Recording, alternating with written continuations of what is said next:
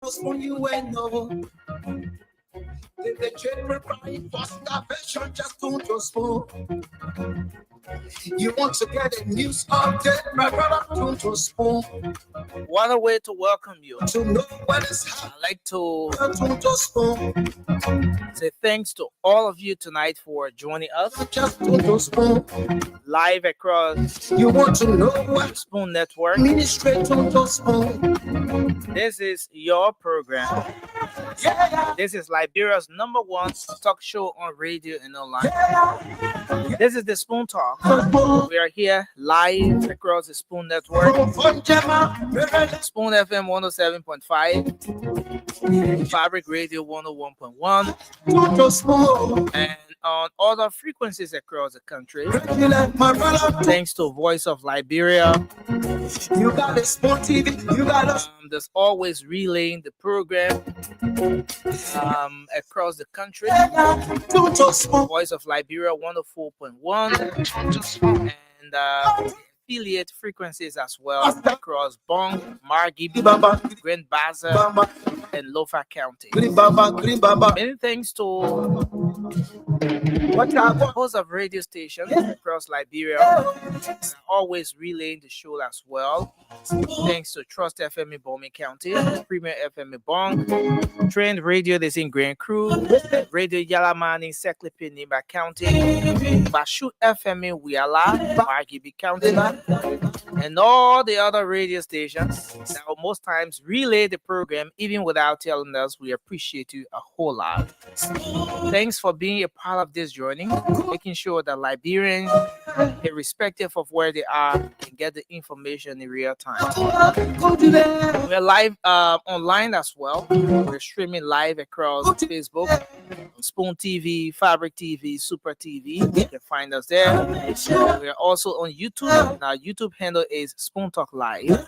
My name is Nelson Colette. On this Monday, the 29th day of September 2025, I'd like to welcome you to the first edition of Spoon Talk for this week. Of course, this is where you get the news, you get the information. This is where you get the critical analysis, the views of Liberian critical national issues. And I'd like to welcome all of you tonight. Now, let me go to the comment section and say, please, as you join us, it doesn't matter where you're joining from, whether via YouTube, Facebook, just share the show across your different social media handles. Kindly share the program. I see Margus Smith is here. Daniel has joined us from West Philadelphia. Thank you for joining us. Daniel Ziaga. Samuel Peters is here as well. Otis Patayi. Hope I got the name right, Otis, but thanks for joining us. Samuel Peters is here as well. I see Per Kimber. Thanks for joining us from Atlanta, Georgia. Boys of Lawalazu. Thanks for joining us. Austin Jacob, my dear brother from Johnsonville, that's where you're joining from. Thanks for joining us tonight. Lai Kanen is here. You see Marama, Michael Sreli, Vera Wally.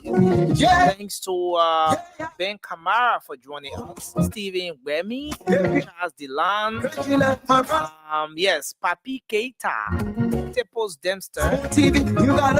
And I see so many of you joining us tonight. Listen, just do us a favor. Kindly share the show as you join us.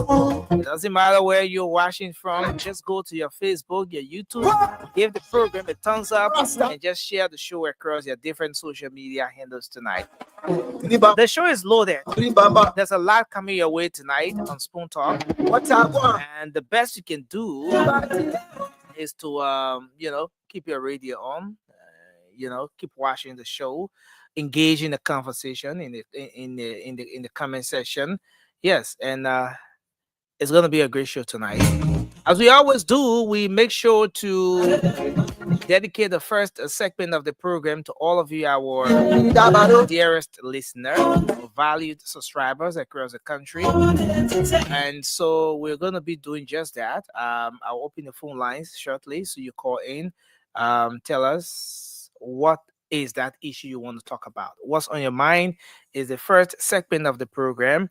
Just anything you want to talk about.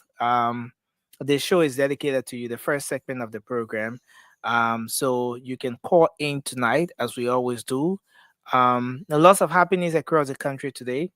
I want to see you and the rest of the team come on. They will bring you up to speed with those different issues happening across Liberia tonight. But we want you to call in now. 0555 101075 is the number to call, and you'll be live on Spoon Talk tonight. 0555 is the number to call tonight, and you'll be live on Spoon Talk. Let's take our first caller here. Hello, your name and where you joining us from? Thank you very much, brother. Next let in studio in Liberia, and good evening to Spoon FM family, and good evening to my fellow Liberians on radio land and then part of Liberia and the world at large. The name remains listen. Kamara. Alfonso S. Kamara. Yes, sir. My man, that whole introduction that you gotta make it short. You know? Oh, yeah, okay. my man, you have to go back to that thing, make it short. Good evening, your name, where you call from, and you just make your point. We have thousands of people trying to join the show, brother. Okay. Radio is time. Thank you. Yeah. Let me strictly go to the point or topic on the discussion tonight in my mind. And I would like to speak on the thing of drugs, the drugs trafficking and the drugs cartel.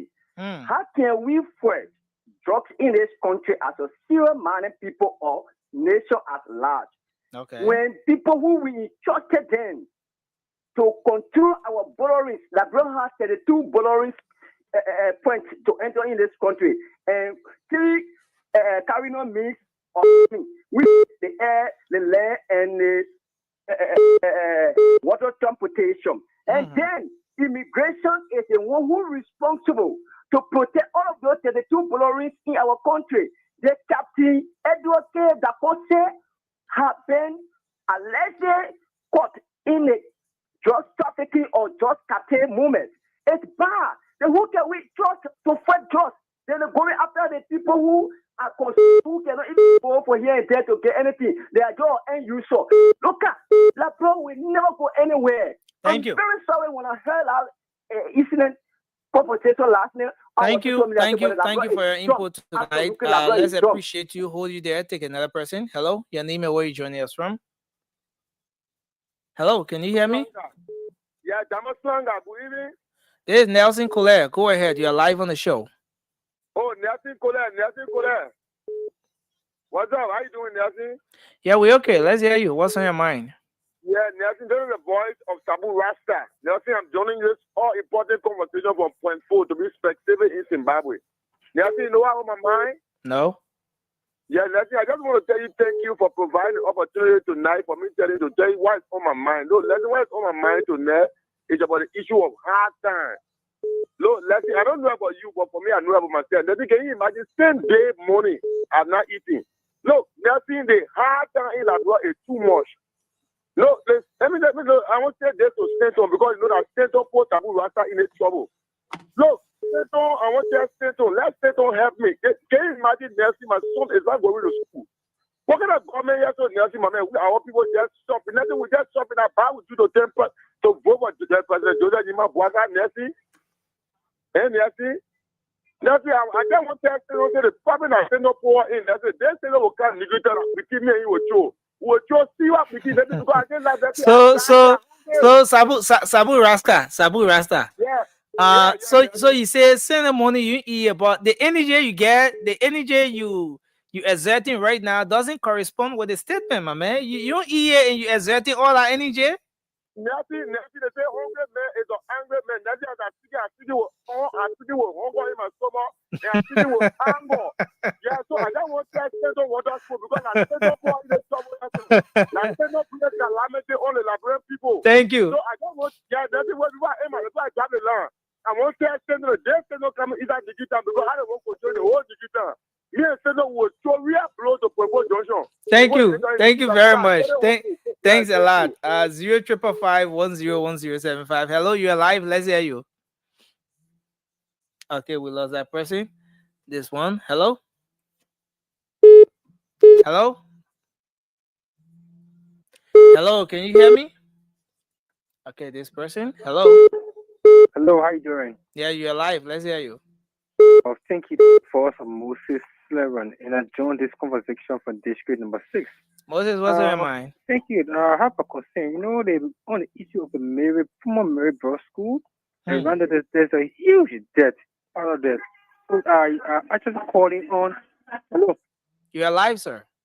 on the Mary Bros from Mary Bros School, it's a huge debt part of there. So we are both PCC, we are getting interest on that issues. So I hope we call it on one of the big platforms, so to see our best from the PCC can actually intervene. And You said the small Mary Bros School? Yeah, Mary Bros School. There's a dead. Where is it located? Dead. So I just want to see our best. I can use the platform to see for PCC to come to our ill. Thank you very much. Thank you for your input tonight. Hello, your name and where you joining us from? Hello, can you hear me? Hello. Yeah, hello. You're live on the show. Yeah, it is point from Johnson or from Rehab. Let's hear you. What's on your mind? Yeah, my concern got to do with that building under construction in Foya. It's been a while. We've been discussing it for our deputy minister to come out here and say it's a Manor River Union project, and it's not on the River Union website. They don't have that project on their website. It's a concern. Okay. And we have state security mind that place, and no journalists allowed go around that place. That's concern. Okay. Thank you. Hello, you're live. Let's hear you. Hey, my brother Nelson. Yes, sir. This is Derek, and I do join you this evening from somewhere unknown. Okay, David King joining us from unknown location. Let's hear you. What's on your mind? I got no wrong thing on my mind. Yeah, just be brief. Take one or two. Yeah, Let's go. I'll just be concise. Yeah. What is on my mind has to do with the 10 million home has been built on Foya by this president. You know, Mr. Bwaka, the Liberian people thought. For me, I am not disappointed because I knew that Mr. Bwaka leadership in this country was going to be a disaster. I did not see leadership in Mr. Bwaka from the time Marasali turned over the Unity Party over to him. Those people who made Unity Party, Mr. Bwaka and started expelling them from the party. Even make some guys in the Unity Party, women pay like women pay Bo Adi, they instruct them to leave. Even them up for going to the party headquarters. So, and I saw that as something that Mr. Bwaka never had that leadership skill. In a much you could do such a thing to leave, I knew that if this country had been given to him, we were going to be in a serious disaster, which we are in today. To see Mr. Bwaka in the CPB, making the CPB to go disarray. And I also saw that as a last day in leadership. Today, under his leadership, the country is heavily divided. And he went to the United Nations General Assembly lying to the people, not being able to tell the people the truth. Where in the ancient time, with the kind of buying economy that Mr. Bwaka would get $10 billion from to carry on 5-year plan as it relates to women development in the country. That's a lie. It can't happen. Even if you get Mr. Bwaka 20 years, it will not happen. So I am disappointed in Mr. Bwaka for taking $10 million of our money and building that mansion for himself, while you just need $200,000 for school to open. And that cannot be provided by thanks a lot, him. David King. David King, just before you go, how is the response? How is the response and defense team of President George Weah, the CDC response and defense they team? respond and defense team. Okay, so they see somebody signal say I should give you more time. So see that? Go ahead. The defense team stay alive. All right. But you're not calling on radio like before. They respond the reason why we are not active like before, we are not in governance. All right, we are responding we are responding and defending those lies that were being told to the Liberian people by the Unity Party. They carefully, all of us we defended their corporation and the Liberian people. They now know between bad and good. So now you yourself sitting behind the microphone, you know that you are very much disappointed. I see you. Oh, no, don't put me in a disappointment. Conclude on the margin thing. Conclude on the margin thing you're talking about, so we can go. The government now has turned to become a rapist government where official government have rapist children. I mean, rape has become the order of the day. Thank you. All of people who used to wear who used to wear black robe, lying all on the room. Today they can wear the black robe and celebrating against rape. I mean, rape has become the order of the day. In fact, Dago's son was just caught with drugs. My own man, Dago's, I know him. He's a good friend of mine, but I never knew that they all were involved with this drug thing. They're just confusing it. Thank you, David King. Country with the Unity Party and the lie on form of we are that he was a soldier. Thank you, David King. Somebody say your soul the picker, President George. We are getting to you. All of his children are selling drugs, and he himself is a drug baron. Thank you. Thank you. Somebody say you saw the picker, President George. We are getting. Yeah, that's not a picker. That George, we should be asking your question. Thank you. Thank you, Derek. Thank you. Let's wait there. Take another person. Hello, your name and where you come from. Let's hear you. Thank you, Nessie. My name is Egu Favana into community. What's on your mind? Nessie, why all my mother they get to do with my government? I'm calling President Baka to please recall Justice Beze nomination. Because Nessie, the bigger problem with the United Partisan they will facing in the government is this nepotism. You know, official now you go to a minister, all the minister agency when you go there, that's also nepotism. If they appoint me as a governor to be a director or that's also my family member of the thing that going on in the country. And we say no business as usual. Wow, can't go out township where he do community. Go to our commission. If you're not familiar now, you can wear there. That's also the family finish all the family member to bring in the office. There are people that are working. What the family that everything things that going on in the government. So please, I want my president because now President Bagay, I know what you say. None of the children working in government. I know what you to say you children, but the people that working anymore know that to say all the people that working in the government, all the people not in interest. Most of them pray for the government to fail. That they refuse to know. So I beg nepotism. Anybody you see, you get rid of them. They put in the come to our Gawara township. The family made that with inheritance. That's also of them over the family. If you're not family, you can't work there.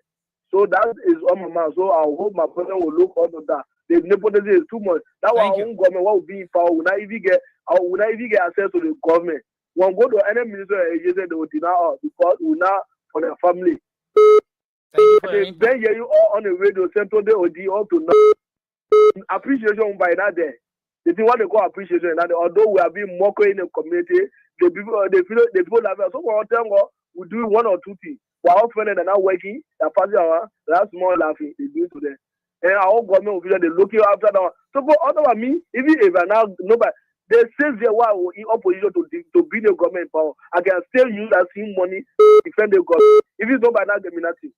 But thank you. President Boga, thank you for your input. Whether that 1 10 or 2 10 I was supposed. So thank you. Thank you for bringing it down. All right. That's all you there. Hello? Hello? Yes, sir. It's good to have you on. Let's hear you.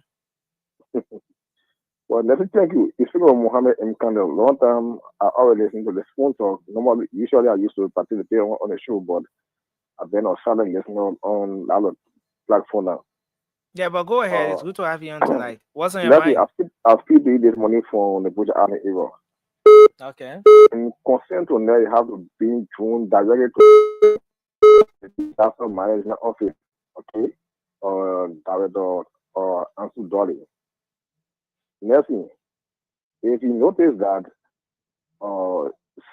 the rain that been falling, what I've been seeing the disaster management team.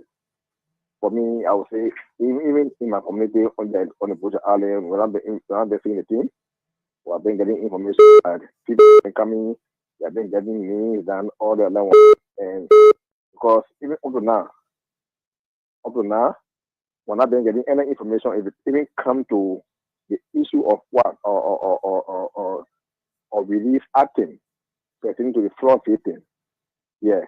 Like even if it even come to notion aspect of that, we the flood victim, we're not being getting any information. Okay, you're the press, you're the journalists, we are only speaking to you people, please. You need to visit the office to see how they where to get tangible information for him. Okay. What has been his plan? Okay, for the victim of the flood victim for the city, because our home have been damaged. Water entering in one there on the rainfall. Can you imagine? There's been that rainfall last week. For me, my things damaged in my room. Nothing. To be very honest. Thank you very much. Even most of our ministers there, no. When they come in, nothing to be very honest. Like that one made former president, we are government, and people don't vote for the government. I mean, for former president, we are government because our current minister and nothing. They are telling me to their own policy there. Thank you. Let's hold you there and take another person, sir. You know, when I say thank you, it means that, you know, we have to move on to the next caller. You know, but thank you now. You're just coming. Hello. Let's hear you. I'm having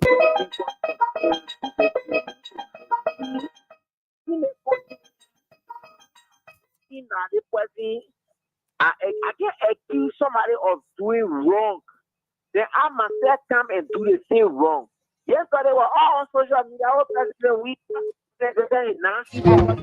but I watch on my mind and what I'm speaking on now.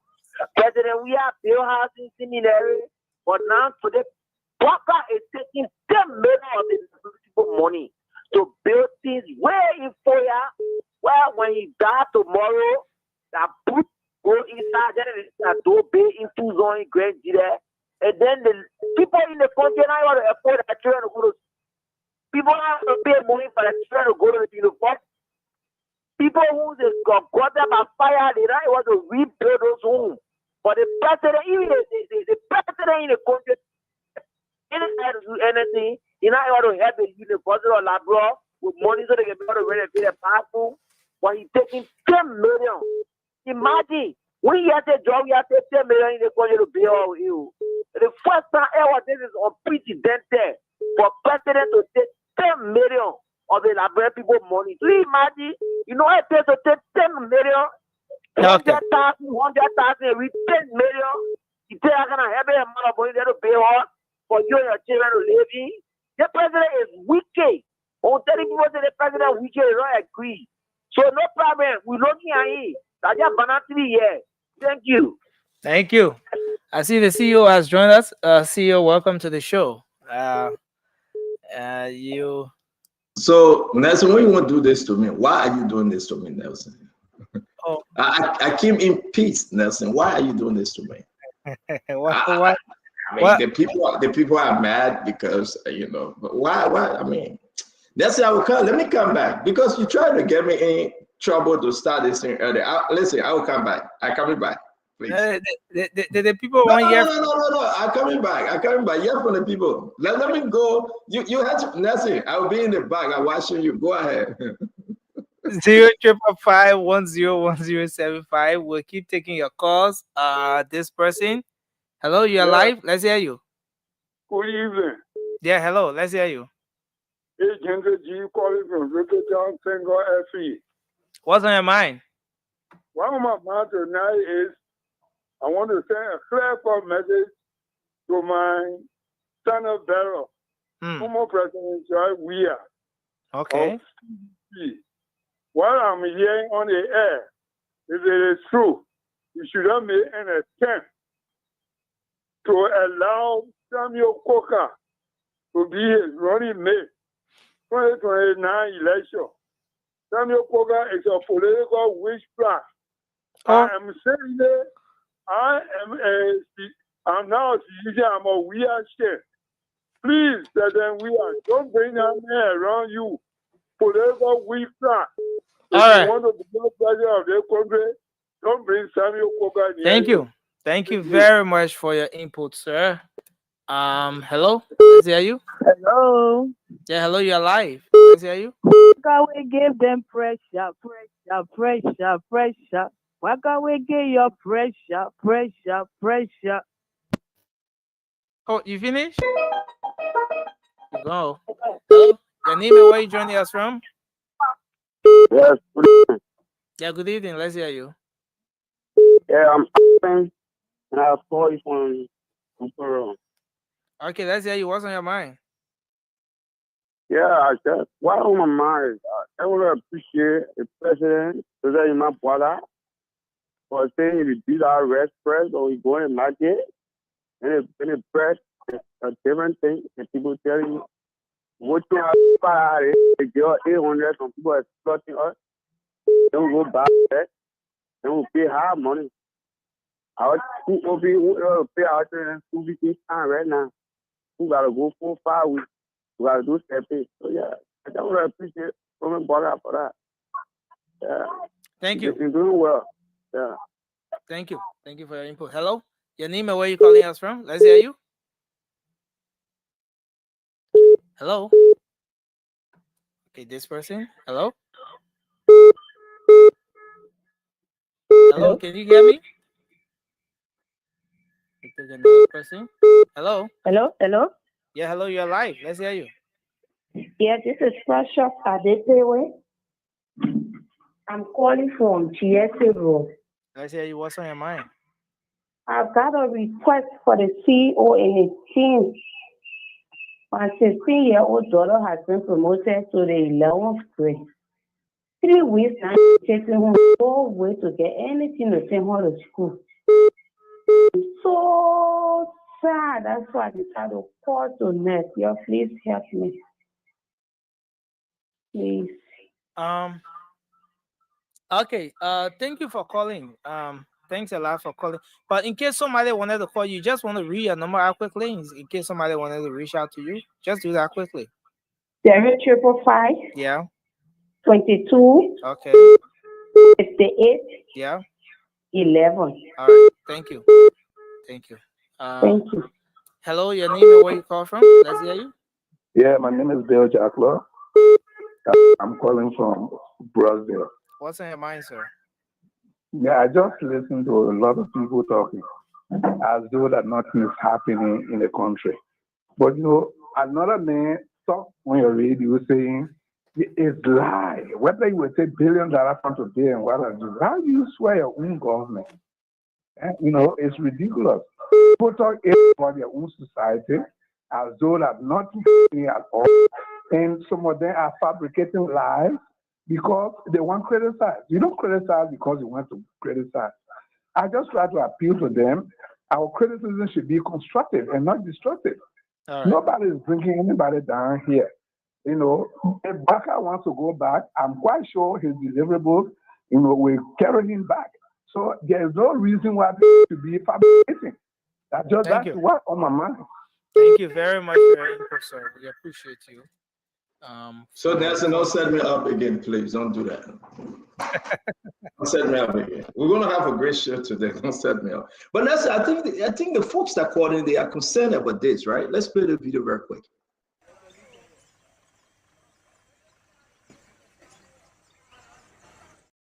Does that look like a $10 million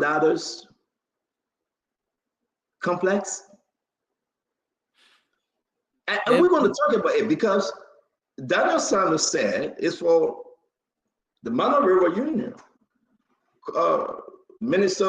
Deputy Minister Cornelia Cross said it's for the government. First of all, the government said it was a lie. So who's telling what? What's the message beyond that compound? You know, and the opposition said it for Joseph Yima Boakai, Nelson. So this complex, this thing, in the first year of the Joseph Yima Boakai government, he built his own mansion and complex. Now, the whole government is in Zere Tule. The whole government is confused as to their own story. The minister, the deputy minister, and all of them cannot tell the Liberian people the truth. But this complex, now who they gave the contract to? The contract was awarded to Joseph Boakai, the president, family member. And this is in too deep that it's just a waste. So we will be discussing it tonight, right? And the folks are right. They are, Nelson, they are so right that we talked about this before. But looking at President Boakai, doing same thing that was done under the George Manuel Weah. The leaders, they don't understand and they choose not to learn, right? How can you, in the first year, the second year of your administration, go and put $10 million somewhere that you will hire yourself and hire the government, and knowing that Liberia is but a small country? So take a look. We will discuss it. It's part of the conversation tonight as we welcome everybody, right?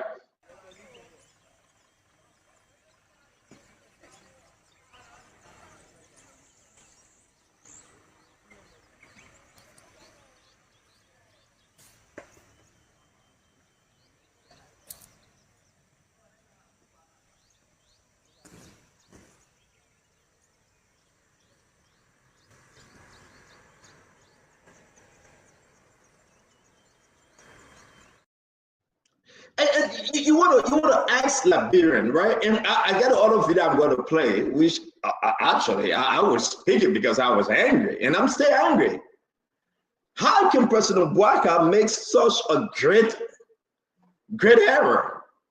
And Liberians need to listen, because I know the guy's going to come on, but one of the fundamental error that was done by President Boakai to give that contract to his own family member, and to take the Liberian people money that Daniel Sando cannot even justify, because he doesn't know. And if you listen to Daniel Sando, he said, I think, because he got no clue. Colonel Crack, can you give me the picture of Daniel Sando and Colonel Crack picture? Colonia, whatever her name is. But this is pure hypocrisy. This is wickedness.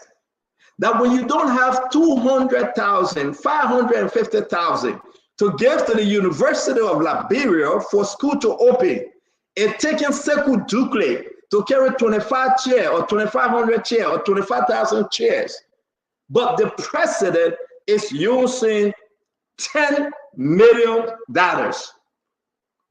How can President Boakai do that? And now Daniel Sando is lying on MRU, the Mountain River Union. The people say, you don't put us in a Tabata, right? And we'll put it, the statement of Mountain River Union, we'll put it up. So this is an embarrassment that President Boakai again making us shame. We that supported President Boakai, I mean, having enjoyed himself in the United States and done everything, this is a direct disgrace to our support. And Nelson, I know you're a U-Pace, Nelson. I know that, right? But let's have this conversation, right? No, seriously. Do not be afraid of me, Nelson. That's your human right to be affiliated with any political party. That's your God-given right. I would listen. You, yeah, okay, we agree. You are, what you said? I say, you know, at no position, you just want to tangle me. But you're no position when you voted, though. So who you voted for? You voted for no position? My vote are my secret. But then you are position. Then you are position. Hey, you cannot tell us that you know position, but you cast your vote. There was nothing on the ballot sheet called no position. And the Liberian people need to know, if a journalist come to you, oh yeah, I'm independent, I have no position, ask them who they voted for. It means that you voted for somebody. But let's leave you alone. Let's leave you alone. My nephew-in-law, and my cousin-in-law. Let's leave you alone. It is frustrating to know that the government cannot and will not defend this $10 million project, because it was done clandestinely, in secret. Listen, so those of you that are calling, I understand. I feel your pain. I understand. But I will wait while I came early to enjoy myself. I will wait and say this to my fellow Liberians. I mean, President Walker, again, you know, he's not been truthful to the Liberian people, and the government should speak about this. Who rather own that $10 million building? The president put $10 million. He gave the contract to his own family member. We know the company name. Yeah, we know the company name. Does that look like a $10 billion contract? But anyway, when we start the show here, we want to say to all of you again, just keep yourself, keep the mojo. We are coming to you every which way. We're going to talk about also some lies that were put out during the president town hall. Bushman Keita lied. Again, Gaffron lied. Can you give me that picture, Nelson? If you know you didn't vote for this government, can you be fast to give me the government people picture when I asked for it? If you know you didn't, Nelson, seriously, if you know you didn't, can you really be fast? And, you know, don't try to cut me off. If you know, Nelson, you didn't, just be fast. I beg you. You know, I'm testing you now. I'm testing you. If you know you are transparent, Nelson Colette, my own cousin and nephew-in-law, go ahead and put those people picture up. Let them welcome the Akaris Gray. Akaris Gray is joining us. He came early today. You must know it's all fire. And I'll tell you the truth. Everybody, welcome to the show. I can announce to you, though, Nelson, Mr. Alexander Benedict Cummings will be on the Spoon Talk on Sunday. You know what? We're bringing in Sekou Dukley from the port. But Sekou that picking. So we want to hear from Alexander Benedict Cummings. We want to hear from Sekou. Sekou Dukley, as a matter of fact, give me Sekou Dukley picture. Give me Sekou Dukley picture and give me Alexander Cummings picture. Sekou Dukley at Peking. We can talk about Sekou Dukley. And he will come. He will come. We arrange and settle another thing with him. But to tell you the truth, Akaris Gray, Mr. Cummings is joining us. He's coming. He's joining us on Sunday. It will be an intense interview. It will be one of the best ever. I want to announce it that Mr. Cummings will be in studio. You know they're having a convention this weekend. And I'm hearing that Councillor Lafia Gu is running again for the chairmanship. All right, and we'll discuss that. We got a lot of stuff lined up for you. Oh, great. Welcome to the show. I'm also been, somebody is making me feel bad about LDC. I'm feeling something is going on in LDC. You want to hear this information. Something terrible is happening at LDC. When will we get this thing right? When? Do you know that somebody at LEC is caught on an audit report $17 million? When President Baga fired that person, $17 million, the allegation that they stole from LEC. $17 million. The IAA audit report is out. Do you know that Mamaka Benedict brother going to be working for LDC? They're hiring him too. I want you to understand something. You know, we sit here, we travel around the world. That's it. When we sit here, we go all around the world at Karis Gray, and we just gather information.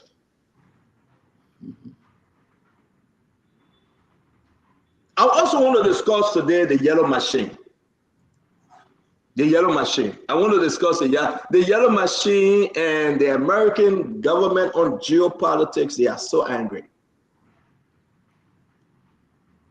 Great. They are angry. The way in which the negotiation about the yellow machine to President Baka paused on the yellow machine, and the president said he wants clarity. President Baka paused on the yellow machine, and he called for clarity because the American, they met Richie Cohn, they met the Vice President Jeremiah Kpankun. They expressing the frustration that the Liberian government is now turning to the Chinese government. And the Liberian that is part of this negotiation, they're kicking him out. We have the documents we'll share with you today. So we're talking about the yellow machine. We're talking about LDC. And we're talking about the many lies that the government told in Washington, D.C. Share the show. If you feel that, I'm going in too deep and hard, you can tell me, you can let me know. You can come and say your own and prove me wrong and prove us wrong. It's so great. I'm tired of argument. Just come and prove me wrong. George Lobo said he was coming to prove me wrong. You can't come. We stay waiting for him because he got nothing to say. Great. You know that you're picking me, George Lobo. The man said, "I'll come on the show to prove you." I said, "George, you can't." George, they wouldn't question ask you not get your job. No, you're a consultant in every ministry. You're taking the highest consultancy. Yeah, but the man got my job. No, the man got job, yeah, the man getting. But again, the man are consultant, like Fadiga, Father's ministry, education ministry. The man get consultant say all over. So you won't come prove me wrong, come prove me wrong. Come on. Let's tell the Liberian people what we are. So to you, the Honorable Akara is great. Thank you for coming early. We still get 12 minutes to say, Tabata, what's up, my brother? Talk to me. How you doing? I'm okay, man. Just happy to be up. The politics of Liberia is just every day there's a new thing. Nelson, how are you? Yes, I'm doing good, Honorable Gray, and it's good to see you. Yeah, man. Today we'll be firing a little bit, not more. So I've come set with all my weapons. I see Stanton, my man, you cut your hair, you look good. You look bored today. That anniversary made to cut your hair. But Gray, I cut my hair every week, Gray. But today, look, they put a lot of oil on the hair, my man. No, nothing. I don't put oil on my head though. I cut my hair every day. It's a normal thing for me. You know that, Gray. I know that. Now, every week you gotta cut your hair. You know that Pangana oil, Omar can send you from that bro. You know that small time wave grease when you're looking for wave. That's what I'm using. You're looking for wave. You brush your hair. You put do-rag on, then you go to bed with it. Then nobody will touch your hair. What are you doing like this? What are you doing like this? The thing get up boy down. Oh, see, you get our experience too. Yeah, that's one begin wave grease. I'm gonna rain blah blah. No, small time wave grease. When they cut your hair, you gotta catch the brush like this. You gotta rub it on the side. When the taxi carry you there, as soon as they put you down, you jump between the horses. That Ghana area that way you were living. Yeah, right behind MTA. Right there. Soon the boss pull you down the man, and out and you won't pay the boss job. What? You beat it between the horses. Stanton, you know what, great man talking? That's why you used to do the bishop bro. Right now, you are in Babolu. Just forget what I want. Babolu boss, and I know the city back. When you run down that hill. So Bishop bro, when you run down that hill, why you saying that Babolu be talking here? We just met Babolu country recently. Yeah, man. You talking about let's go back on this, right? And you just reminded me of something. I know we got a lot of topic to talk on, right? So Paul Kennedy, which country prior to making Babolu a country, which country you identify with? Look at him. Why you want? That's a fair question. It's a fair question. It's not a fair question. It's not a fair question. Which country are you from? Which country you identify with you? Issue. Answer the question. But the question is, which kind of so before Bapolo became a let me teach you a history here. No, but Paul, you see, that's the thing. Paul, listen. No, Paul, listen now. Paul, a part of Lofa called Lower Lofa. What are you talking? You are part of Lofa. Great way. You just want to know for my smartness. Smart people are from Lofa. You know that one. Paul, stop the thing back. You're home now. You're not in Minnesota with the gay and you're home. So behave like home. But great though. I don't think the question was a bad question. Because people want to know, prior to Bapolu being a county, which county you identify yourself from? Very important. Okay. So now my father from Zozo. My father from Zozo. My mother was Bone Madingo from Bopulu. Okay, Paul, we hear that girl chairs now. Paul, girl chairs. You from Lofa, right? Yeah. And you moved You shifted. No, let me finish, brother. Brother, let me finish. Man, I tell you men that deal with data. Why you can't wait for everything to make a conclusion? Why you interrupt the process? You shifted when the government separated Bapolu now from Lofa. That's what I meant. And now you identify with the people of Bapolu and say we are from Bapolu. But originally, you used to tell us that you're from Lofa. Ain't no problem. We see that's the reason why we're in sympathy with you. Because you cannot find your origin. And you want to run in Bapolu and the people rejected you. Until you can realize and find your origin, right? You'll be rejected forever. Now make a prayer. I knew you were coming with that nonsense. Poor Canada, he got no traditional name. But at least I make my point. I want to work on all of you. We still got. Okay, thank you, Paul. We want to welcome all of you. We want to welcome all of you. We'll be having a great show today. We're on a serious note, folks. You want to share this show. Something bad happening in our country, right? You can come up to defend. You should come. No problem. You can come up to talk about your political leader, Cummings, Jowia, Jose Yimabwaika, Musa Hassan Bedete, or anybody. No problem. We're fine with that. But we will come up every day to tell the Liberian people who we are and how we can help save our country. So we'll talk about the $10 million project that Jose Yimabwaika awarded to his nephew company. We'll talk about that. $10 million in Foya. And as of today, the government cannot give us a straight story. Now they put it on Mano River Union. And Mano River Union have denied it. Is this why we voted for Jose Yimabwaika for? To lie to us? I'm saying to you, get vexed. Say what you want to say, it's okay. $10 million project. This government, this president, gave the project to his nephew to build for $10 million.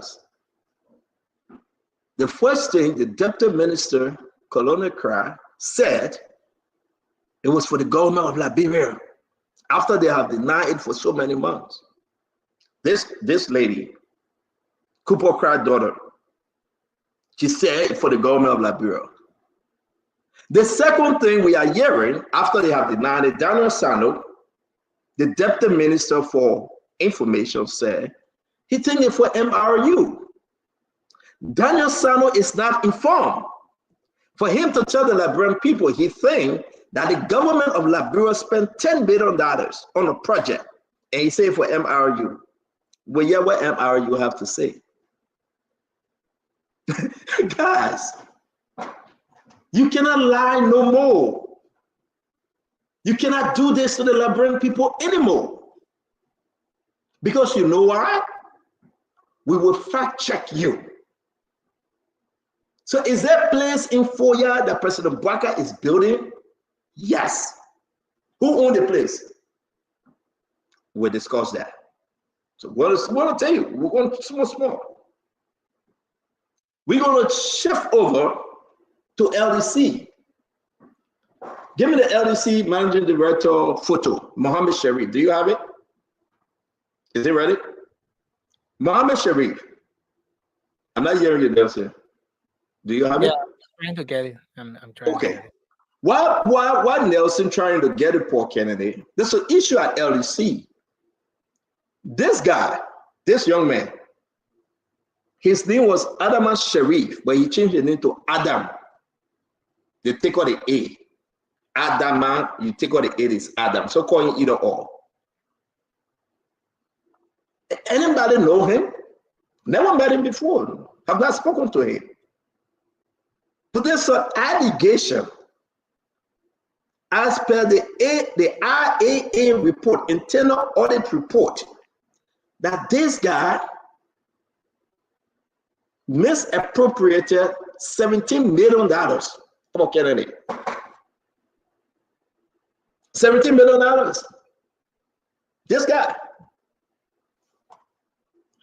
Paul. Well, on the previous administration or currently? I have a question. Let me let it to you up. I want you to enjoy it. That's why I'll ask you who are coming on and whether you say yeah or you say no. Because I sent the information to your man, but you didn't answer. I'm surprised that you're here. But if you know Adam Sharif or Adam Sharif, he still works at LEC. When you have an audit report that is presented to the president, to the executive mansion, and what we are hearing, they are trying to bury the report, and that's the painful part, right? They are trying to bury the report. The other report, they are trying to bury it. Now, we're talking about Gafwan, yeah? Leave Gafwan. Gafwan are lying in DC again, they're looking for him. We're talking about Gafwan. Give me Adam Mohammed Sharif, the LEC managing director. So guys, you want us to come and sit here and talk igere, yama yama. No. Let's talk about the issue that is affecting our country. You know, when Gafwan said nobody going home with $150 and I said he was a bloody liar, you remember that? Paul, you remember that, right? Go ask Bantim Koli what is happening in all the ministry. People going home with $83. This guy is a bloody liar. This guy, they have destroyed this government. Gafwan, they have destroyed the government. You can go and say net, gross, the people going home with $83 and less. The Labra Emphasis, the AFL studio there, I'm not going to call their name, they're making $81. This Gafwan. Yeah. So, you know, maybe some of you were off. This is the stepson of the commerce minister. They call him Edward Dakose. Captain in the immigration. His father, the late Edward B. Dakose. His stepmother, Magdalene Dakose. Can you give me Magdalene a picture, please? You understand that? Well, I was a senator. Yeah, but his mother is a commerce minister now. Oh, okay, yeah. Yeah, she's the commerce minister, his stepmother. He is caught putting drugs, tramadol, in Kalando car. This guy, he been operating as a license 2012, and they caught him. But imagine an immigration officer, Captain Paul Kennedy, transporting drugs.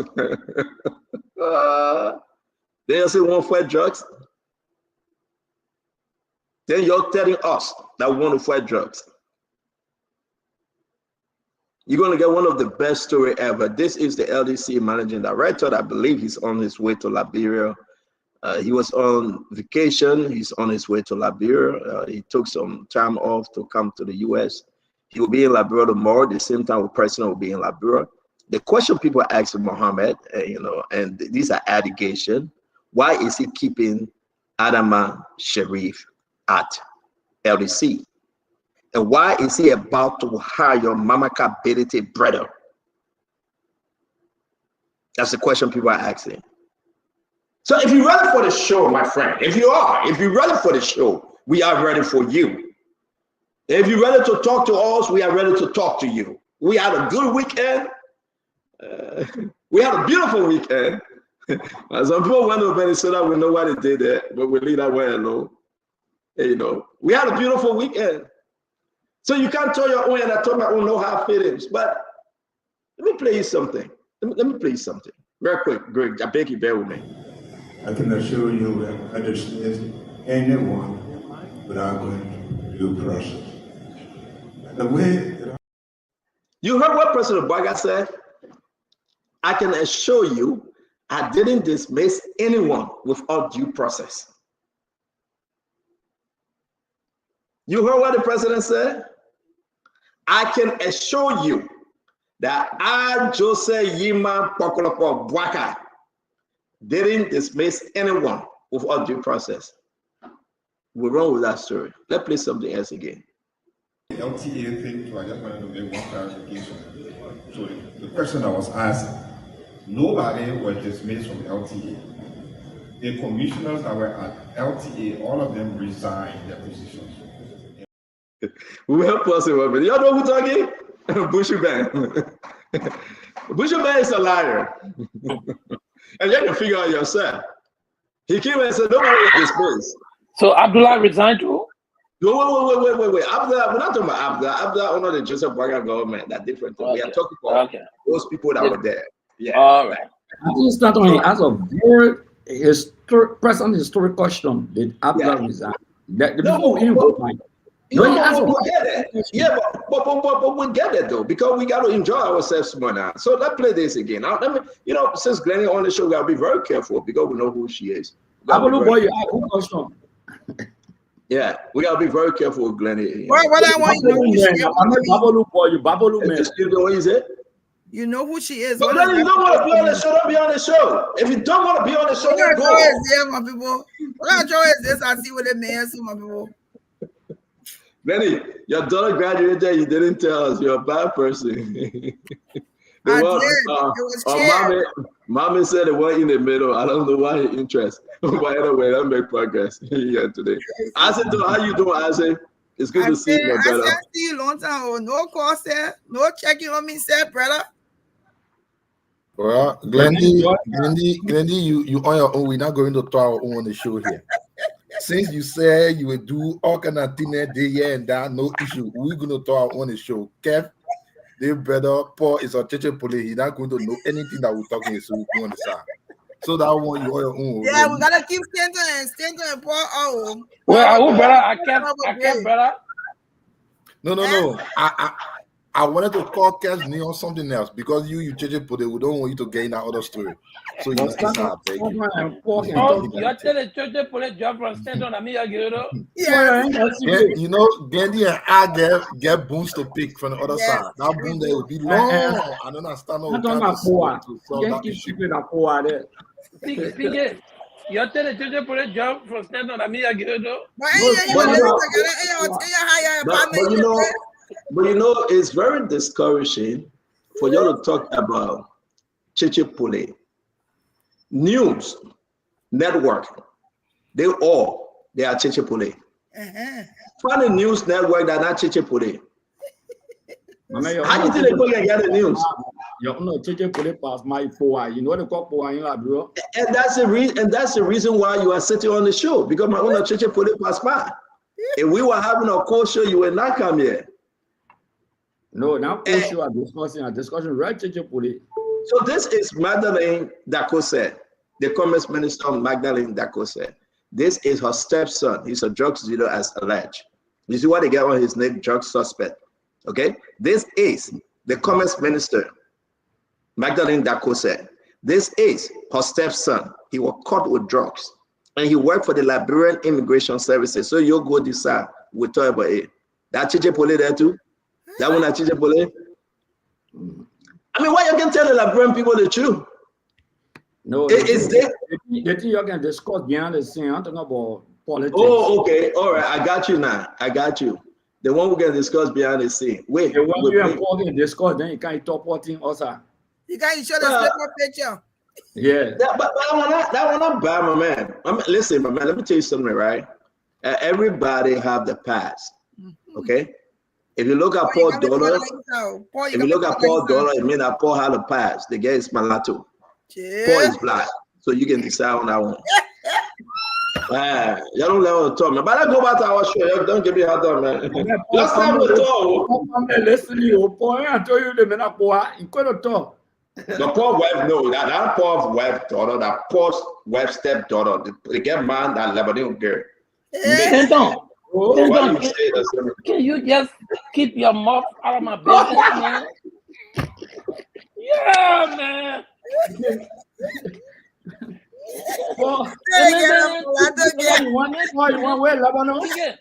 You mean drawing the lineage? Look at him. We talk about foreign investment in a group of forces. Right. I will let you tell you. Papa, you why you brought you Lebanon, my man. Salute you. You think Happo came to America? You think Happo came to America? They get a Lebanese guy. Don't allow. Let's get back to the conversation. You think Happo came to America? Alpha Easy, the Alpha Easy granddaughter. Lebanese American. What? Easy, but is it a Nigerian man?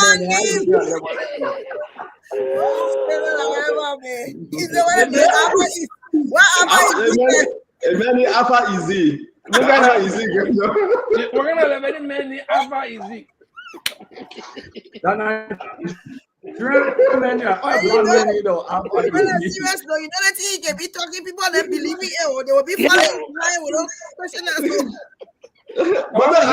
Glenn, how you think I know? Glenn, that's why I don't let him slide. The way you're talking, I let him talk. Now we'll come back and bombard it, because if you don't do it, man, Paul, people say you're not on his Bula, my man. What? So your father-in-law, Abba is your ex-father-in-law. If I wasn't related to the girl, right? I was going to put a picture of her. I related to her. I can never do that. Oh my God. Yeah. The man name is Alpha Easy, that his granddaughter. Wow. They were living in Ashburn Street. Those houses with the store under them. When Paul was working with Red Cross, he used to carry Red Cross material there. That's how he started operation. But let's get back to the conversation. Paul, you really on an attack tonight, my man.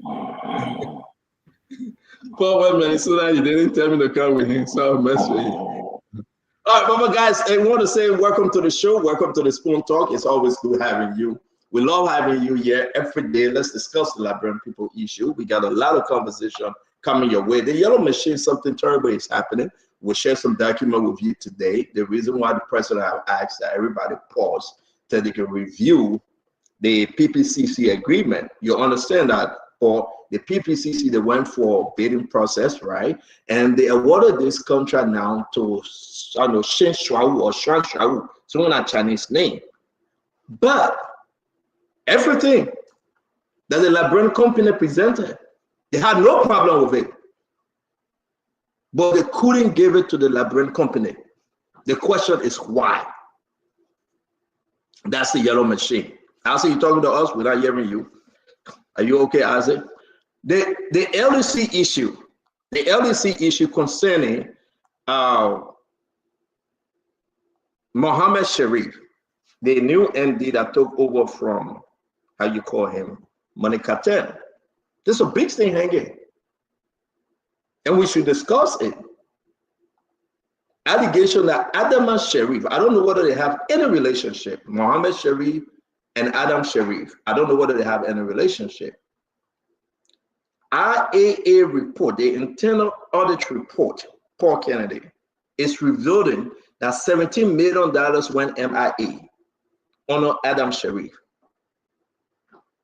$17 million on that report. And we are asking the LDC and the IAA to make the report public. We are asking them. We are asking them to make the report public. Let them put the report out. Secretly, they took the report to the executive mansion. And while we are hearing that Mohammed Sharif is about to hire Adam Sharif, that's part of the report. The allegation of $17 million went MIA under him. And his fingerprint is there. And Mohammed Sharif is also about to hire Mamaka Bedete brother. So it's getting very interesting and conflicting. While we talk about LDC, we are getting into dry season. LDC is requesting another $40 million to help jumpstart the dry season project for electricity in other part of the city. We should discuss that. Number two, we talk about yellow machine, we talk about LDC. But what is trending today? This brother make an information today, the Deputy Information Minister, Daniel Sando, said the project in Foya is for the Mano River Union. Everybody holding their head. Let me play this.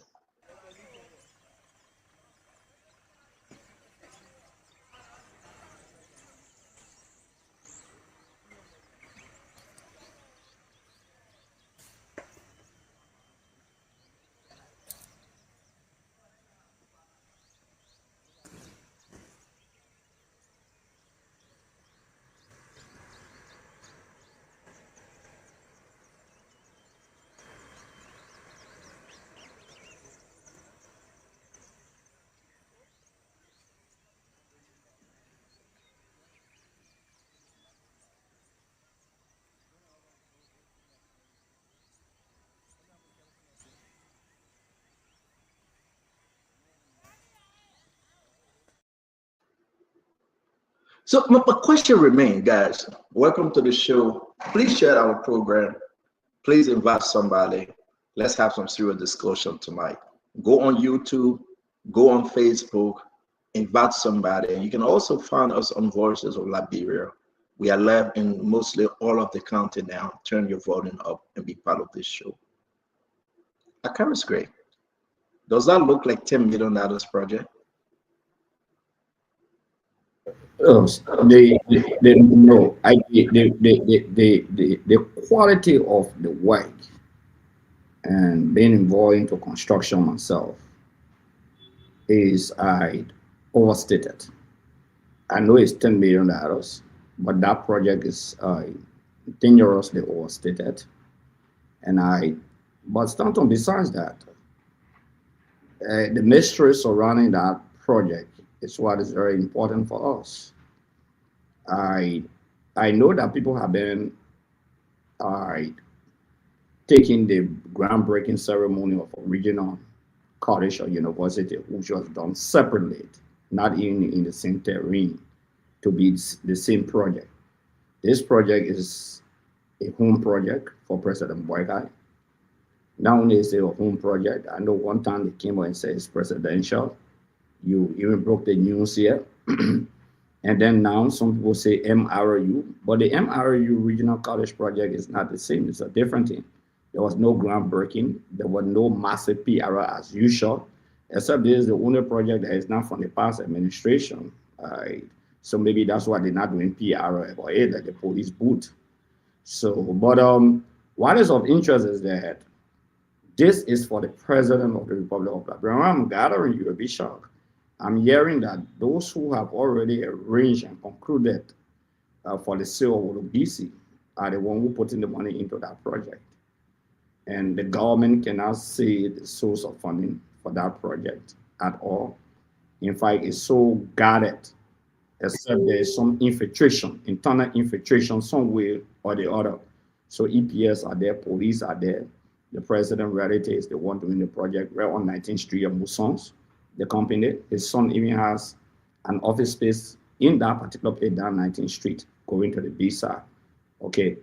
So the entire thing is not just compound complex, but the entire thing sends massive abuse of public resources unaccounted for that is not documented. And we should raise a concern, and it's very important, that it's not even the Minister of Information or the Press Secretary, nor the Minister of State or any person in the cycle of the presidency.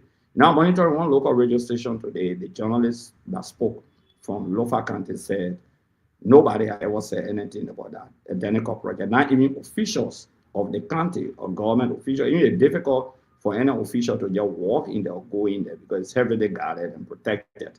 They are even shocked that they don't even see picture of the project or video of the project. They just been seeing it on the internet from people like you and other people. Thank you. Yeah. Let's do a quick round because we're going to start with this project issue. It's very important. We got a lot coming up on the project. But just to tell you guys, the government can explain this thing. Where the contract or single source contract awarded to the president's nephew. These are questions people are asking. Can Jerry Limit Pierre now, as Minister of Information, clear the air? The project is there, it's ongoing. We're also hearing that another group of people in Liberia, connected with a Nigerian-based company to build a solar plant at that same project on a different amount. The solar plant material were escorted straight to Foya by the Nigerian and Liberian company. So now we are getting deep into this thing. Welcome to the show, Glenn. It's good to have you. Let's talk about this project. What is missing? Why the government are speaking fully on this project issue?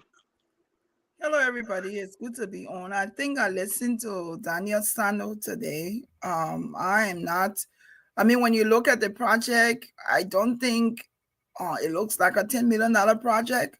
But I think rightly so, the government has some explaining to do. They will have to answer some questions. I don't want to prejudge what they're doing. If it is true that this contract was awarded to a family member, that's also concerning. But the fact that you can go off the basis of the representative from the Ministry of Information has now given us some information on what this project, where is it from, who is funding it, all of that. I think the right questions needs to be asked. But looking at that and calling it a $10 million project for me, I think that's not possible. But I'm not going to second guess, or I'm not going to assume what I don't know of. But just at the face value, I think that's less than $10 million. So, Billy, when the project started, right? Minister Kraft, Deputy Minister Colonel Kraft said it was for the government. Mm-hmm. Did you miss that? We were No, on I the did show. not. I did not. Good. Mm-hmm. Good. So the first one, Jeremy Pierre denied that there were any project. It was the first one. He denied. The second point, Deputy Minister Colonel Kraft said it was for the government. It's not for Joseph Boakai. The third explanation, Daniel Sando, he wasn't definitive. He said he think it's for MRU. Mm-hmm. So where is the rest story? That's what I need to clarify. Just to bring us up to speed, because we are cataloging all of these different issues. Mm-hmm. Who's telling the truth here? The fourth one, can they tell us who the contract was awarded to? Who actually doing the project? Because we know it was awarded to President Boakai's nephew. Who building the solar plant? Who owned that company that was just established to connect with Nigerians to build solar plant? Can they tell us that also? Can the government be transparent? Or else we'll tell the Liberian people. So I like your point. Let me bring in Paul Kennedy. Paul, welcome to the show, my friend. Thank you very much, Stanton. And good evening, good afternoon to my colleagues. And hello to all of our viewers. Stanton, since May, I've been hearing in and out about this project, but it's been a tight-lipped, closed mouth that people have actually not been talking about. First time I heard it was for it was an MRU project, just like you mentioned today. But then I also heard that it was a presidential palace project for any president going to Lofa to stay in there, But then it started coming to my mind, if the executive mansion that they are sitting in probably will need some facelift, why would they be spending a whole lot of money in Lofa on the presidential palace? How many times have our presidents, or even now the sitting president, gone to Lofa saying he became president, that somebody will be trying to take $10 million to put into a palace developed in one county? So let's say you multiply that by all 15 counties, you'll be talking about 150 million just on presidential palace. So are they only determining to build one in Lofa and neglect the rest of the 15 counties? These are the kind of questions that actually came to my mind. But we're going to listen to a lot of justifications, Stanton. Liberia is this place where when something is in favor of one group of people, everyone who is associated with that group would tend to justify that the idea is a good one, even whether it is detrimental to the business. I mean, we as a suffering country, why would anybody want to delegate $10 million to a palace project when you have the schools underfunded? When you have, JFK still holding people, to pay medical bill before leaving, So it's just, let's just look at the nature of the issue. But let's forget all the personality and take politics out of it. Liberia, do we have the ability now to be putting $10 million into a building or into a building facility in one county? Can we afford that as a country? If the answer to that is no, then we need to readjust and focus as a group of people, and let's take politics out of it. Thank you very much, Paul Kennedy. Isaac, welcome to the show. Let's hear you on this.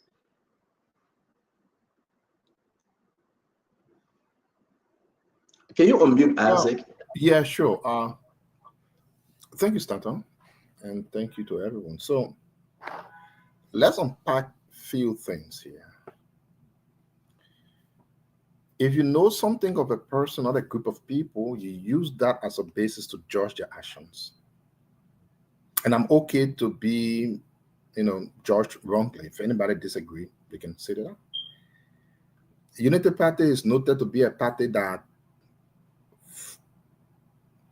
should I say misuse the social media in terms of anything that resembles a project. Even if Unity Party is to take off one bag of rice, the entire globe will know about that on social media. Unity Party is a party noted for taking every credit for every project they know nothing about. Those two things are facts. How is it in some mysterious way a Unity Party is constructing about $10 million mansion? Nobody seems to be talking about it. You will never hear any official from the Unity Party saying about it. Sadly, though, they gave us 3 to 4 different explanations as to exactly what it was. One of them said it was government of Liberia's project, and that project was a presidential palace, meaning presidents will leave Monrovia and go to Foya for maybe weekend to cruise or whatever it will be, but it's a presidential palace. Everybody knows a presidential palace in a county will be places where the presidents will lodge if the president went into that county. So Joseph Boakai is telling us that the president will not be lodging in the capital city of Lofa, but will be lodging in Foya. In addition to that, there already exists a presidential palace in the capital city. Another person came out and said, you know what? That MRU and look at this Stanton. We reached out to MRU to verify it. On the record that I can confirm, MRU said you take your tabata from our name from Sierra Leone. The only thing they told us, every single thing we do is listed on our website. Go on the website, anything. And they went further to say, listen, MRU is not just a certain organization or company. MRU consists of countries rather. So if there is any agreement for something to be done, there will be a communicate with the countries involved. If you needed 10 million to build a headquarters, Liberia will contribute some of the 10 million. The other countries will contribute too. There will be a communicate on how they are contributing. There will be a direct drawdown of how the procurement processes will be. There will even be a communique on how did that entire agreement come. If there was a meeting they held, there will be some kind of information. So that one is a lie. Then we started hearing that it is from ECOWAS. So we decided to reach out to the ECOWAS people representing our country. They said, no. It's not from ECOWAS. Now the question is, who has that property? Why is it being built for? What is the urgency of building multi-million-dollar mansion? Who is going to be using it? How was the procurement process done? Thank you. That intro. I know, no, it's not intro. We go into it, Glendy. What that intro will go in around. Let everybody be welcome for it, brother. We'll come back to the no problem. I know Glendy did think it will pinch you today because let it pinch me. Anything you want to say about that intro, let the other people do that intro. Okay. Let the second year, brother. Let me end my intro. Thank you very much. Let me end my intro. So our focus today should be on the usage of state resources on truth. We don't want anybody to lie on President Boakai. The truth. That's what we want. Unlike the past lies were told, this time we want truth based on evidence. Thank you so much, Glendy. We'll come back for 3. Yeah, thank you. You pinched me today. Yeah, thank you very much, Glendy. Thank you for that. Tama, welcome to the show. Let's hear you, Tama. Yeah, guys, let's talk. Honor the game on time to give others the chance. Tama, Yeah, thank you, CEO. And Glendy, good looking out. It's a pleasure to be here, and good evening, colleagues. And Glendy, good evening to you and our listeners in Radio Land and online. I have followed this topic about the presidential palace construction in Lofa County. The last time I was in Foya this year, about 6 months ago. But here's my position. First of all, I've always said this. Does the government owe an explanation to its people? Absolutely. Whenever you are using government resources, whether you are building a presidential palace or whether you are building roads, whatever the project is, the government of the day is responsible and accountable to the people.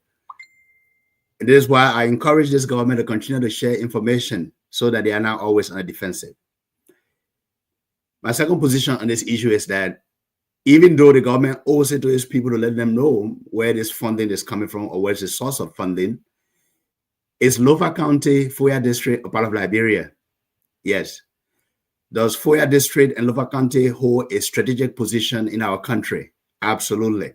It borders the Makona River region countries, Mano River region countries, and it is strategically placed wherein, if at all, that area can be developed.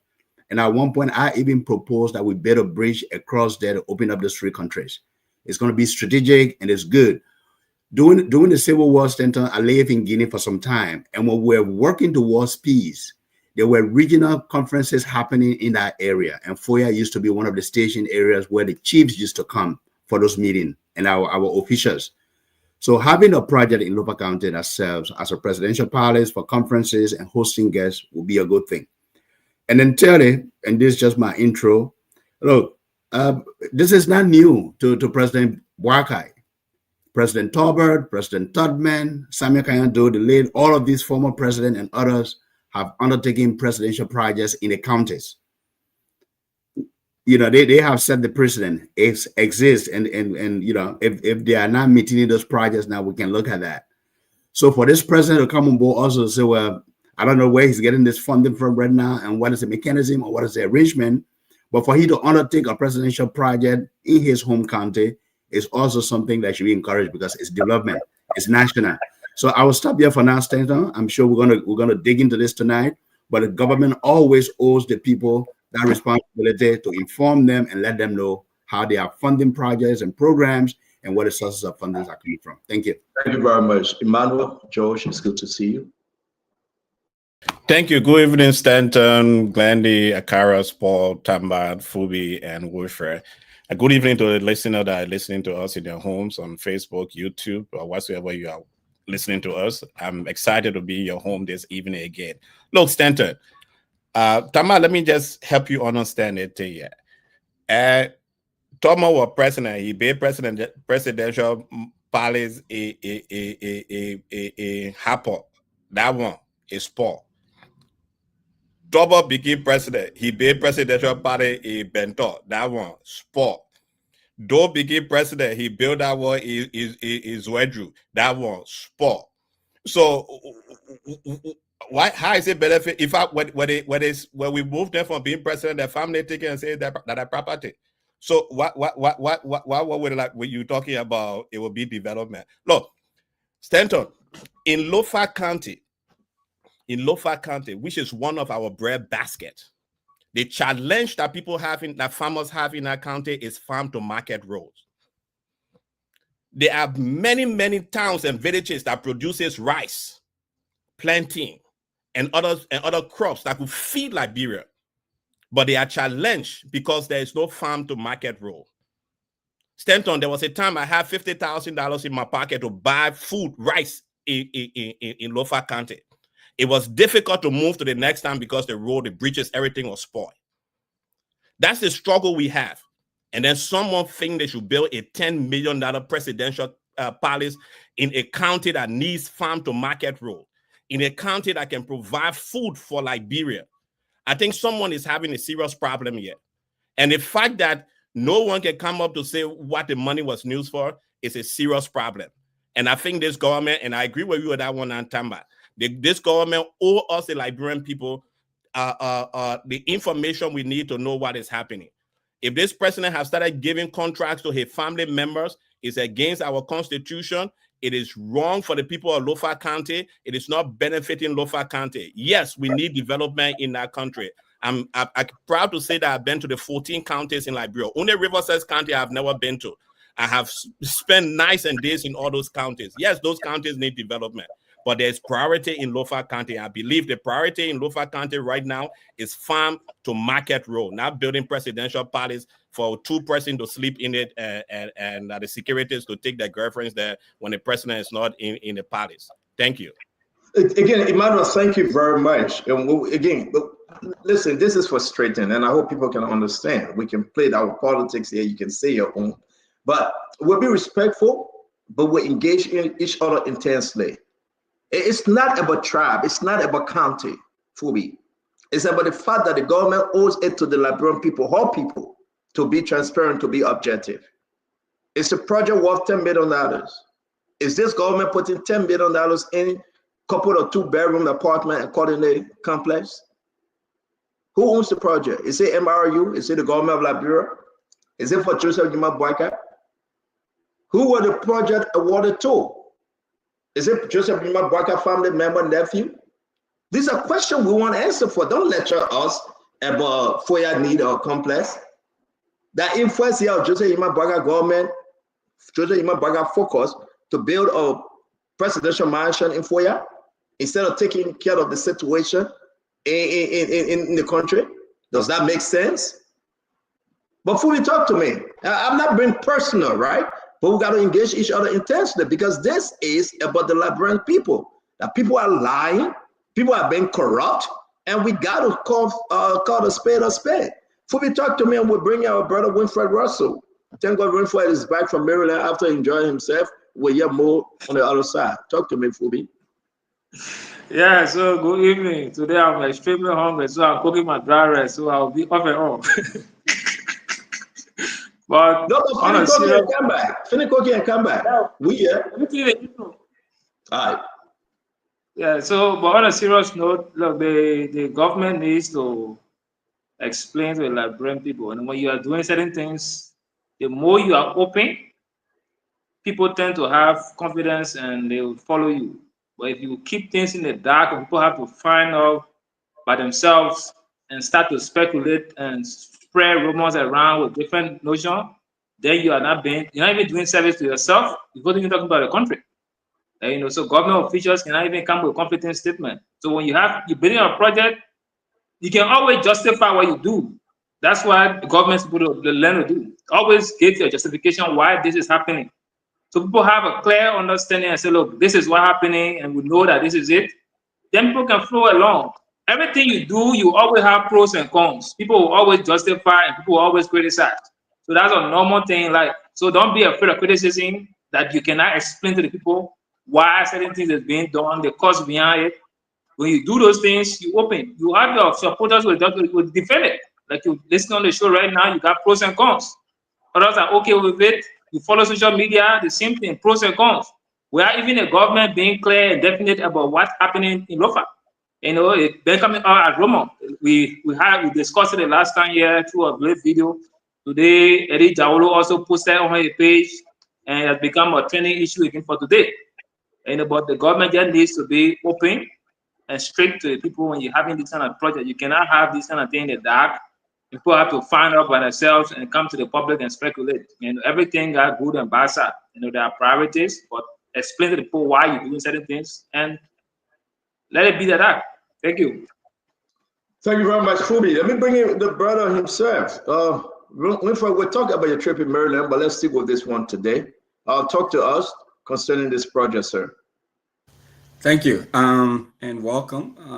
It's great being here. I'd like to say hi to all of the folks listening on radio and watching this on their smartphones and all of that. But look, Stenton, you have Glendy there, you have Paul there, you have all these folks who live in Maryland. I mean, they're the people who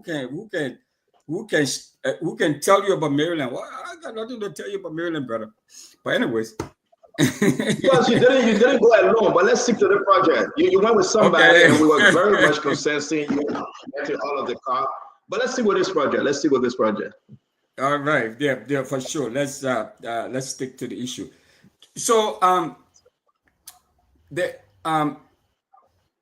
this should be a clear-cut issue, and I don't understand why the government is struggling with this. I mean, in our current political dispensation, you know, I mean, the folks who are giving us some history about what happened in the past about President Doe building a palace in Tucson in Grangita County, President Talbot building a compound out in Bensonville, Bentor there, and President Tubman had a place there in Torota. So we have all of these things there, right? So we're trying to get away from all of that. I think you know where we are now. We didn't see, you know, President Sirleaf, you know, doing it. I don't know if President Taylor did it too as well. But you know, that's besides the point. We are getting away from that, and I think we need, as a country, we need a presidential retreat, a place where, you know, we have that in America. We have Camp David, for example. You have it in South Africa, in Nigeria, Aso Rock. You know, you have that there too. You know, it served both as a presidential, you know, the residence and as a retreat. They have a retreat part of it. So I think we need to do that. But do we need to do that now? And do we need to spend the amount of money that is alleged to have been spent? You know, that is what I don't agree with. And then secondly, you know, if it appears like it's conflict, you know, we should not even touch it. So the fact that this is being built, why I agree that we need a, you know, presidential retreat, you know, let's put it somewhere that is centrally located in Bond County, maybe Patawi Falls or somewhere around there, where we can use as a presidential retreat. But to build it in the hometown of the president, you know, I disagree. You know, no matter how good of an idea it is, it just smells bad, and we shouldn't do that. We've gotten away from that sort of politics. We're on a different trajectory now. I don't think that we should do that. Now, the cost, of course, is of concern, right? And one of the things is that a lot of public projects in Liberia, unlike what we've seen around the world and what we do here, for example, you have a huge public engagement and a community engagement component to it. You bring the people around, you inform them, you tell them this is what we're doing. You know, you let folks know why this is important. You know, I mean, we need to do all of that. So the appearance of nepotism, the appearance of a conflict of interest, that's a complete no-no. You know, in as much as I don't want to be part of, you know, just all of this, everything that the government does. We poke holes at it and we poke it like it's something negative and all of that. You know, I don't want to be a part of that. But you know, when there's something as troubling as this, we have to speak out. And, you know, why this is a good idea, this is a good project, you know, that we need something like this. You know, there are other priorities we have, like, you know, Emmanuel said, we need miles and miles of farm to market road. I mean, those are priorities. Now, I do agree, too, that if you go, I've been to a lot of counties, too, you know, there's nowhere there to stay. So we need a retreat, you know, we need one centralized, you know, somewhere in a centralized location where we can, you know, like a Camp David or like a, you know, like any one of these presidential retreats in foreign countries where the president can have meetings, where the president can go to relax and all of that. But it should not be built in the hometown of the president. What Tubman did, thank you. You know, thank you very much. Was wrong. Thank you very much. Thank you. We spent another 18 minutes on this issue. Let's give it our best shot. Let's hear you, Vendetta Patrick. Welcome to the show, my friend.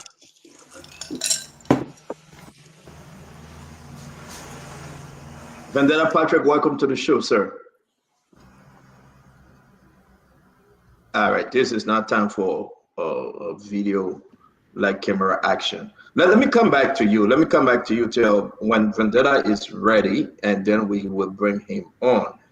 That's the internet. I'm sorry, you know, we cannot we cannot waste any second. We got a lot to discuss tonight concerning this project. A lot of people are angry. So, folks, I want you to go home with this. What we do is another round on this project. I'm serious. You have to understand. Who's the owner? Who owned the company? The person that building this project. Who owned that company? Ask Daniel Sano. Ask Jeremy Pierre. Who they awarded the contract to? Ask them. Tell them to be sincere and tell you the truth. Who they awarded the contract to? How much is this project? What's the total cost of the project? I mean, let me be serious though. This is no joke now. What's the total cost of the project? Where the money coming from? $10 million. Where is $10 million coming from? Is it in the budget? I want to take my time for us to have some serious conversation, guys. Trust me. Is it $10 million in the budget? Can Jeremy Pierre come out tomorrow? Now, everything you say, we need a retreat center, we need a...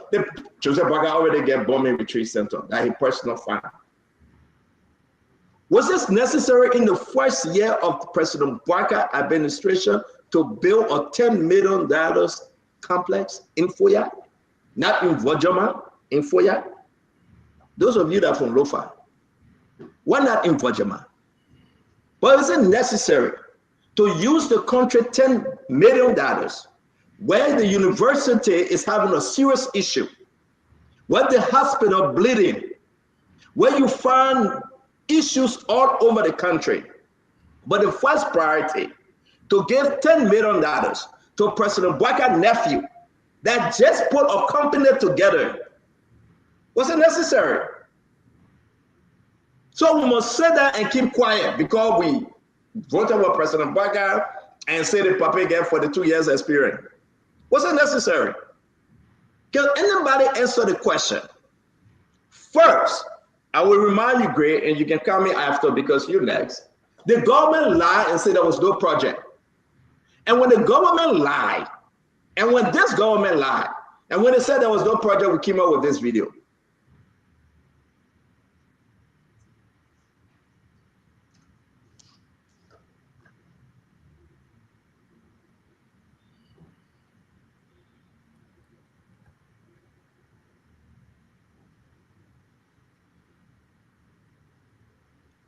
We had to do the secret video because they were stopping people. And to tell you the truth, I don't even want to put our associate out. There's a way in which we did that video with Faroso. They were stopping people. They put it in fence, everything. We went there secretly.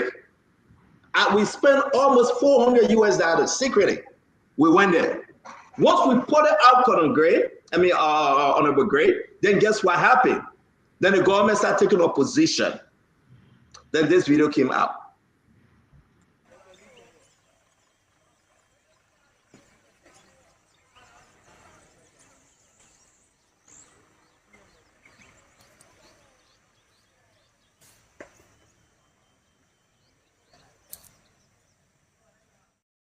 Now your $10 million project there, though. First of all, the government position clear. That's a lie. What was lie? That was a lie. Clear position. The next thing is that the government came through the deputy minister for the executive mansion, while opposition named Minister of State, Colonel Kra, the daughter of Cooper Kra, the labor minister, Councillor Kra. And she said, it's not Joseph Yima Bwaka project. The place does not belong to Joseph Yima Bwaka. It's for the government, for the people of Liberia. She said that. I say, I argue with you on the show. I said, I defended this. Then guess what happened? It wasn't in the government. They didn't know about it. If it for Joseph Yima Bwaka, if for the government, Daniel Sando, Deputy Minister for Information. The man has also know the information. My friend DOS, I always call him DOS. I don't call him Daniel Sando because it's Daniel O. Sando. The man fumbled today. He said that MRU, Mano River Union. You see how to lie is bad. So let's go to Mano River. Yes, indeed, this morning we're back and forth with people from Mano River giving us information. We said, well, you go on the website. Construction of MRU headquarters. Boom! Where? It's on the website. Just go there. Projects. The project involved the construction of the state-of-the-art headquarters building that will serve as the central hub for the MRU activities and operation. The MRU Secretariat has already secured land for the construction, which has been fenced, correct?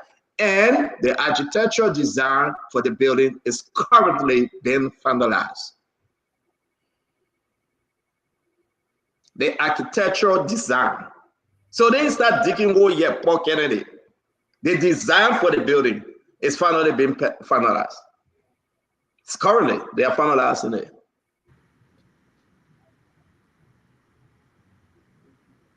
The construction of the headquarters is being funded by MRU member state, but the government said they're putting $10 billion in there. And development partners who recognize the importance of providing a permanent home for the Secretariat. Once completed, the headquarters will enhance the operational efficiency of MRU. It's on the website. Please go read. There is nothing there about Foya. Where's the headquarters located, Stanton? No, go read. Go read. It's right there. Please, I beg you. They say they secure the land. They say they're finalizing the blueprint. I beg you, Brother Paul Kennedy. No disrespect to you. The one that you get in Liberia, that your government said they pay $10 million on. The people say that's not true. If you need more information, they get an email there. Just email them. They will send you all the information. They got a phone number there too, by the way. It's your right as an ECOWAS member state citizen. You can inquire. This is an embarrassment for Daniel Sano to lie to the Liberian people and say for MRU. Who gave Joseph Yima Boaka nephew the contract? That MRU gave the contract? Paul, Akaros, that MRU, they didn't even stop digging hole yet. Gave the contract? Don't tell Liberian people stupid. Who gave Joseph Yima Boaka nephew the company that was just funded? Who gave him the contract? That the MRU secretary gave contract? That the MRU start building and the people say they didn't even get a blue finalize their design? That thing you're building there, like I started meter putting project down for Chicken Hawk, that $10 million. Great, talk to me, man. Let's have some serious conversation. Yes, the first thing, MRU will not be building an area for Isakitara specific. They didn't say for the presidency of the MRU in your country. They said Isakitara. The EPS mandate is to protect the president and the first family. The EPS mandate. To move the EPS, only the director can do that. So when you see the EPS ahead to a place, or permanently assigned to a place, it's a signal of the presidency. That's the first thing we have to consider. To take the EPS and put it in the jungle or Lofa County, providing maximum armed protection by the police. It doesn't say the Secretary of MRU. It says the environment of the presidency. This is not a debate. This reminds me of the Yellow Machine saga. The president said his friend is making a donation or gift. Mamaka came with barrage, huge mammoth presentation. Subsequently, she paraded yellow machines, few yellow machines from the Freeport. The president came back and said, let me see whether Double Jada will not pay for it.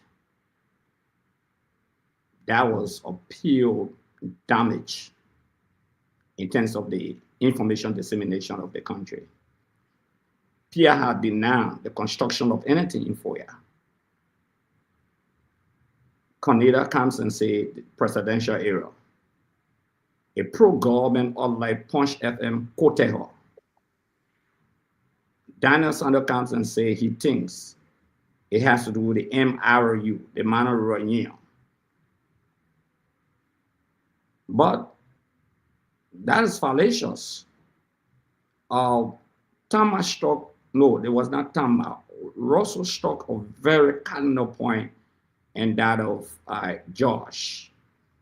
What is the agenda, the national agenda, the political manifesto, the social, economic, political manifesto of the government? It's the arrest agenda. You got agriculture.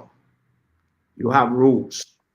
You have rule of law. You have education. You have sanitation, tourism. Where does the presidential infrastructure fit in?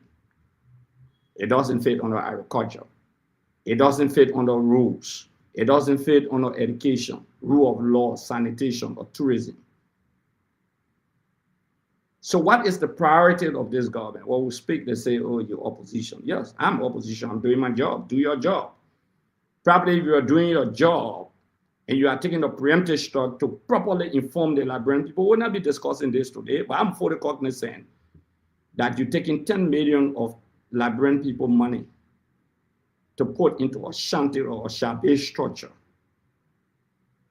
How does it benefit the people of Lofa County? My issue is not about the region that the structures are being constructed. It's not about the region. My issue is about the priority of the government and the abuse of public funds and misdirection of public funds. Violating and endorse arrest agenda. How does it fit on the tourism? How does it attract tourists? When EPS will be protecting that area and other state security forces, I mean, how the AFL visit that area, the AFL in Lofa County, they visit that area most of the time. Okay, how does it contribute to the agriculture? One of the colleagues on this place on the platform said 10 million pumped into the agricultural sector in Lofa, between Lofa and Bon County and Bapolu. It feeds the country. You're looking for $20-something million for yellow machine. You're still struggling. You broke down a cartel. You created a new cartel in the oil sector, in the petroleum sector, to buy yellow machine. You have not even raised the funding. So what's the priority of the government in terms of $10 million on its own agenda? For me, that's the debate. They hold the government by its commitment, by what they have presented, and make critical analysis of that. Because I know maybe at the end of the show, they will say, oh, CDC government, we are being placed. Yeah, we are was clear that this is my property. He didn't have it. Thank you. Great. Yeah, I want to ask you a question, Great. Let's just stick to this project in Great. I know your opposition, right? The issue in Foya, we are getting information and people here from Lofa County can help us. I mean, it's not in Vojama, it's not in Kolahon. It's in Foya. It's in Foya, yeah. The project, $10 million were on the book, but the project not even reached a complete $3 million. The Liberian people want to know where's the money going. I mean, this is very concerning. If we sit here and we talk, it's just not talking. The government is not rescuing, and the government is lying and stealing. $10 million. $10 million. Awarded to Joseph Yima Bwaka's nephew, a company that was just funded. Oh, yeah. $10 million. And the structure doesn't even worth $2 million technically. If you go to PPCC and see what I was given open debate. But do you know who the supplier of the cross racks and who chucks? We get there. We come back to you. Let me bring in Glennie. Glennie, let's wrap on this thing for today.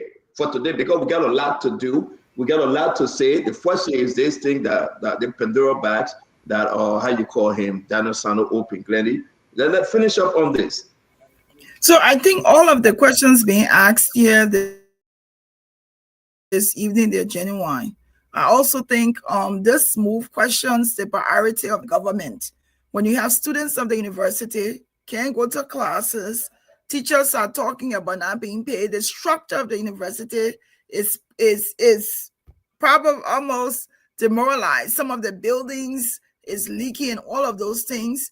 We also, it's important for the government to answer these questions. When you're not transparent, people will look at you as being corrupt. If you're doing something that is legitimate, yes, we get it. We ain't get presidential palace. You're looking for somewhere that you can welcome guests. It may be justified to have somewhere, but the timing, sometimes timing of these things they're expedient. You can't be doing this in the second year and you have not come to the public to say anything. Why the secrecy? And so when people come and ask these questions, it's genuine. Whether it is needed, whether it's not needed, it's genuine. If you're saying this is a government project, then find an area that is centrally located. You take it to Foya. Is there an airport near Foya that foreign guests will come and go to, or they will have to drive up to Foya? No, we're building an airport. They're building airport. They're building airport. Good question. These They're are building genuine airport. questions that should be asked. So I think all of the questions that are being asked, people are right to ask those questions. And I think it behooves the government to come out and be transparent and say it. I don't want to go back to, I'm not going to go back to George Weah time because it's 2 years now almost. So we can't keep going back.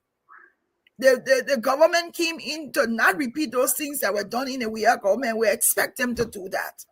But to do this now, the timing and everything else that they're doing concerning this project is wrong. If it's justified, if you have the funding for it, somebody donated the funds, say it. But thank you very much, Glenny. I'm sorry, Glenny. Go ahead, finish up. I would say you can't blame people for asking the right questions. No one is wrong to ask the question. People want to know, and the government ought to be transparent to say these things. There's no the cut and dry. That's how it is. So you cannot find whether off budget or on budget or in budget anywhere 10 million F for this project. You cannot find it. You cannot find it. So where the money coming from? I mean, this is broad daylight corruption. This is. We're friend.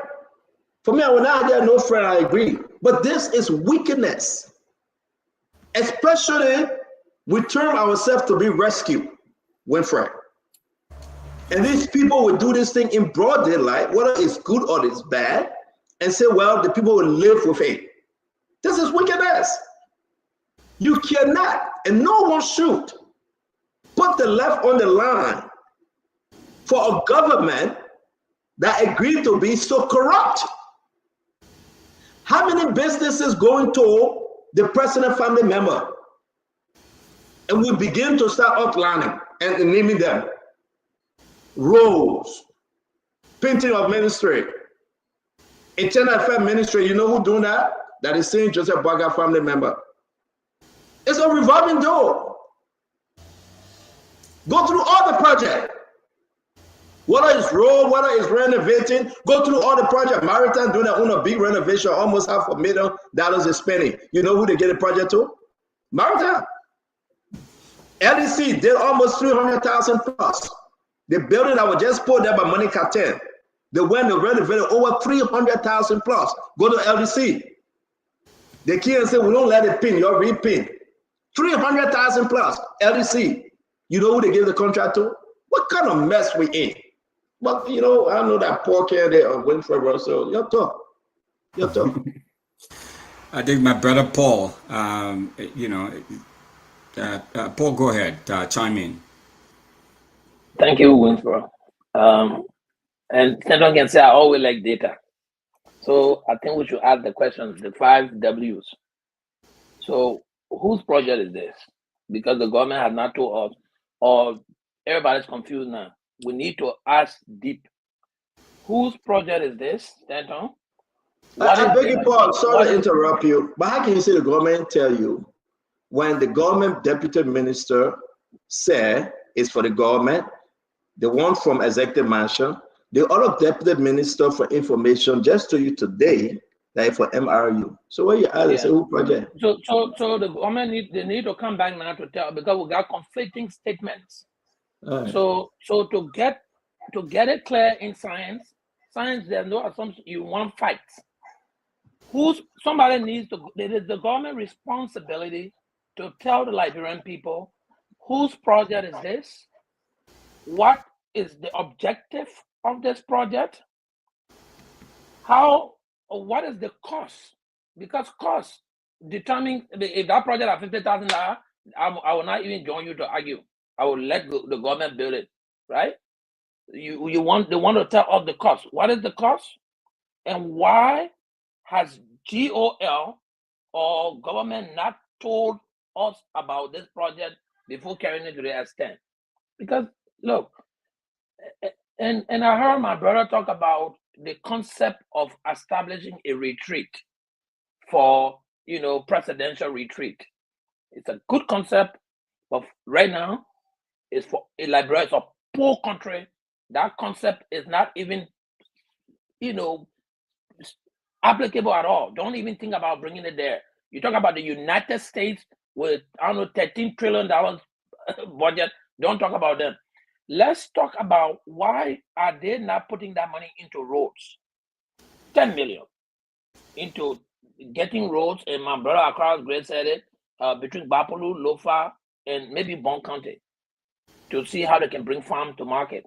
Why are we so in a hurry to have a place for the president to sleep? How many times has the president gone to Foya since he became president? How many times? I think one time. Since he became president, he's gone back there one time, 1 or 2 times. It can't be more than 2 times. So if you put that kind of massive building there, how does it benefit our people? So these are the questions we really need to ask. I mean, let's take our sentiments out of it. Let's look at the issues. Liberia needs that kind of Remember, who building. put sentiment inside? I hear be talking about sentiment. Nobody put sentiment inside. What is the sustainability plan? Yeah, the ministerial complex that's standing, they're struggling to sustain it. You want to rent that building, you're paying almost, you want to rent the conference room. They're charging you almost $5,000 to $6,000 just to rent the conference room. Thank you. It is really challenging for Liberia to be in the kind of situation we're in and not prioritizing how we use the money rightly. So that's the question. Let's ask the 5W, and then maybe the government will come to answer them for us, and by then we'll be informed. Thank you very much. The government will never tell you the truth. Ask them only one question: who doing the project? Who was awarded, and how that contract was awarded to that individual? They can tell you. Go through PPCC, you will not find it. It was a phone call from the executive mansion. The president's nephew will be doing this project, period. So all the other things you're talking, I mean, it's not about sentiment. It's just the truth. Let me bring in Acid, though. Acid, it's good to have you, man. Close up on this project thing. Yeah, thank you. So let's give out our pieces of information that we gathered. We like to put these things out there because these are facts. And before I do that, let me just say, in governance of a state, the actual monetary cost of a project is not the only basis by which you take decision. You take decision on 2 things: the cost of the project and the expected utility expected to be consumed from that project. The utility means the satisfaction, what comes in. So it's not only just the cost. The cost is one thing, is the monetary value. You also have the other one, which is the utility, the benefit you will get from it. That's the 2 things.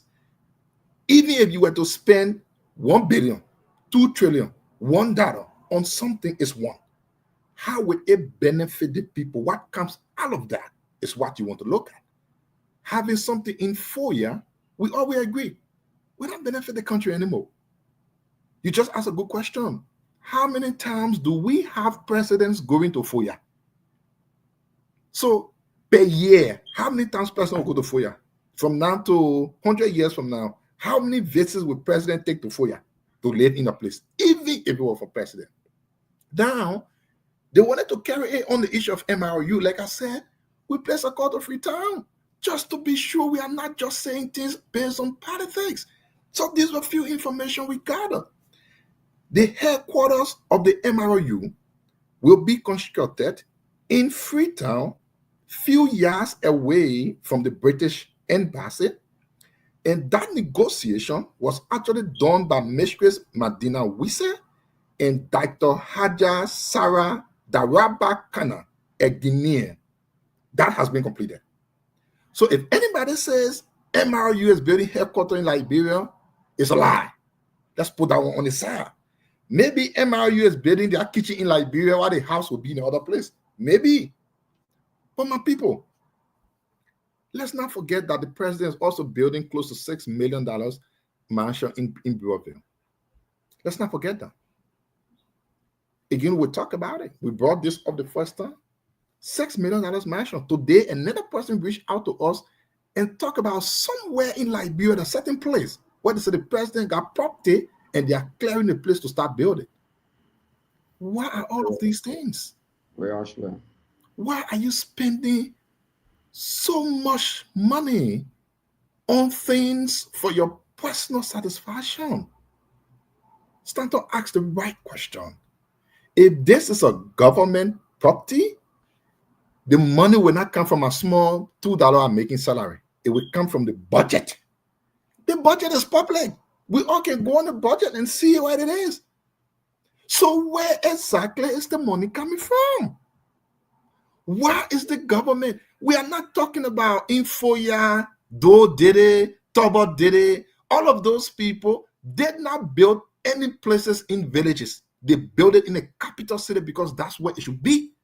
Do built in Zweju, which is the capital. Todman built in Hapo, which is the capital. And all around Bentor is the capital. Joseph Brakas is different, my people. Let's stop looking from this chicken and rice comparison. That is not the same. President Brakas is building in a village in a bush where nobody will go. If I say village, I don't mean it in a negative way. But the thing is, presidents don't go there to have meetings. And then you say you need presidential retreat. So the only place we need presidential retreat in Liberia is in Foya. We don't need it anywhere else but Foya. When people Isaac. This is corrupt, this is evil, and we are seeing the continuation of the misuse. Thank you very much. And these are things that will be persecuted very soon. I want to say this to all Liberians. Build a presidential retreat under the Harper Basin, over Wodogisi, down to the Putu Mountain. But let us know where the money coming from. Tell us about the money. Tell us who you gave the contract to. Tell us the contract wasn't given to your nephew. Be transparent. Build over the Wodogisi Mountain. Maybe helicopter will carry the other president in there. That's your business. But be transparent with the Liberian people. How much is it costing this government to abandon, to turn it back on the University of Liberia? The school ain't even open yet for $550,000. Faculties not getting a salary, but you're spending $10 million secretly, clandestinely. Can you imagine? But that the government are saying, yeah, we're coming back. That the government are saying they came to rescue. The lawmakers, they are afraid to speak, but it's on to you and myself to ask and checkmate the government. This is massive corruption in broad daylight. Where the solar panel coming from? I will give you the company name. The company name, let me give it to you. That solar panel, with the exception of the project, it was World Bank funded project that was taken to that location. And the place is supposed to build this solar farm, they redirected it to Foya, Tamba, because of this project. It's a World Bank project on an extra $10 million for that solar farm. A World Bank project. The World Bank project is supposed to be in Foya. The government redirected it there. The company is International Consolidated Contractor Offshore. Go find it, RCCO. Google it. You see, this is wickedness. But we will sit down and travel around the world and say we are doing better. We are not. This government is on its way just to exploit, to steal, and they care less. Till you or myself can speak truth to power. Like again, like I said, Tamba, I'm not blaming you for putting the project in Foya. I'm blaming you put it on the Wodogisi mountain top or at the bottom of the Wodogisi. Tell the Liberian people where that $10 million coming from. Don't lie on MRU. Tell the Liberian people who you wanted the project to. Is it to your family member? Tell the Liberian people what it was PPCC. Winfrey Russell, you want to come back? I think in a conversation, Winfrey. Tell the Liberian people what it was PPCC. And let us know what is what. If it wasn't PPCC, if it's not single souls, what are you hiding? Tamba, don't tell me about Foya, my brother. Talk to me. No, I mean, we're talking about Foya. So Foya is going to come up, CEO. I think, look, I do agree on the issue of transparency, as I said in my first, go around on this topic. I think government, owes it to the people to always be transparent. But the question I'm going to ask here is that, is this project actually a $10 million project? Because we've seen the images, we've seen the video clip. But is it a $10 million project? Or is it just propaganda because now it gave the opposition also an opportunity to criticize? And criticism, trust me, is a good thing. It helps us as citizens, as advocates, to hold the government feet to the fire. What I've said, and I'll say again, Stanton, we support development and we support decentralizing infrastructure development across Liberia. And you may say Foya is a village for some, but Foya is a city for the sons and daughters who are from there. And Foya is geographically placed in a way that it has a strategic importance for Liberia as well as the Makona Rural Union countries. So you can criticize all you want. And I do agree that, you know, once the government comes out and say this is a government-funded project, even if it is off budget, or even if it is through a grant or another you know, agreement that was done outside of the budget cycle, we as citizens have the right to know, and we have the right to ask the right questions. So I'm glad that we are asking this question and having the conversation, Stanton. But if someone also say, oh, it doesn't fall within the arrest agenda, no, it falls within the tourism agenda, because that opens up the country. It creates opportunities basically for people to be able to come there, find residencies and stay, because that is a regional hub for the northern part of Liberia. You have over 1.5 million people doing business in our 3 countries on an annual basis. That's how important that location is. But I do, once again, agree on the issue of transparency. But the question we should be asking, Stanton, is this a $10 million project? Is it truly a $10 million project? Or is the cost of this project lower than $10 million? But there's utility, there's value to that investment in our region, and it creates jobs for people who are currently working on our projects. It opened up the country and the county, you know, to the region. And we have already located, hopefully, secure funding for the role, you know, for the completion of that Lover County role. So that's always going to open up. We're not talking about the location. We are not talking about the demographic. We're saying that building a marshal in Foya is wrong. Just stop playing this game. No, we are not saying that. Some individuals are saying building marshal in Foya is wrong. We are not saying building the roads in Foya is wrong. We are saying tell your government, tell your Uncle Joe to tell the Liberian people where the $10 billion is coming from. No, we agree on that. Who did he get the project to? We agree on that. We are saying, so just stop playing this game. And we're coming out saying that Foya is a bad place. Nobody's saying Foya is a bad place. Foya, the Liberian living there. Someone said it, yes, it's a village. So go ahead and tell the Liberian people how you get the money, who you awarded the project to, and if the project is $10 billion, don't lie on MRU. That's what we are saying. You skipping, you clean around and saying Foya. Don't put Foya with anybody. We can go to Foya and eat grasshopper. We can go to Foya and eat burger ball. We ain't saying Foya a bad place. You can't eat grasshopper, man. You don't know grasshopper. George, let's hear you. Stanton, in 2018, in 2017, as we were going for elections, President Joseph Boyka told the Liberian people that he was an old car that was parked in the garage for 12 years. And the Liberian people were when they didn't vote for him. But as we walked to the 2023 elections, the Liberian people had a special song for him. Papa Sare, who will vote for you. Because most of the Liberian people thought that the old car that was parked in the garage was the best car to lead us forward. But we all forgot that when you park an old car in the garage for 12 years, a lot of damages takes place on our car if it's not moving. And that's what we're seeing today. Look, President Boyka told us during President Weah administration that he needs to go to the bank to borrow money. And we all trust him. We're clapping for him. This old man is very honest. He's a good papi. But now, he let the papi now wake up. He found out that all his children there ain't got money. All his cousins there ain't got money. And that's what can happen. You know, there's middle age crisis and old age crisis. When you pass 50, you look around, you see all your men and doing well, you start having problems with your hair. You say, what happened to me? When you start hitting 90, you look around, you see all your men doing well, you start asking that question. So right now, I think what they're doing, they mortgage our country to their family members. And that is wrong. It's called nepotism. But looking at that building, Stanton, I tell my Christian brother, the reason why most of them will not go to heaven because they didn't learn fountain. Because the Bible said that the streets of heaven are paved for gold. Look at that project. You want to say a place that is going to be a presidential retreat, the beauty of the place, you just can't see it. How would a president think in such an environment? How will he relax in such an environment?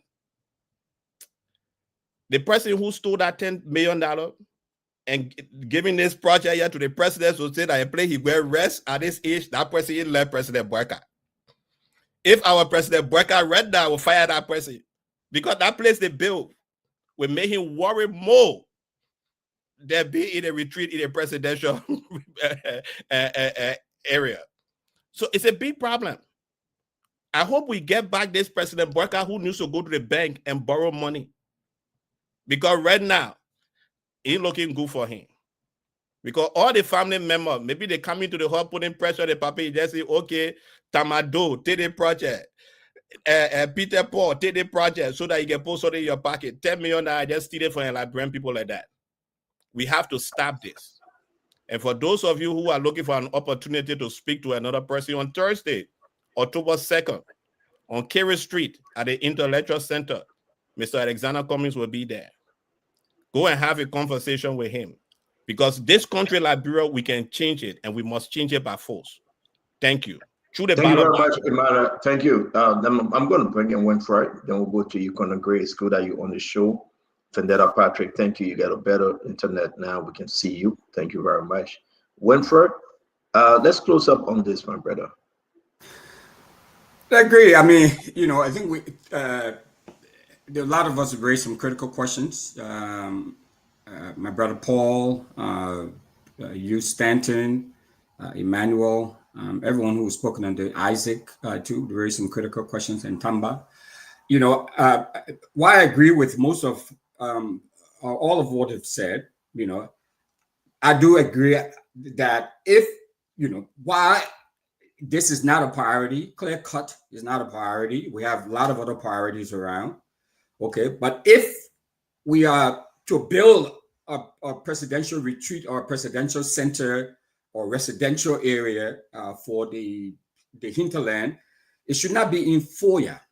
Foya is off tangent. Foya is not to relegate or to say that Foya is not a nice place. It's not a frontier town. I mean, that's not the point.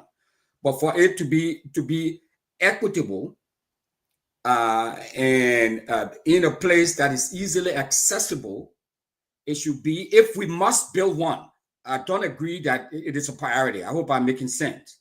But when the time comes for us to build that, when it becomes a priority for us to build that, it should be somewhere that is easily accessible. That's all.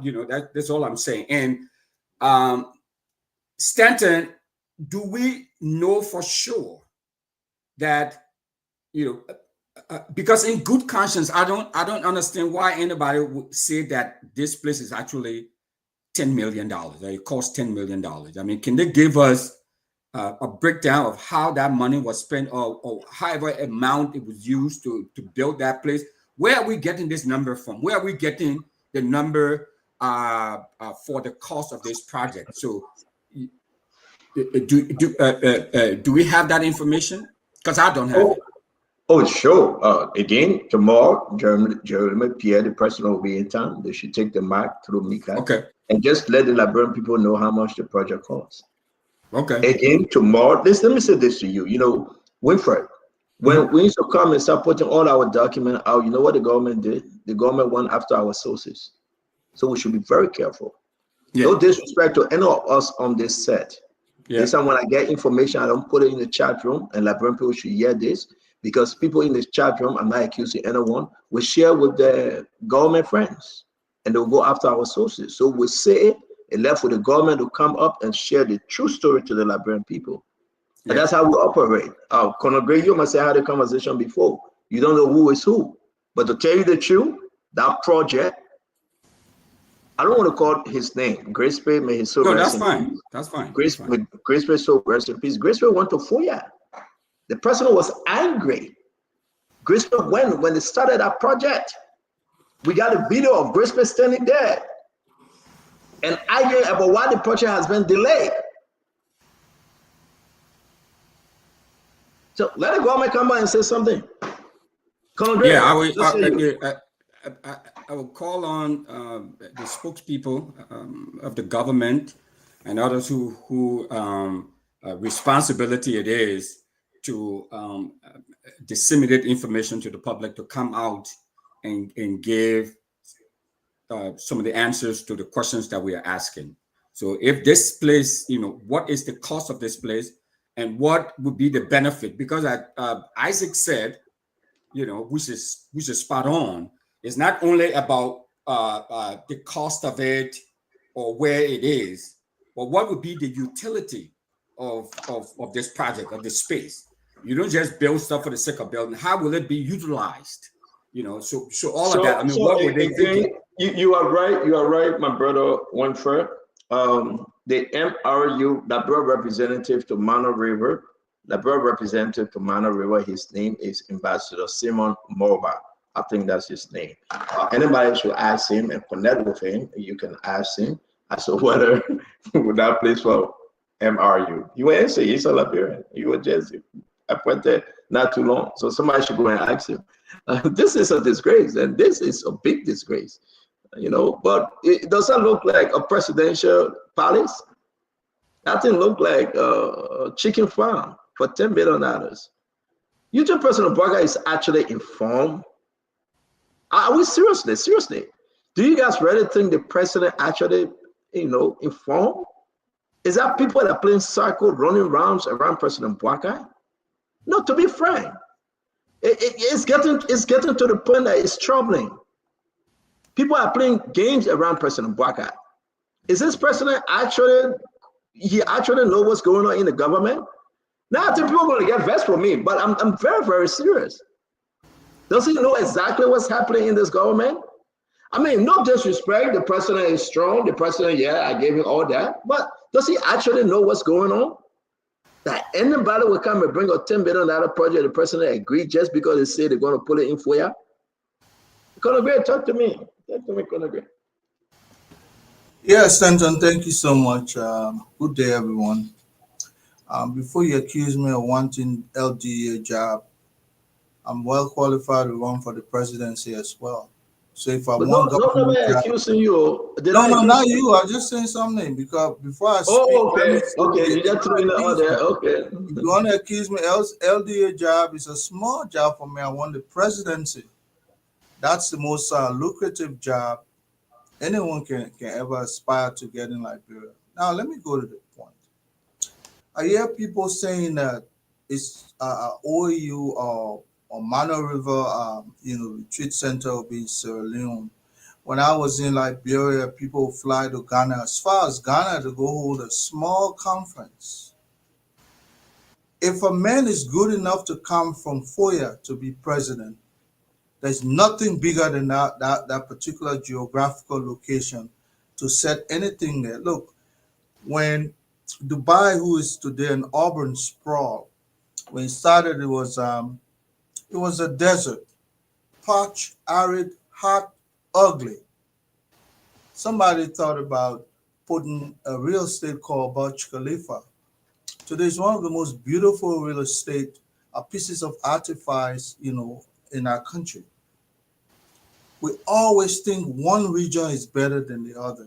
I like your argument, Stanton. It's not about the place the structure is placed.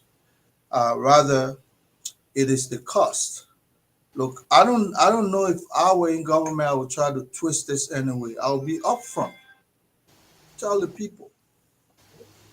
If a president is good enough to come from Foya, a building is good enough to be, or a real estate is good enough to be placed there.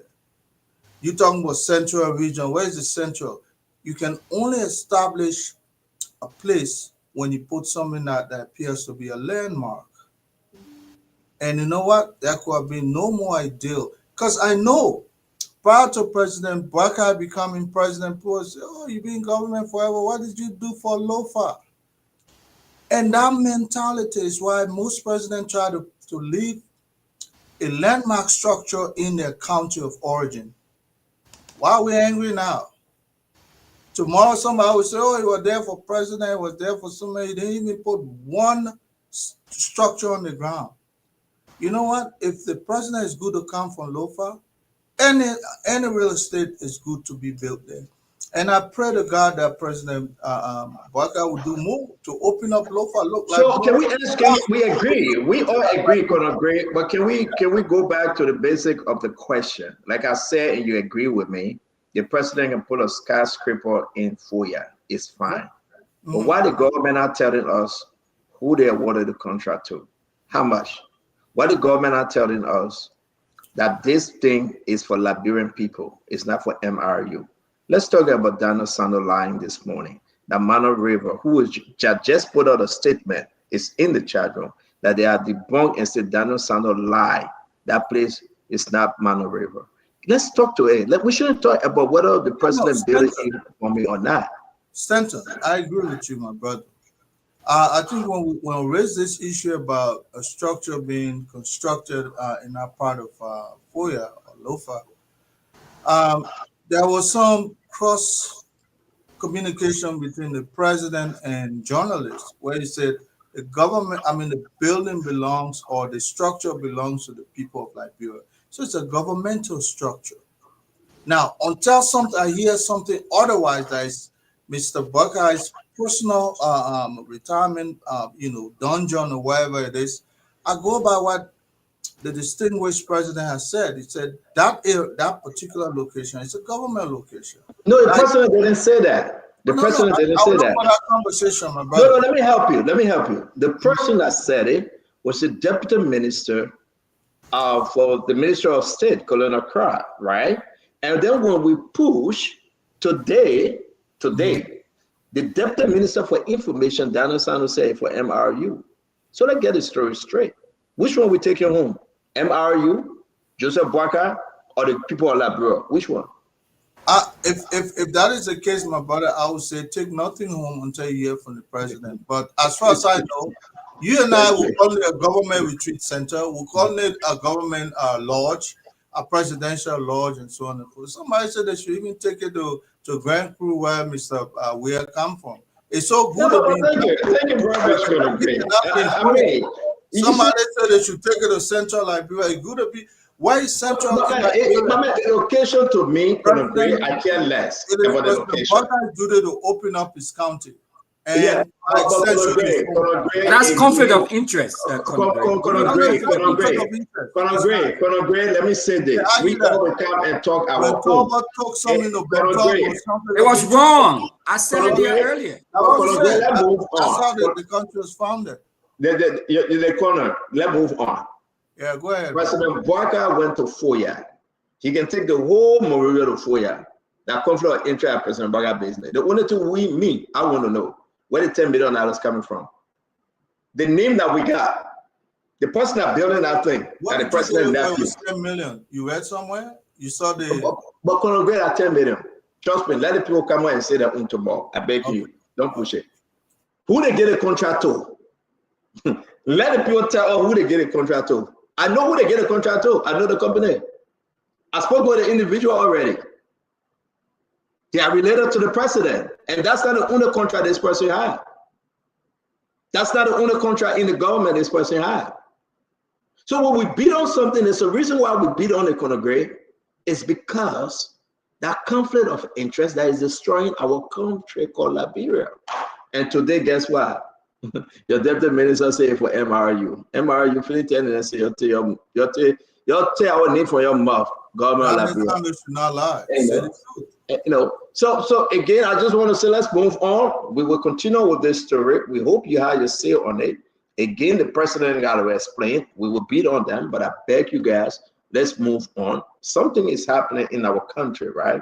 I want us to talk about this briefly. Everybody just give it your best shot one time. Conor Gray, we'll start with you. You wasn't on yesterday. This guy, the stepson to the commerce minister, Minister Dakose, This is her stepson, Edward Dakose. He's an immigration officer. Edward K. Dakose. His father's name, Edward B. Dakose. He passed away. You know him very well. But this guy is an immigration officer. The allegation you see on his neck here, they say drug suspect. The man is transporting drugs and he was caught. What say you, Conogray? Liberian immigration officer that in this government transporting drugs. His mother, stepmother, real mother, biological mother, she's the Minister of Commerce. Talk to me, Greg. Well, no, not you, Colonel Gray. I beg you. I'm coming to Akaris mostly Gray. Akaris, you us? Yeah, that man never smell military. Don't call him general. Yeah. Okay, sorry. We'll go to the representative, Gray. Representative, please. Yeah, but we're on a warrior, man. Not us rusting. Look, on a very serious note, this reminds me of the second term of the presidency when a pilot car, executive mansion pilot car, led by the police officer, was transporting drugs. Now it's a repeat of history where an immigration captain is being involved. No wonder why when the former deputy LDA boss emphasized that officials of government, or whether appointed, whether in the legislature, are involved into the just cartel.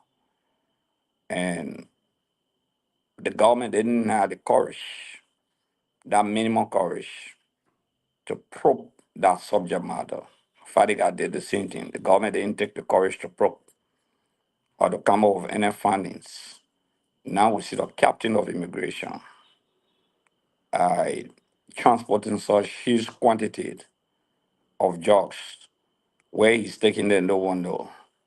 But what provoked me most is that when the big apples are being accused amongst themselves, the government does nothing. I would have loved to have seen, besides the captain of immigration, and this guy who has a relationship with the late Senator Dakose, may his soul rest in perpetual peace. I would have loved to see a senior government official on the basis of some of these accusations from the LDA itself. With that tag, very important. Why they should have criticized the government a lot, but the LDA says something important that they want to do justice to all LDA officers. I think that is very important. The security apparatus should follow suit. The police, the immigration, the EPS, and the rest of the people. Because I will send you a statement from Sierra Leone president on the issue of cruise. He has almost given up on it. This fight is not an ordinary fight. It's like straight bullets. People die every day. Our kids are dying. They are dropping. The government got to go beyond. Then it turns into $10 million. Well, we want to take $10 million to go bid where there's no city plan. Dubai had its own city plan. For example, Dubai was not just built by putting one horse there. There was a big city plan by best of architects around the world or engineers around the world. But why would put $10 million to an area and somebody will entire it to tourism when we need rehabilitation, when we need to fight the just cartel in our country, when we need to rehabilitate these kids, when we need some degree of reintegration into the process. Okay? Well, we want to waste that money. Even assuming we have $30 million United States dollars, well, we want to waste that money and don't fight and don't put the money into the fight against drugs. Drugs, like the president rightfully declared, is a national health emergency crisis. Unquote. So why are we not serious? Arresting people. Look at the guy who took the picture with the president, for example, the president's son, who allegedly was accused of Thank you. $200,000 worth of drugs and arrested by the LDA. He's not in the country anymore. What's happened to the lady from the RIA? Thank you very much, Who was Chief. arrested, for example? Where is she? She gone scot-free. So we need to fight this. We need to go beyond just lip service. We just not need to showcase that, yeah, you arrest drugs, but what happened to the owners of the drugs? The Thank you, laws are there. Honorable Gray. The drugs issue is very serious. The LDA called George Calando in. He respected their invite. He went there today. The issue is that I'm not even going to go into his petroleum tanker for Kennedy, but the involvement of the Liberian immigration captain transporting drugs, and the allegation he's been doing this since 2012. The son of the commerce minister is troubling.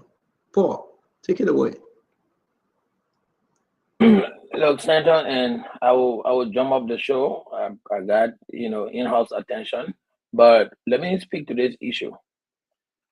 You see, look, we need to be real here. Liberian people tend to want to use the haphazard way of solving every problem. Tramadol, if the medical tramadol is what we're talking about here, is a synthetic opioid that is used for painkiller. Of course, those of us in medicine know that it adds on two enzymes, serotonin and norepinephrine, to actually reduce pain. But I'm saying that to mean that tramadol is a legal existing chemical substance that is used for medical intervention. So except you control it, people will use it because it's also addictive. It's opioid. It has the opioid, derivative that makes you addicted. What we are doing in Liberia is trying to control prescribed drugs, uncontrolled prescribed drugs, and call it narcotics or call it illicit or illegal drugs. We need to come up with a policy that draws out legal prescribed substance, because tramadol is needed in medical field. We use it a lot to manage pain. Well, Paul, why would you have such an argument? If you know, we all know what tramadol is for, Paul. But we are saying the man is illegally transporting tramadol to sell on the street. You're wasting our time, man. You're wasting our time. We know tramadol. We know that it's a painkiller. You're wasting our time, man. You go tell the people on the streets illegally to start using it. Does he have a clinic somewhere that he's carrying it to? It's not my concern. The arresting. No, it's not my concern. How can you come and tell the people saying it's legal? We will continue to not do well in Liberia. I think you're on your way to Bopolu. Maybe you saying there. My man, no, man. The man talk. I mean, I'm gonna tell the man off. The man, we're not hearing the man. Let my two hands. We ain't hearing the man. Are you hearing me? Stand, please stop. Stop, you gotta stop that, my man. Seriously. But okay, let's draw the thing in the context. Illegal drugs that are hurting our people in Liberia is wrong. And anyone who is caught trading it or facilitating the trade to continue to cause harm to our people to be prosecuted. But under our law, is tramadol illegal? Law is reasoning, Stanton. Liberian people need to be realistic here. First of all, they need to go, those representatives and senators need to draw a class of all of the drugs in Liberia that they're going to consider illegal. They're going to consider illicit, and they're going to consider under the category of prescribed. Then you need to make sure that those drugstores or those pharmacies that have those drugs cannot just give it out to anybody without prescription. You said in America, yeah, you know that. That's the least the Liberian government in the Ministry of Health is supposed to do. They're not doing that. They got flashlight in their hand, passing around, holding people and saying the man is carrying drugs and whatsoever. Was he carrying it to a pharmacy? Is he supplying a hospital? Is he donating it to a clinic? Thank you, Paul. That's the question I'm asking, and you think it's funny. It is funny because if you're carrying it to a clinic, it is funny because if the man was carrying it to a clinic, Paul, you will not have it under the truck. Let the lawmakers do the right thing. The lawmakers have to do the right thing. Let them come out with a list of drugs that are illegal in our country. Yes, we have that. Paul, we have that. Do nothing. Paul, we have that. We have the list of illegal drugs. We have the list of the one within the hospital setting. We do, Paul. We do. I'm surprised that you work with Enfield and you asking the lawmaker now to go do something they already did, Paul. This man is transporting tramadol 480 packs illegally, hiding it under the trunk of the tanker, Paul. He worked with the immigration as captain. He got no clinic. So Stanton, what you trying to you put it on the lawmaker, Paul. Amen. And then what you're trying to do is you're trying to make the argument about one person who was carrying 450 packs of tramadol. That's what you're trying to do. And when Liberians think that way, we narrow the issue down to the most trivial aspect of it. I'm a policy expert. What do we do to prevent this thing from happening tomorrow? That's what we are looking at. Thank you. Paul, thank you very much. Thank you, Paul. Thank you, CEO. Let me come in. And what I've said in the past is that, you see, Liberia, there's no lack of laws on the books. What we like is implementation. And Paul, your point is, we have a list of prescription drugs. We have a list of over-the-counter drugs that you don't need a prescription for to buy. Well, you see, in Liberia, there's no enforcement. That's one. The second thing is, look, we are in big trouble as a country when it comes to this war on drugs. And I'm glad that the president have declared, emergency against the fight against drugs. But the fight against drugs, my brother, we are not winning. We don't seem to be winning.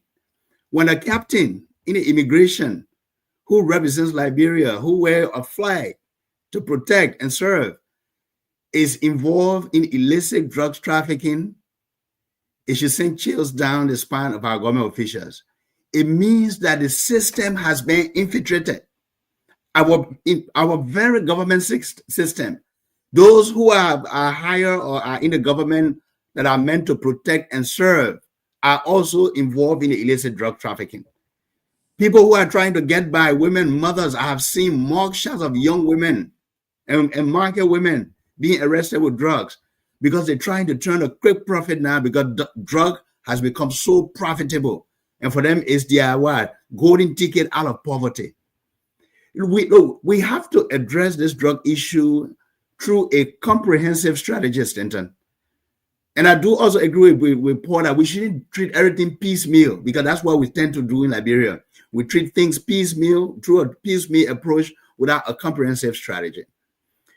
I know that the LGA has struggled in this fight against drugs. The leadership have changed 3 times over the last 1.5 years, or 2 times. Now it's the 10th leadership we have. They need to reflect. They need to go back and socials and really sit as professionals. If they need to bring in experts to help them, they should do that. Come up with a comprehensive strategy and begin to lay out the process how you're going to break these cartels that are in the system. Because if you don't disrupt the cartels, Stanton, because the demand is here now. There's both sides, right? There's a supply side, there's a demand side. People are going after drugs now because, look, it helped them forget their worries. Look at the Zogos population that have been impacted through this drugs issue. We have a homeless population today that's out of control, insecurity across, some parts of Monrovia. So you have to address the demand side, which is your people, the drug addiction, the therapy, the treatment, the follow-up, the support. But then the supply side, that market, who is bringing this drug? Who are these cartels? How can we reinforce our border system? How can we reinforce our security system? So there's a lot of work here to be done, Stanton. But look, it's a shameful act for a captain of the immigration services to be arrested with illicit drug. It's very shameful. Thank you very much. I think we should try to wrap this up. We got the LEC story coming up. We got the yellow machine story coming up. But guys, we got a breaking news that the court have ordered the arrest of few former minister and Attorney General Frank Musadin. The court want him arrested relating to the diamond issue of 53-point-something carat diamond. The complaint is, this is the court order today. Gisela Murray was Minister of Lands, Mines and Energy. Minister. They said they should arrest him wherever he is. Emmanuel Swain, arrest him. Shaka Conan, arrest him. Foya, they said arrest him. This is big news that Frank Musadin, the former AG, will be arrested upon saying whatsoever he need to go to the court with his lawyer. This is breaking right now. The court have ordered the full arrest of these former ministers and other director. We will talk about it. Yes, indeed. This is the case relating to Serena Seaman Seaforth, 53 point something carat diamond that he alleged that Frank Musa Dane and the Minister of Mines and Energy, Gisela Morris, stole and is sold. And now they cannot find the diamond under the George Monowia government. So we discussed that, guys. Let's pivot. Let's leave the drugs dealer issue. I beg the remaining team. Let's make progress here. We know drugs is a key to Mr. Cummings. And as a reminder, Mr. Cummings will be on the show on Sunday. The ANC political leader, Mr. Alexander Cummings, will be one-on-one on this show on Sunday. And we will be speaking directly to the issue of national concern with Mr. Cummings. We want to step into Mr. Cummings' mindset about the current issue, about the issue when we talk about the future, the way forward for Mr. Cummings and ANC, the new ideas, and we will be digging deeper. Is Mr. Cummings coming back? Is Mr. Cummings coming back? That would be the question. We are so happy that we will speak to Mr. Cummings one-on-one. Thereafter, the team going to come up and we'll do post-analysis. But it will be huge, my friend. Mr. Cummings will have to answer the question. Looking at what we're looking at today, where is Mr. Cummings? What will he be saying? We want to say to all of you, please set the date, the 5th of October 2025. Mr. Alexander B. Cummings will be the guest here, one-on-one with the CEO. This will be our actual one-on-one. It will be Mr. Cummings and I, period. And every other person will come for post-analysis, and you guys know I love you guys. But again, Mr. Cummings will be in studio having a full-fledged discussion. I also want us to pivot quickly to the issue when we talk about LEC. Before we, I don't know whether we'll reach to the yellow machine, but the yellow machine story is very big. This is Adama Sharif. This is Adama Sharif. The reason why I'm calling Adama Sharif name, I want you to look here, they call him Adam Sharif. He was the chief financial officer from July 2022 to present. These documents are very, very important. Adam Sharif on this list is an allegation of $17 million missing. He was there, CFO, Chief Financial Officer, doing money captain time. And up to present, $17 million, according to the IAA report, went missing. The Internal Audit Agency has completed an audit of activities, processes, and system of the Liberia Electricity Corporation for fiscal year 2024 for the purpose of providing independent and objective assurance on the effectiveness of governance, risk management, and control. During the year under review, the following persons were responsible for the GRC of the LEC. Money after our captain, Eric Augustine Frederick, Kwame Kwakpana, Adam Sharif, Thomas Gongowan, Justino Dixon Fufana, Bacchus Roberts, Moses Falek, Dele Shobayo, M. Hadi Sharif, H. Kono Moyana, Richard Kodu, Heron Carter. Now, guys, significant issues arising from the IA examination are as follows. I'm going to put all this information in the chat room. Inadequate control over the method management software. $4.5 million receipt of 3 credit facilities with no evidence of approval from the board and inconsistent with PFM regulation. Take your calculator. 4.5 million. 5.2 million disbursement for various transactions with us supporting document. Take your calculator. And I said, with these report and findings, why is Adama still on the job? These are some of the findings and report led to Joseph Yema Braga saying to Money Captain, we cannot keep you. You should leave. But today, people are advocating for Adama and others to be on that job. Our chief financial officer. He have not spoken on this issue. And these documents are in the office of the president at the executive mansion. US 5.8 million collected as GST from both prepaid and postpaid customers, and US 640,000 withheld from employees as Social Security contribution were not remitted to LRA and NASCA respectively. You really want to see corruption, my friend? You really want to know what is troubling and what our country cannot move anywhere? Now you're going to get to the bottom of this. We have the documents and we will be sharing with you. So I want you to be patient. US 2.5 million, US 9.2 million, and US 29,791 taxes withheld from employees, salaries, various vendors, and the contract for the provision of support and maintenance services for commercial and grid system were not remitted to LRA. Should I continue, my brother Emmanuel George? You seen it right there. 663,000. Liberian dollars, 68 million. Reconciling items to the bank reconciliation report for prior periods remain unresolved. US 7.5 million revenue representing 64% of the total bills to postpaid customers remain uncollected from January 1 to December 31st, 2024. Now, this is important. The money was collected, but it wasn't reported and the documented that it remained uncollected. The reason why we are pointing these guys up, and I will share the rest of the document with you. The MD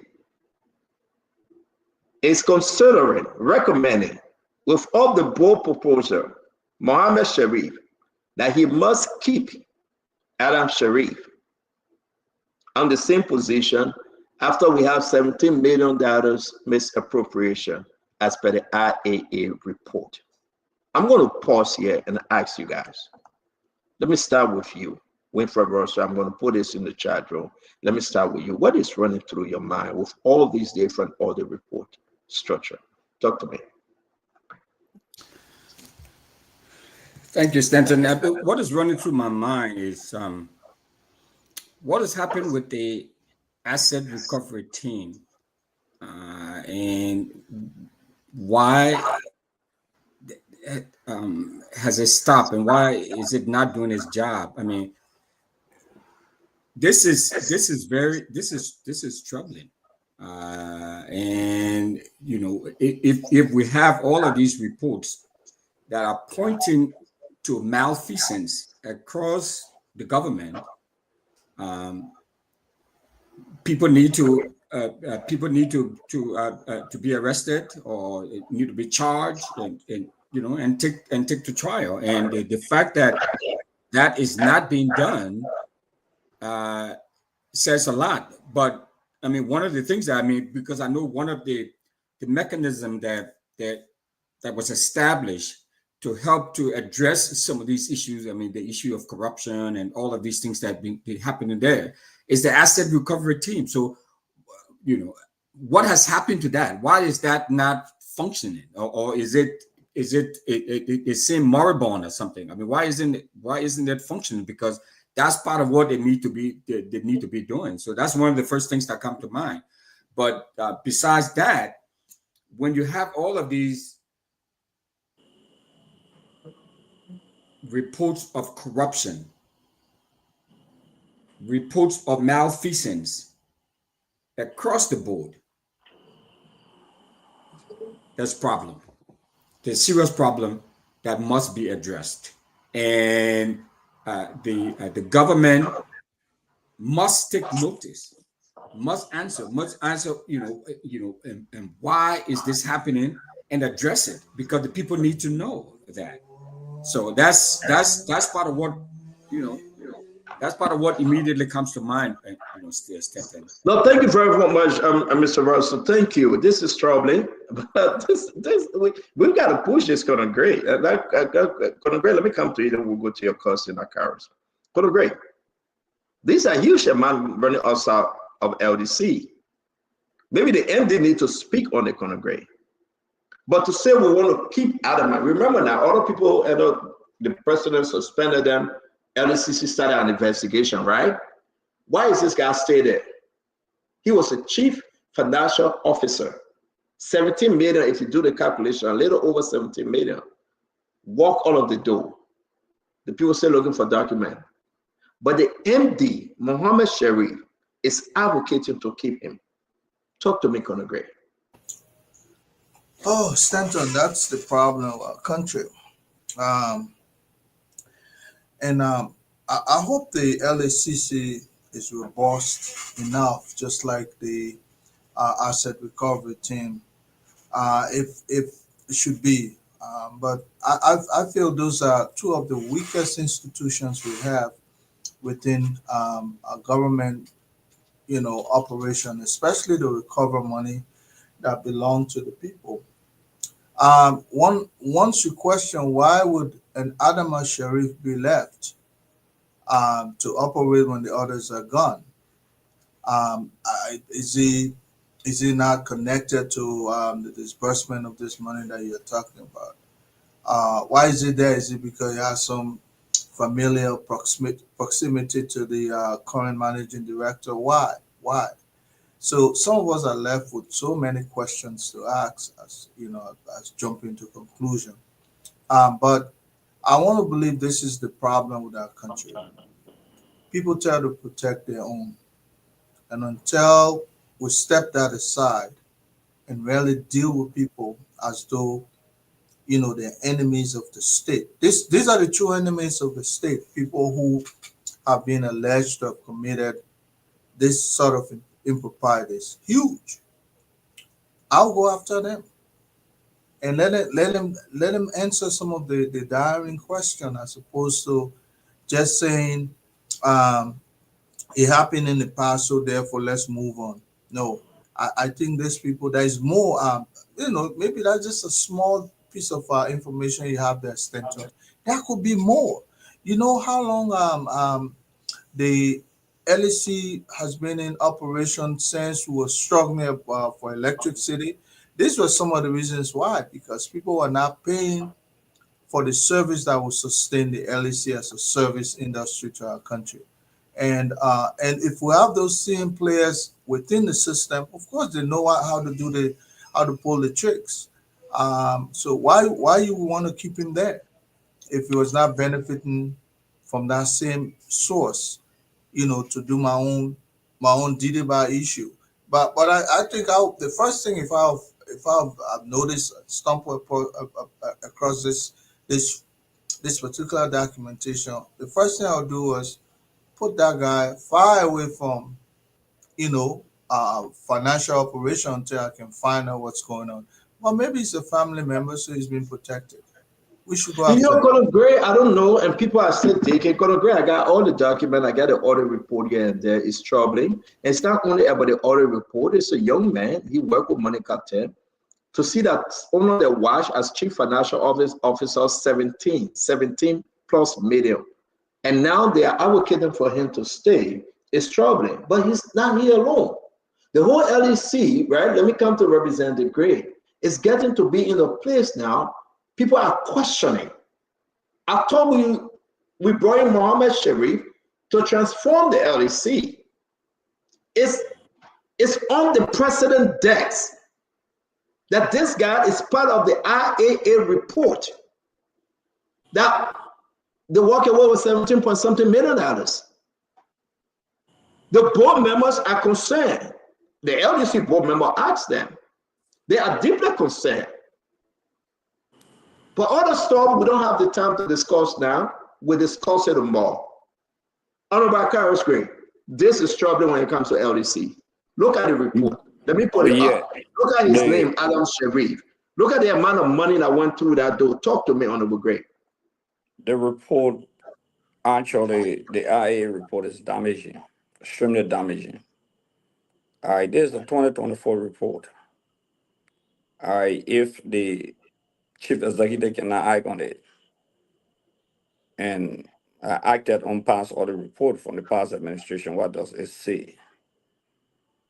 So we'll wait to see upon his arrival into the country, what does he do about this audit report? Because the audit report has pointed out the issue of lack of accountability of certain fundings, not just lack of collection, but lack of accountability, lack of proper documentation, and all of those things. Those are very grave concerns. Somebody spoke about the LCC. Somebody spoke about the asset recovery. The asset recovery thing just need to go near Jojo Burger Place on the highway there and look at some properties and make a comparative analysis on the basis of salaries. Last time I appeared on another radio station, I was saying that's just an easy thing. Make analysis of a Carol's grade 12 years in government and what he owned, what he been doing. You do an appraisal, and they can make a determination. But this is concerning. It's extremely concerning because what I do know, LEC will fluctuate. It's just a matter of time by November. I mean, the petroleum product that were there, they bought everything, they took everything. They owe Ivory Coast some money. Okay, they need to send certain amount of money to Ivory Coast. Stanton, you know, and I know. There's a mammoth challenge. Okay, the rainy season helped Liberia a lot, and everybody know that during the rainy season, electricity can be greatly stable. This is not the first of its kind. So the two challenges coming between November and December. So something has to be done, especially after the president established a committee to look at this LEC issue. You remember they had a meeting in Nima County, some experts and other people were invited by the vice president. They came up with some recommendations. Did the recommendation take into consideration the structural arrangement at LEC, the import and output, and all of those things? So it's of great concern. Once you play with people's money, especially the position, the portfolio you have to account. I mean, we cannot sugarcoat it. I would have loved to have seen, I've not seen the total report besides the one you just read, but I want to see the recommendation of the IA. It's very important to know what did they recommend. That is extremely important. Great. You Okay, you asked yeah. for this, so let me tell you something. You know how we can get our document, great, right? Yeah, Because okay, I agree. the MD, let me explain this. Let me explain this for our audience. The MD have it. It was at the executive mansion, but again, they were told to quietly discuss it. Now, that's what I'm saying. Allow us to do a part two. Great. Allow us to do a part two tomorrow, and you'll enjoy it. Let's do that. Yeah, I mean that's why that's why I'm a little bit lukewarm because, but the part that you put up says a lot about what the recommendations will be in terms of the defaults, in terms of the lack of accountability, lack of document, lack of appropriate financial reports, and all of those things. It will definitely say what the recommendations are. That is the basis for recommendations by the IEA. So the recommendation definitely will be firing. I think tomorrow we will speak stronger than we've spoken today. Because it's not only the MD, and I'm not putting this, excuse me, but I think the MD need to clarify. The MD need to speak. The MD need to tell the Liberian people his position, right, Emmanuel? Because this is about LEC. The 300,000 renovation for the building that was done in 2022, 2023. Put another 300,000 just to paint. Who they get a contract to? Is LEC becoming another cash cow? Look at this amount of money. How can President Barker go to bed and say, I trust this ministry or I trust this entity, and let me go to bed and sleep sound? Would that ever happen under this government? I wish he can go to bed and sleep sound, knowing that LEC will operate with fairness. But for us to have, and I'm not beating on him, the next individual that coming, that Mamaka brother, her own blood brother, they're going to give him a job. They created a space for him. But how can we entrust the financial department into Adam Sharif care when the IA says they walk away with over $17+ million, Emmanuel? Talk to me. Hello, Stanton. We have to work seriously and assiduously to make our country what it ought to be. I think it was sometime during the last regime when the Ivorian decided to cut off power to the country because we're owing them, we're indebted and not paying. And to see that 17 million, according to their internal audit report, that's an internal audit report. So the LEC auditors are telling us that 17 million cannot be accounted for. That's a serious situation. And if the managing director and the board have placed it on the decks of Mr. President, I think the president should take it into consideration, because that's a lot of money. And we know from time immemorial, since I was a young boy growing up in Liberia, electricity has been a problem. And we cannot have people continuously sabotage our country. Why should the rest of us suffer in that country just for a few people to benefit? Why? So hopefully the president will take serious consideration of this issue.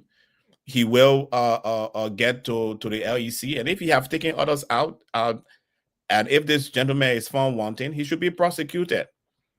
But the alternative, if it happens to be the brother of his minister of state, then he have to have a serious consideration about the alternative. The alternative should be a Liberian who will be accountable to the Liberian people and will save our money.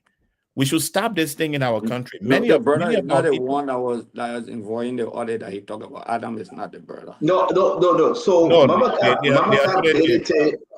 Ability brother is coming into a new position that was created.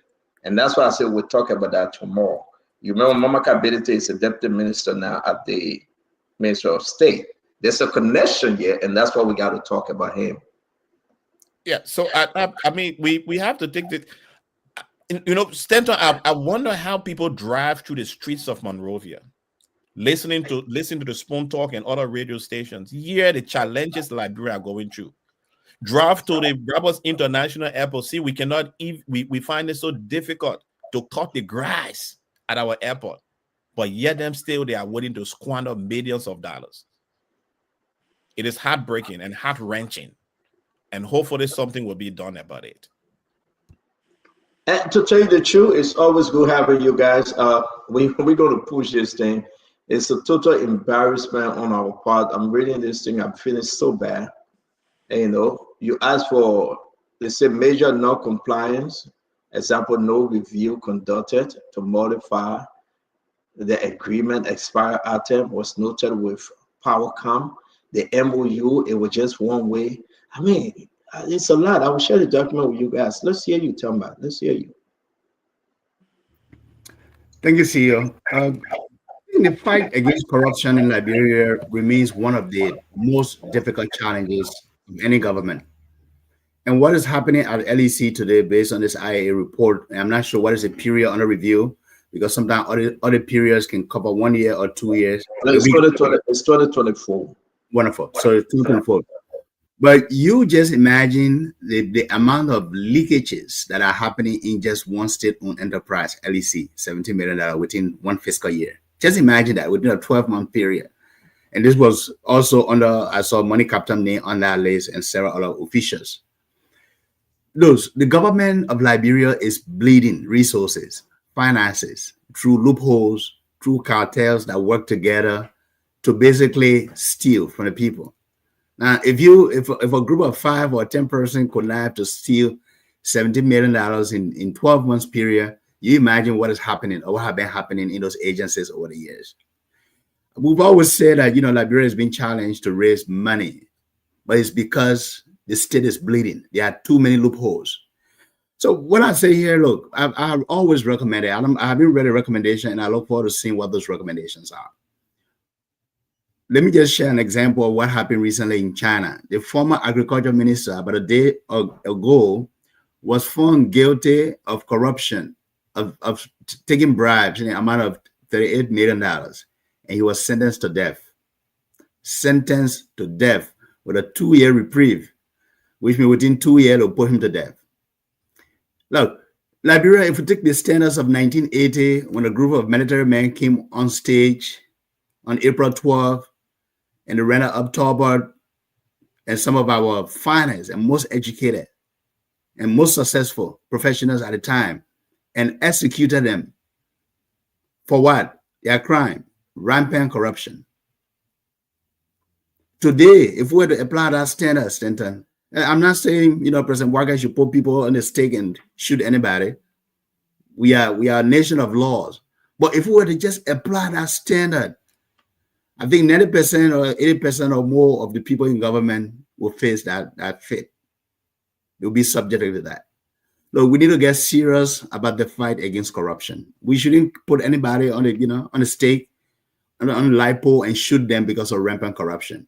But we should move quickly. We have to reinforce the court system. And we need to have 2 dedicated court systems. We have the resources. We can find it. Let's hold these people accountable. It could be former government officials. As long as we have other reports, we have evidence. Let's go after people, Stanton. I like when Gonglo say government is not a place to steal, it's a place to serve. You can't come to government with the thinking that you're going to come there to enrich yourself. Stanton, and my message has always been, look, crack down on people, implement the law, hold them accountable. We are like turtles. Put fire on them and let them walk. Let them, whatever has to be done, let's hold people accountable, Stanton. What needs to happen. I look forward to reading this report and seeing the recommendation. But whoever is this Adam Sheriff guy, he shouldn't be protected no matter what his connection is to this government or someone in the government. He should not be protected. And no one on our list should be protected either.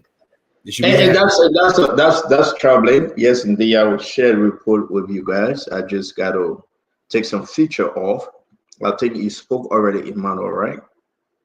Let me come to Conor Gray. Conor Gray, have you spoken on this? Yes. All right, Darius, you want to talk to us, please? Yeah. So, it's so unfortunate. It's so sad. Our national cover is bleeding. The national treasury is bleeding. There is rampant corruption across government institutions. LEC is just 17 million.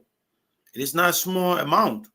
When the public universities are crying, students are sitting on the floor, teachers are protesting, all of the infrastructures are dilapidated.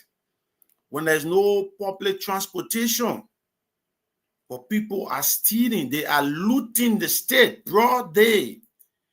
What happens to all of these audit reports? What has been the precedent decision?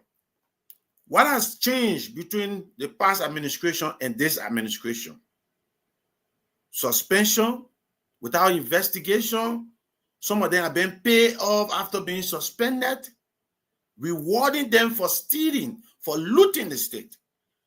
It will shock you to know, how will this government say they're fighting corruption? Every morning we wake up, there is corruption at the other ministry, at the other agency. Every day there is corruption. There is some huge amount of Liberian people money being squandered, being embezzled by government officials, and nothing comes out of it. If you look at the anti-corruption institutions, what are the budget? What in the budget for LACC? What is in the budget for GSC? What is in the budget for RAA? It will shock you to know that these anti-corruption institutions are underfunded. It is a tactic to strangulate them so they don't reach out to carry on these audits and corruption investigation. That's why they intentionally give them small money in the budget, that 90% only goes towards salary, nothing for operation. But the president of Liberia, his budget increased by 1.2 million from 2024 to 2025. Who knows next year that they are targeting 1 billion national budget. The president budget will go up by almost 2 to 3 million. Foreign travel will increase. But then the anti-corruption institution, if you want to fight corruption, you have to empower the anti-corruption institution. But look at their budget. And all of the audits report will just be on the decks of the president. Nothing will come out of that. We saw the GSC report of the consolidated account 2024. over 150 million. Minister Gaffan cannot account for it. He's still passing around, calling on LACC, mesmerizing the Liberian people and cajoling them with sweet talks. But there is a report of the GSC audit of the consolidated account, over 150 million. No documentation, no paper trail, no evidence. That money just gone. Nobody cares to talk about that. Today, LDC, 17 million. What will happen to water and sewer, LPRC, NPA? When you see the audit report from the institution, you will faint. You will feel sorry for Liberia. The people are looting the state and our people are suffering. Thank you. Thank you very, very much, Darius. This is concerning, you know. But Darius, I don't know, somebody want me to say you, for the very first time in your life, just to pave you a little bit, you met your political leader for the very first time. We're not asking you to explain. We just got to say, well, I don't know. What do you want me to say? You said it to me. Order, man. Yeah, order. Seriously. Wait, what you think? You think we in code, yeah? I'll pick you, yeah. We are order. What kind of order? We discuss a national issue. General, probably not order. We discuss a national issue. The man happy. The man happy he met your way. But I come back to the talking point. You see, Conor Gray, the man happy that he met your way. So he's talking about massive corruption. I was celebrating Jeff today. We were fighting on the front line. Remember every day today. All right. So we want to say again, let's move on. You know what you were saying, Tamba? China's former Minister of Agriculture and Rural Affairs, Tang Rai-Jing, sentenced to death for taking 37.6 million in bribes from 2007 to 2024. You see? That's Conor Gray. That's what Conor Gray like. Conor Gray will be Conor Gray care. You're fired. I mean, there's no explanation. Nothing. You put it there to serve the people, you play yaga yaga. And we're not calling for it though, just to be on the record, but our information coming from BBC and other news network. So it's not us. All right? Well, you can see. My fellow Liberian, how long will you allow politicians to steal from you? How long? How long you think you will be okay that they can come and rob you of your future? How long? And I see people getting angry with saying, what am I doing? Wilfred Russell, you were in Maryland, you heard the president. The president tell a lot of untrue story about other issues, but we'll get to it tomorrow. We'll let the president come back tomorrow. He's coming back home tomorrow. We'll let him come back. But how long can we just be there and you got people surrounding the president? That's what I'm asking the question. Is the president informed? And who is informing the president?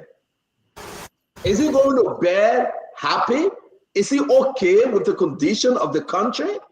Is President Bouaka okay with the condition of the country? Today, we can put this up. It's clear. This is the ruling from the court. The court ruling very clear. Arrest them. Frank Musa Dane. They said they stole the people down 53 point something car, and they carried it to Dubai and they sold it. So the court saying the two ministers, Gessler Murray and Frank Musa Dane, arrest them. Arrest them after our arrest them and send them to jail. We all know Frank Musa Dane was the justice minister. The court want him arrested. Gessler Murray was Minister of Mines and Energy. They want him arrested. Under Jowiya government, arrest him and send him to jail.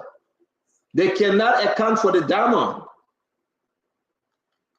Does that mean saying it, folks? Let's justice be done to all. No man is above the law. But a decision from the court today, this lawyer,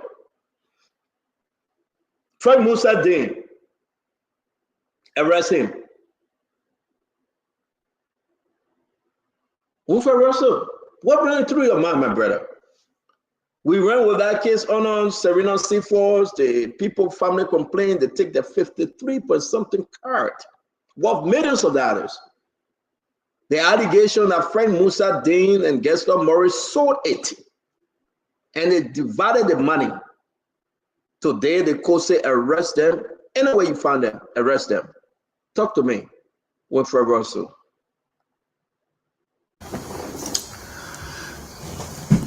Well, Stanton, it's like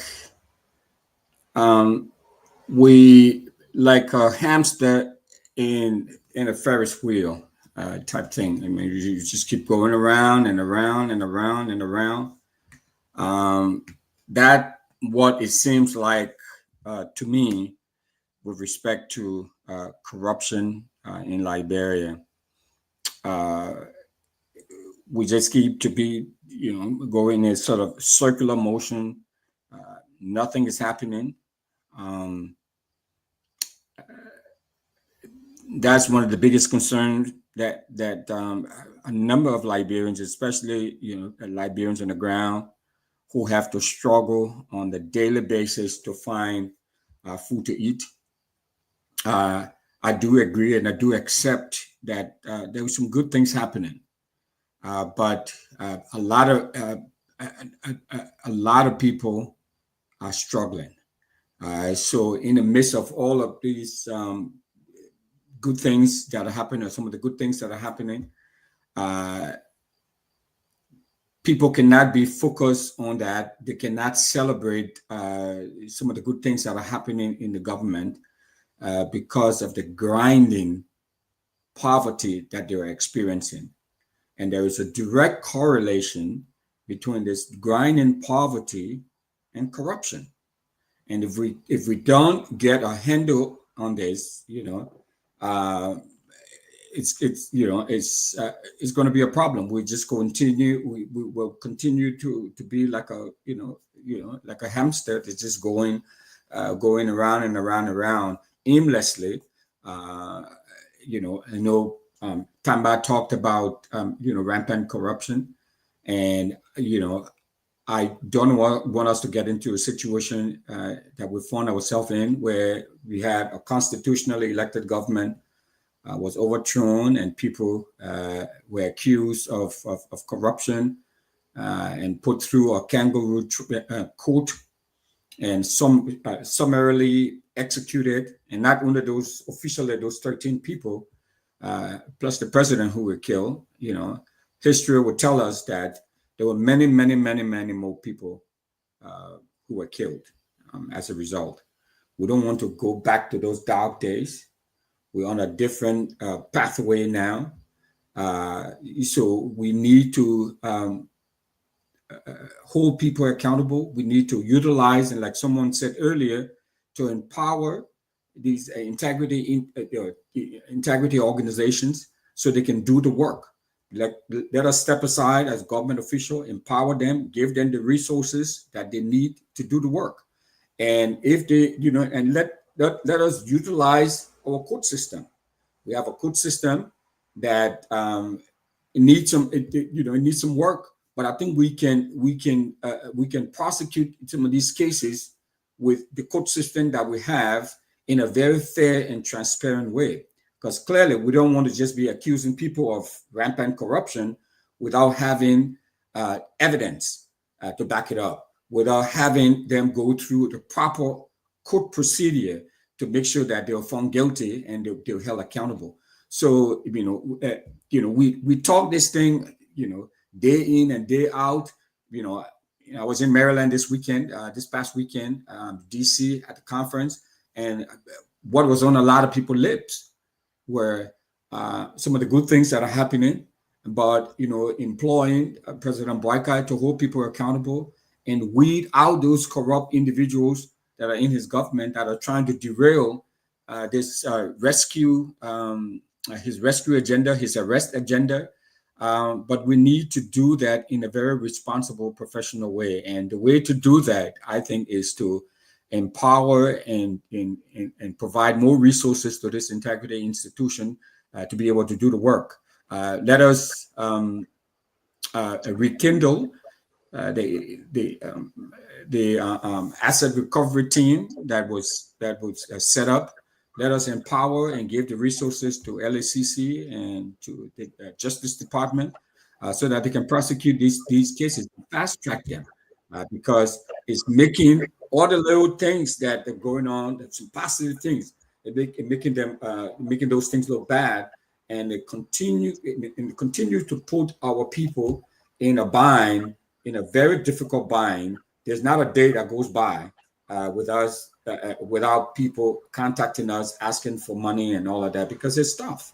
You know, when we had, just lastly, Stanton, when we have, according to the World Bank and IOM and some of these officials who were at this conference of the weekend, that Liberians in the diaspora, not just the U.S. Diaspora, Liberian U.S. diaspora, but Liberian diaspora, you know, around the world, we are sending about $800 million to Liberia. That is, you know, as big as the national budget of the country, you know, and that's part of what is keeping this country up, and, you know, and running. And so if we don't hold people accountable to ensure that every dime that goes into the country, that we invest there, that we send there, that the dime, that money is used to put food on the table and take care of people at the hospitals, and you know, and people can send their kids to school and all of that, we will be having a really difficult time, and the country is not going to go anywhere. Thank you very much, Mr. Russell. Thank you very much. Honorable Gray, let's talk about what we're seeing here, sir. Frank Musadin. Yeah, you know, I just reading the concluding statement. Actually, the contempt of the court in the concluding statement, because they have agreed to comply with the court to aid the court in establishing the word of a quote-unquote damo. But I think at a particular point in time, they did not appear before the court, so the court had ordered their arrest. Yeah, I mean, I'm not here to say I will vote, but Musadin is a good character that I know. I mean, I can say that publicly. He's human, he could err, but he's a very good character that I know. Yeah, when I want to get involved into his Serena Silva's personal fight, but I know it's contempt of the court, and that's why the court has ordered the arrest immediately. That's how much I can say about that. So let me push you a little bit, though, Colonel Gray. I mean, sorry, Akaris Gray. Musadin, I mean, contempt of court, Musadin, lost all these years, and Justice Minister, he was also nominated or appointed by President George Manasseh then to serve as Associate Justice. Musadin walking into the path of contempt of court. Are you kidding me? Is this intentional? Actually, I didn't read the entire document, but I love to read the conclusion. I just saw the conclusion. Okay, so I think it's not a good thing as a former Minister of Justice, you understand, for the court to hold in contempt of the court, especially the court is saying that they have agreed to comply, to work along with whosoever investigating this matter. He has agreed, along with all of those that they need. They have agreed to work with the court in establishing the issue of the damo. But then it seems to be they have not appeared, so the court is holding them in contempt. So thank you very much, Akaris Gray. So Colonel Gray, where's the people damo? If Musadin, whether it's intentional or wrong, first of all, they established, where is Musadin? Where is Kessler Morris, Colonel Gray? People want to ask, are they in the bailiwick of the Republic of Liberia, Colonel Gray? I mean, is this like, okay, we care less, we all of the country? Where is the people 53% carry dama? And how can a former justice minister be held in contempt of court? A former justice minister. You may take it to be joke on a grade, but he knows the law. He ran one of the biggest law firm called Dean Law Firm, right? Dean and Dean or something like that. We understand all of that. How can the person that was going to sit on the bench, and it wasn't enough from me and other people to jam President George at the time and say you cannot have this appointment because you are on a lame dog situation. he would have been associate justice today. How can he just talk to me, Colonel Gray? I'm confused. Well, Senator, I think we would have heard more if we had given Sema Serena Cephas more time when he was last here. He came primarily to talk about the status of this issue. But I think other crosshairs and other things came up that obstructed him from telling us the status of the case. I want to see this as outright, flouting the law, because some people feel that they're bigger than the law itself. And so it's coming to roost now that no, you're no longer the dean of the legal status in Liberia. You are an ordinary citizen that is also subjected to the law. It's one thing to be a boss over the law. Now it's another thing for you to be a citizen that should be complying by what the law says. I mean, nobody is above the law, so to speak. But some people have grown so big and they feel so much they're bigger than even the very republic for which we stand. But my concern is, how strong is this rope that is helping to pull Musa Dane and the others into public, questioning? How strong is that? Because there could be some bigger fish that will come along.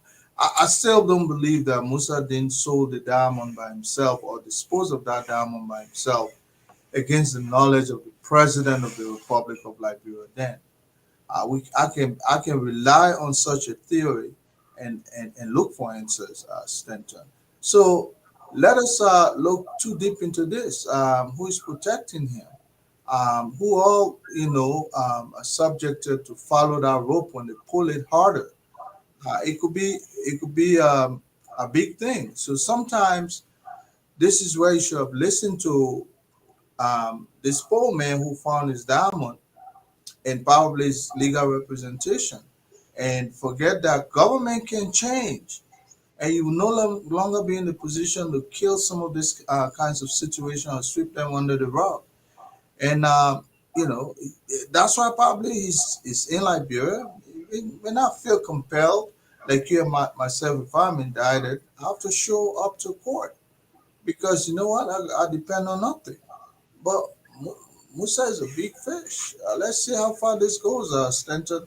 And when it comes to the gentleman over in China, this is some of our advocacy.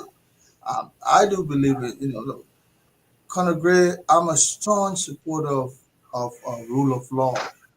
I don't know if I even have the fortitude to see people seeking sanctuary. So no, they can do all the political lies and innuendos. But when it comes to people respecting the law, man, I'll take fancy. And these are the kind of actions we need to see perpetrated in our system legally. When people go through the legal tests that and have been proven to have involved in this kinds of impropriety that disadvantage the poor in Liberia, man, this kind of poor, you should not let them see the light of the next day.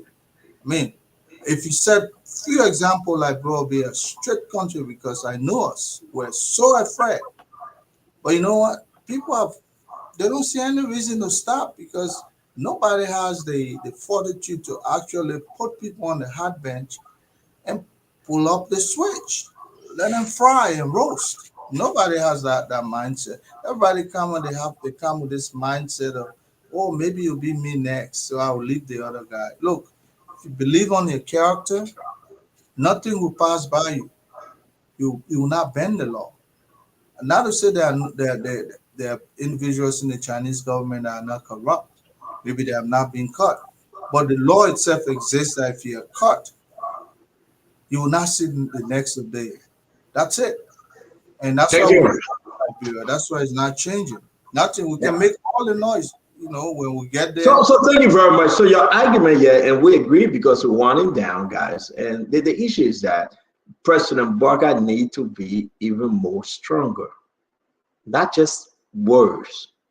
And it should be across. the ball, whether in position or opposition. There will be no way we can rescue Liberia if the president is selective.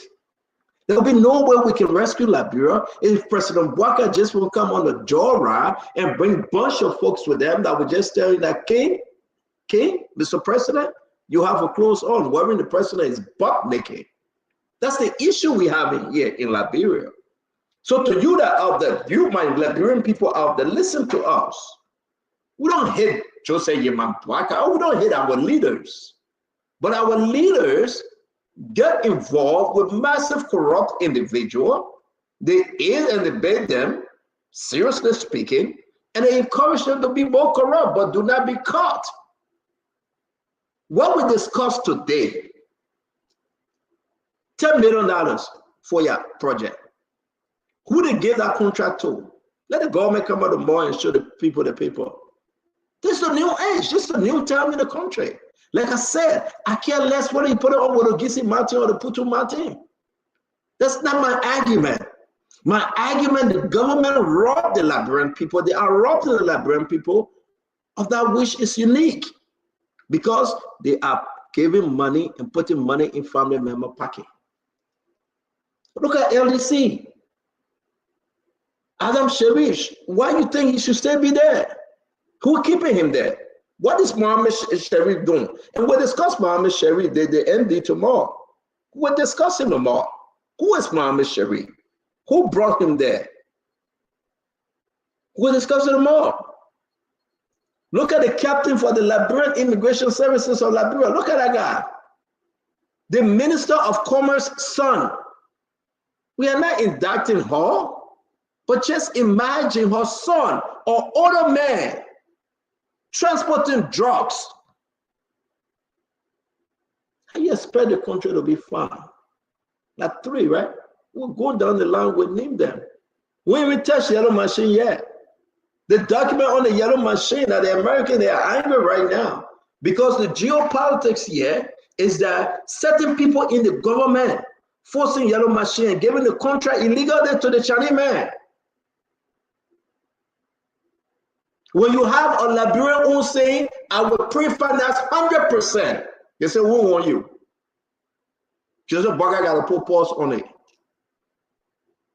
The same people will take Liberian businesses away and empower Asalamita, and empower Western Cluster, and empower Golden Varelon. You remember? And they said, don't talk about Golden Varelon. Let's talk about Hummingbird. Like my cousin, Senator Donkey said yesterday.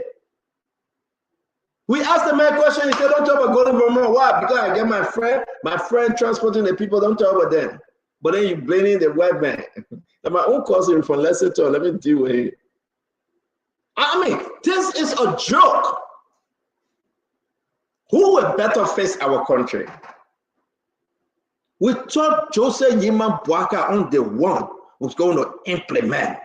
Why he falling short of executing his given right as a president, his constitutional right? Why he fall short of executing? Why he hiding? President Bouaka, 10 years from now, God give you long life. You'll be 95, something year old. You care less. Nobody will bother you. Nobody will touch you. You'll be walking for Klokpo. You'll go to Foya and you'll be eating your grasshopper because you're a kissing man. Nobody cares. Why can't you change our country? Why can't you fix the things that you promised the Liberian people to fix, to rescue?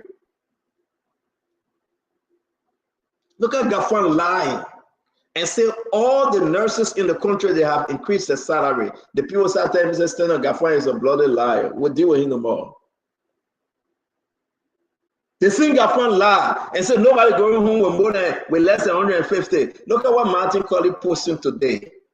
Even the AFL soldier taking $81 home. How can you be that wicked to your fellow Liberians? How? No, let me do my closing. You don't stop me. Let me close. Let me do my closing. Then you'll close. This is wickedness.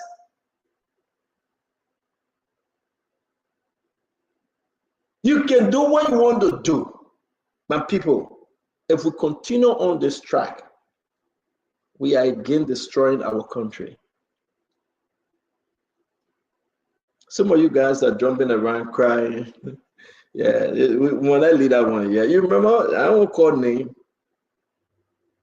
But ask yourself, you have an opportunity coming up 2029. Ask yourself, what kind of Liberia you want? How old you will be 2029? We're in 2025. Add 4 years to your age if you will still be around. God forbid, maybe your grandpa would die, your grandma would die because they're 98, they're 94. They sit under the plum tree taking care of your children. They begging you, go hustle, nothing in raid. The Oma looking for temple of heaven to rob. The Papa looking for temple of heaven to rob. A raid.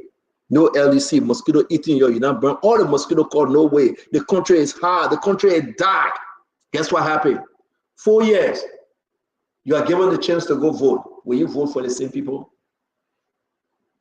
4 years, 2029, they say go vote for your lawmaker and president. Will you vote for the same people? Just think. Just think. These guys are not gathering today and happy today because they're in position. They were beggars first. They were crying first. Now they're in position. They can give you 10 hours. They can give you 5 hours. You think that money, you are destroying your future. So what kind of Liberia you want?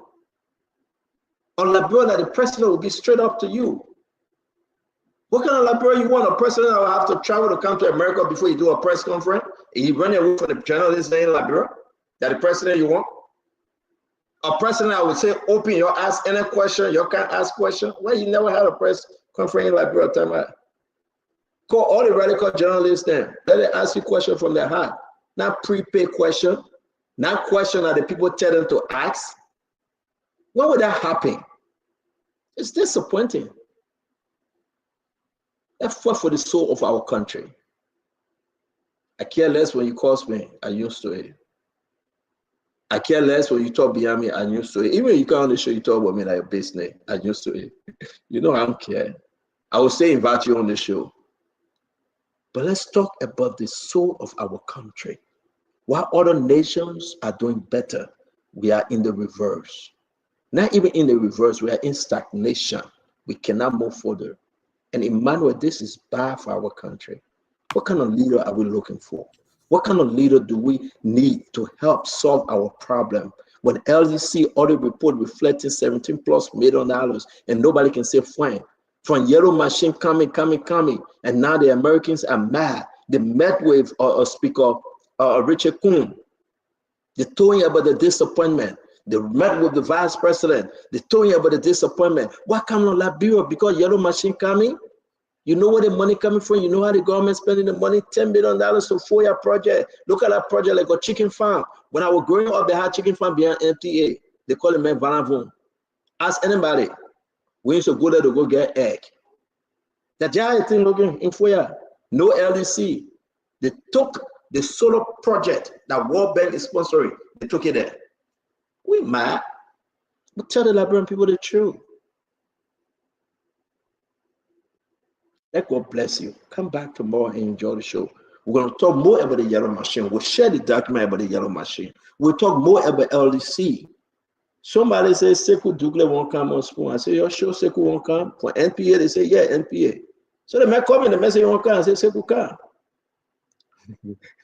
But you know what I told her today, right? When I say Sekou come, you better tell him. But again, I want to say thanks to all of you that followed us today. May God bless you. May God keep you. May God save our state. Guys, let's give you 1 minute to close. Just give it your best shot. Don't forget, Sunday we announce this. Mr. Cummings will be on our show on Sunday. Do not forget, it will be powerful. The long-awaited Mr. Cummings will come one-on-one, and we will ask him the question, your question we will ask him, because you want to hear from Mr. Cummings. Is he coming back? And how serious will he come back be? What are the policies he's outlining? What make him different now this time around from Joseph Boakai and George Manawea? Who is he thinking coming back with? Is he coming back with Teron Gonglo? Is he coming back with somebody new that we don't know? Can he change the narrative in our country and internationally? Can Kwame be that dark horse? Can Kwame be that person to help reform Liberia? These are questions people are asking. But the Liberian people gave him a chance when he asked them. Don't forget, my friend, Cummings will be in studio one-on-one with the CEO on Sunday. We're going to close the show. Akaris, you want to go first? Yeah. Thank you very much. Let me appreciate everyone on the show. I think it has been a great show. I would just love to pick on 3 points. That it's good that the MRU has issued a public statement debunking the very clear. The deputy minister a session today. The MRU secretary issued a public statement denying that they have no knowledge, absolutely zero knowledge about the construction of any area in Foya by the MRU. So the government has to come clean. When we announced it, that was the retirement home of President Boycott, some people got in their feelings. But let me maintain that $10 million property is a retirement home. It's not intended for any president besides the current president himself. When we said that the president is building homes, I would love to challenge you building areas. You know the place, probably you don't know, but the Pueblan rule going all the way to the water area there. Okay, there is a public sample there that is being cleared. In fact, the land has been cleared for the construction of the President's Foundation. It's a public sample there as I speak to you now. Okay, you can go and verify it. Joseph Boycott Foundation to be constructed. They just cleared the area. So it's going from the Pueblan Road, the road that is going straight to Wayplain. But when you go in, it's on the left-hand side. When you're coming back, it's on the right-hand side. So when we talk about now on Marshall area, it's an open secret in Broadville. We're not making up stories around here. So the president is more concerned about himself than concerned about the country. With all the barrage of criticism against not just the Pai administration, but against former government, they've come to do, when John Moru said the Sadi-led administration is 10 times as corrupt as the Bryan government, I think we borrowed that from John Moru. We pray to the current administration. They are not only corrupt, they are self-centered and they are selfish. And they have no priorities at all in terms of their own arrest agenda. This is degrading. This is extremely disgraceful to the power march of our country. When people don't say the truth, they think that the people in Liberia are stupid. The hardship has taken over our country. We cannot sugarcoat the economy of the country. You can't play politics over hardship. You can't play politics over the challenges of school fees across the country. You cannot do that. 10 million United States dollars for this government, for a president who graduated from the University of Liberia, and a speaker who graduated from the University of Liberia. $10 million priority should be definitely for the University of Liberia, JFK, and other areas. I know people will say your government was in power, but one day we can debate the issue. I hope Stanton can provide the opportunity that we consistently debate the issue. Take, for example, the Yellow Mission saga.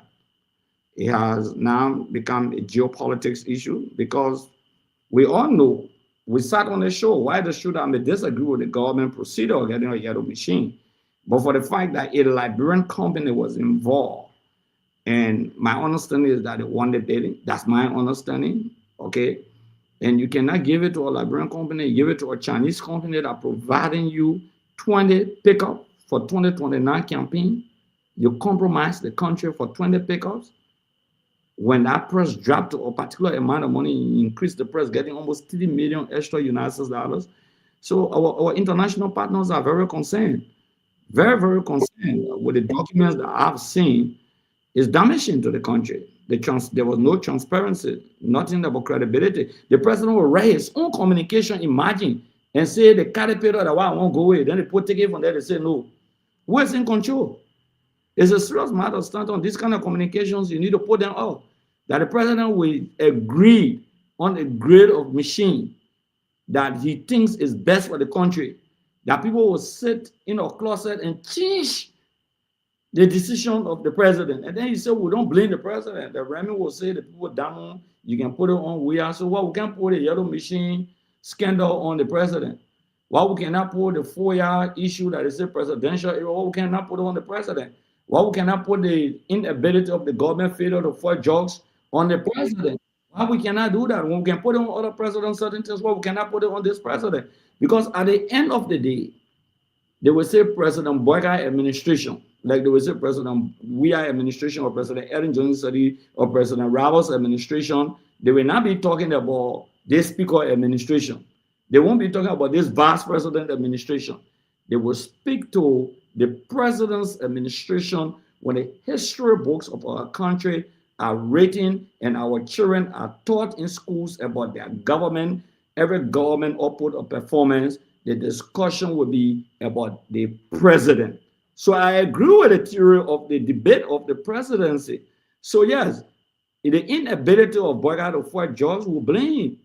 The inability of President Boyka, look at County, the universities that are there. They have a huge challenge. And somebody bidding $10 million soon. Okay, when we have a presidential palace in Vonjima, when we are still concerned about developing Vonjima, for example. So initially, my debate was not about the location, but the location is a disaster. What do I mean by that?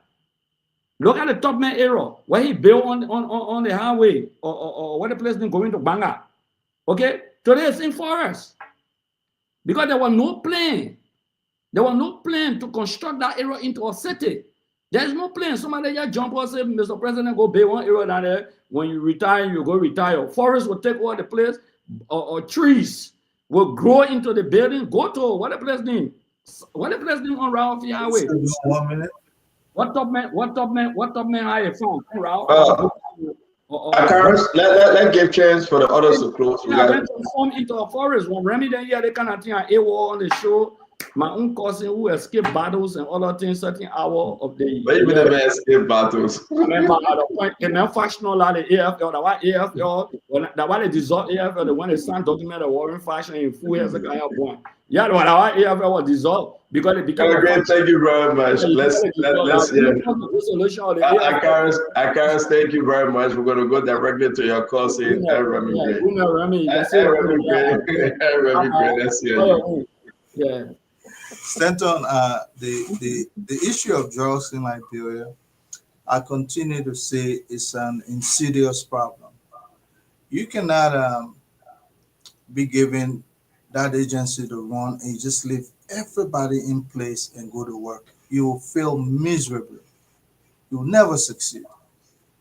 Because when they say cartel, that network, is deeper than you can ever pronounce the word cartel. So it's good to go there and just suspect everybody from day one and start from there. And then you start picking the bad, the sheep from the goat. And they're there. So whether they partner with immigration or they partner with police, look, it's a cartel. That's why you have to go deep into the network. I'm not going to speak much on that issue because I know if somebody whose presence, whose parent is one of the cabinet ministers appointed by the current President Barker's administration, you can just see the type of individuals that are involved with this thing. I'm not going to accuse him of being guilty, but if it is true that he was transporting, look, this is contraband. This is not to say, as Kennedy was trying to make the case, that, in fact, is it the authority? Is it licensed to travel with drugs that are not prescribed? Whether or not it's over-the-counter or prescribed medication, is it the right individual? Why was he taking it to? These are the individuals that you should go in and weed out of that system. Look, everybody that is serving in security operations in Liberia, primarily like the DEA, you have to go there and hold everybody accountable and see them with suspicion, whether or not they like it. Here you can't join the FBI without you taking a polygraph test. Now the people in Asasi would there. If you fail that polygraph, you should tell us why you didn't pass it. Those are kind of mindsets you should carry to a place like DA. Yeah, people will say, oh, don't bring that guy here. He's not coming here. Well, it'll be a brand new day if somebody who is extremely radical that understand how cartel works, handle our system. A lot of people will be in jail. A let alone they'll be affiliated with that agency. So with regards to the issue in Foya, look, there's nowhere in Liberia. If we build structure, we don't maintain it. That is our problem from day one. We don't maintain our structure.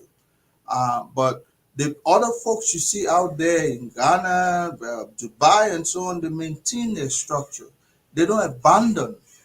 So whether you put in you're talking about the suburb of Bentall, you're talking about the suburb. Anywhere you put building, if you don't maintain it, it will look like it's abandoned. That is not a problem why you should. That is not the reason why you should not build. Rather, you should develop the ability to maintain structure. In Liberia, we just build. 30 years some building have not been painted. They have not been maintained. We just there every day. Look, those things don't take care of themselves.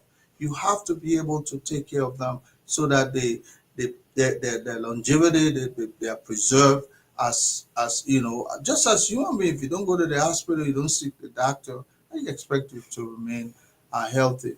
Look, I don't think the problem is with where the location is. Everywhere in our country needs to open up. Look, Liberia is a very flat, beautiful landscape. But don't tell me one place is remote, the other is not remote. Build and maintain. You see a tourist coming to your site. Some of the places we go visit, the Himalayas, go on the walls of China, is way up. People still go there because they want to see the beauty of nature. You can't tell me once I remote, go put it in the middle of this, put it in the middle of that. Look, President Barker is who can to determine exactly what's a priority to him. Yes, in consonant, that's his government. At the end of the day, whether or not you like it, vote somebody that you think will do what you want them to do. But President Barker now is the president, and he has some set of priorities. I will not falter him. Go after your priorities when you're no longer there. At one time, he can be president, especially for his age. You think he's going to be coming back every year to be president? Do what you can do for your folks, including the Republic, and move on. When you're done, they will not hold you accountable. They will say, this was what he did. That's exactly what he's working towards. So people can't say, when you were president, what you did for local people. They will not. Thank you very much, kind of great. Center. Thank you very much, kind of great. I want to bring you in, Winfred.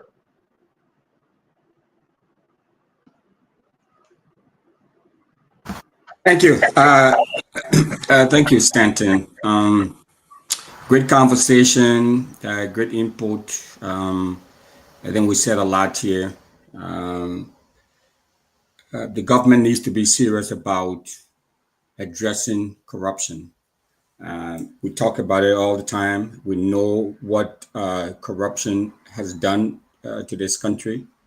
We need to put in place the right strategies, the right policies to finally address corruption. It cannot be lip service anymore, because corruption has a direct impact on livability and quality of life. I mean, we know all of what happens when you have a corrupt society, when the resources are not trickled down to the people, where people can see a net benefit from being citizen of the country, or from the taxes that they were paying.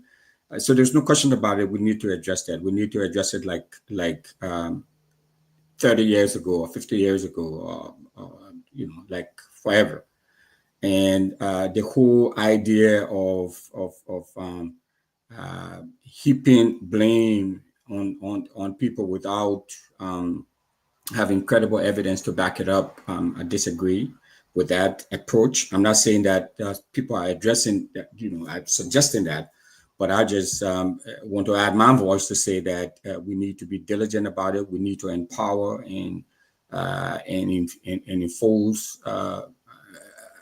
the laws that we have on the book, and empower integrity institutions to enforce the laws we have in the book. And if we put 2 or 3 folks in jail, and once they're found guilty, I think the message will start to get out there because it's not just only government officials. Now, the impact is greatest at that level, but corruption is across the board. I mean, we see it at all levels of our society. So, I mean, that's something that needs to be, addressed like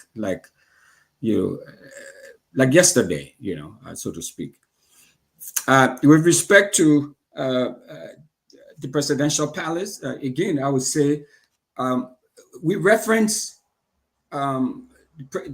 presidential homes and palaces or whatever is in Harper, Maryland County, or whatever is in Tucson, Grangita County, or Benton in Bentonville. Those places, as far as I know, as far as my read on history tells me, is that those places are personal. They were personal to the individuals at the time, to those presidents at the time. So my suggestion, a recommendation would be that I think Liberia needs a presidential retreat. Not at the moment, it's not a priority now. But if and when we get there, we need to build a presidential retreat where presidents and future presidents and generations, like you have all over the world, can go for vacation or have strategic meetings, like the meeting that was held by Totman and Sekou and Kwame Nkrumah in Sanikole. Those sort of really historical type events. We need a place like that will play host to those type of events, and just a place for the president to go and reflect and relax. The problem with this place is it presents an issue of conflict. I mean, the same thing that we are trying to address. We cannot be speaking on both sides of our mouth. Okay, when we talk about corruption, if we're talking about holding people accountable, then with the best of intentions, okay, that President Barker may have, putting an edifice there for his presidency in Foya is wrong. It's problematic. It sends the wrong message. Okay, so it's not that Foya is it can be anywhere. We can take it to Palala, or we can take it wherever, and Fishtown, River G. If we want to build a presidential retreat, that's all I'm saying. Presidents coming and developing their towns and the cities they were from. That's a bad practice. We should do away with that. So that's part of where I'm coming from. It's not that Foya shouldn't be developed or Foya is a backward frontier town. No, I'm not saying that. But it sends a bad message for the president who's in power now to be putting the structure there and costing all of this money when we have other priorities. So that's where I'm coming from with that. A lot of other places that you see, even in America, where we have Camp David, is centrally located. Where you have Aso Rock in Nigeria, is centrally located, so that people can have access to from all points, all these places. Okay, if you look at the one in Canada, Harrington Lake, I think that's the presidential retreat, is also centrally located. It's out there.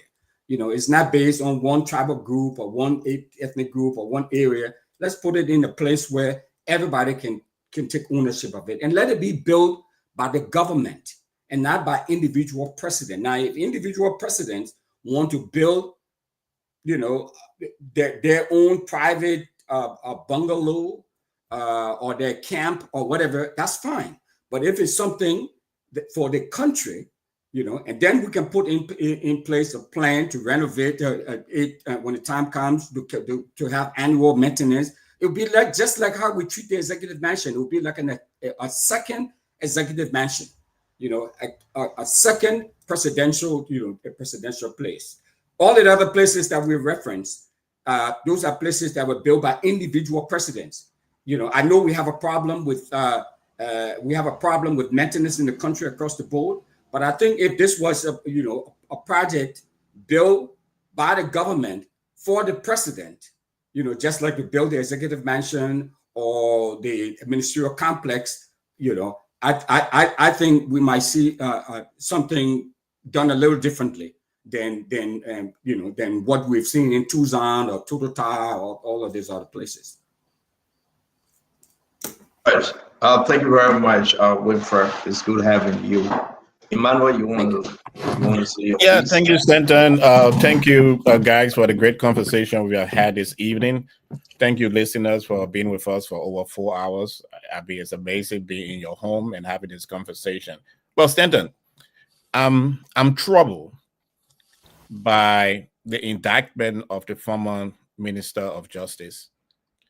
I mean, the initial paragraph on that document states that it was a criminal cartel. And what's troubled me the more is that the person involved was a young Liberian who discovered diamond. And this young Liberian trusted his leaders to help him walk from poverty to success. But they cheated him. They stole from him, allegedly. And that is troubling because that seems to be the pattern of our leaders. Many of them are unwilling for us to develop, to succeed, to reach the level of success that they have attained. And that is troubling. You see, Stanton, in the 1970s, many of us could go to high school, and in December, we were employed by the government, 70s and 80s. We were employed by the government, what we call the vacation job. From December to March. In March, the government gave us our small thing. We went down to the store to buy our books. We purchased our backpacks, and we're ready to go back to school because our government enabled us. Not only the government paid us, but our government also gave us the opportunity to have experience as to how our government works and how the parastatals work in our country. In fact, our parents, when they did not have enough money to purchase goods, our government had something called a Liberian Pay Afterwards, LPA, that supported them. In those times, we trusted our government officers, our leaders, because they were looking up for us. But times have changed. In the last 35, 40 years, what we have seen, greedy people fighting their way to leadership. Recycled politicians moving from one government job to the other government job just to eat off our backs. And this have to stop. We have to start looking for people who are honest enough and respectable enough to us Liberians to lead us so that we can succeed. And that's why this evening, Stanton, as I close, I want to introduce you, my fellow Liberians, to a gentleman by the name of Alexander Benente Cummings. He's going to be on Kerry Street on Thursday, the 2nd of October. I invite you to listen to this awesome Liberian. He's also going to be on a Spoon Talk. In fact, he's going to be on a Spoon Talk after he has been re-elected as the political leader of the Alternative National Congress at the end of our convention taking place in Kakata, Magibi County this weekend. So thank you again for allowing me to be in your home. But please remember, brothers and sisters, our country was good before. Our country was the best before. And there is nothing that is stopping us to be a better Liberia. We have to start voting wisely for the right leaders in place. Thank you. Have a good night. I look forward to another conversation. Can I ask you a quick question? So, is this a coronation, or would there be a electoral process that will ultimately lead? Because it seems like it's already concluded who your political leader is going to be. I said we'll be re-elected because I'm going to vote for him. But no, there's no coronation. We don't have kings in the Alternative National Congress. That's why we're going to convention. If we had kings, we won't go to convention. We'll go to coronation party and coronation ball. I mean, you know what the man saying, man? The man saying that because we don't have kings. Because we don't have kings, we're going to be conversion in the beautiful city of Kakata, Magibi County. And Mr. Russell, you are invited. We'll be converging the beautiful city of Kakata Magibi County for the weekend. So there will be elections. All the positions are open. If you want to, no, I'm just concerned. Just hoping that it's not a predetermined outcome because it's not a predetermined outcome. Okay. But, all right. But we are it sounds more. It sounds more like by the that. power of the Almighty to right. re-elect Okay. Mr. Alexander Benedict Cummings as the political leader of the 20th National. So here's the question, Emmanuel, right? And that I love to keep it simple. Mr. Cummings, does he have any challenger? Well, tomorrow, Stanton, tomorrow is the deadline for application. So tomorrow we'll know whether there will be a challenger. So as of now, there's none. Well, I can say there is none because somebody in their mind may be preparing to purchase the application packet to run as political leader. All positions are open. So I cannot predetermine what the election commission will tell us by what? By Wednesday. So if I'm on the show on Wednesday, you can ask me that question. I may have an answer. You see, in crew, they say talk bring talk. And if I were you, I was going to let Russell to pass for that question.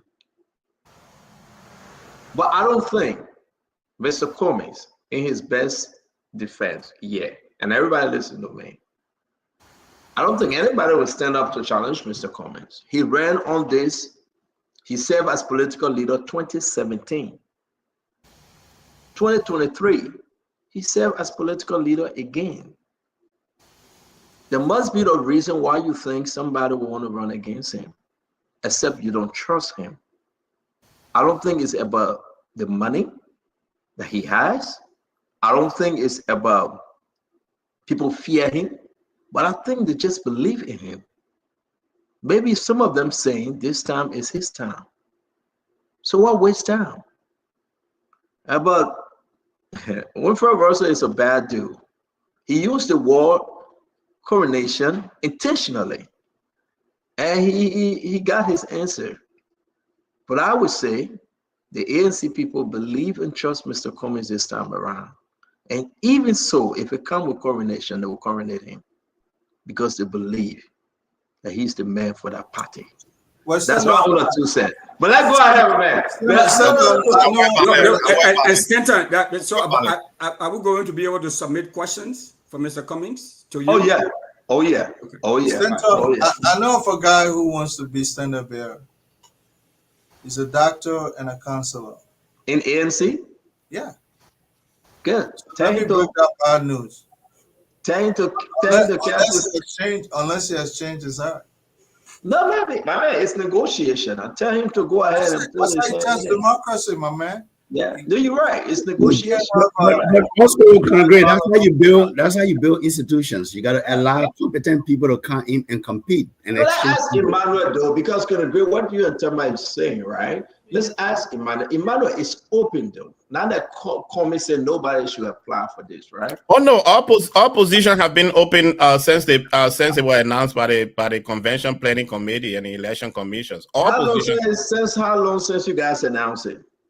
I think it has been a month or so, more than a month. It has been announced. So they have sufficient time. Thank you. Oh yeah, and tomorrow is the deadline. Tomorrow, September 30th, is the deadline. Okay. That's why I told you that I don't know. There's someone who in the mind may be filling the application tonight, and they will decide to submit it. Maybe I would say to you, maybe somebody already applied. They're not already applied. Announcement? You are not part of the NEC. You are not part of the election process. Conor Gray, man. Our ANC team will be public announcement. The thing in ANC team, so we should make a public announcement.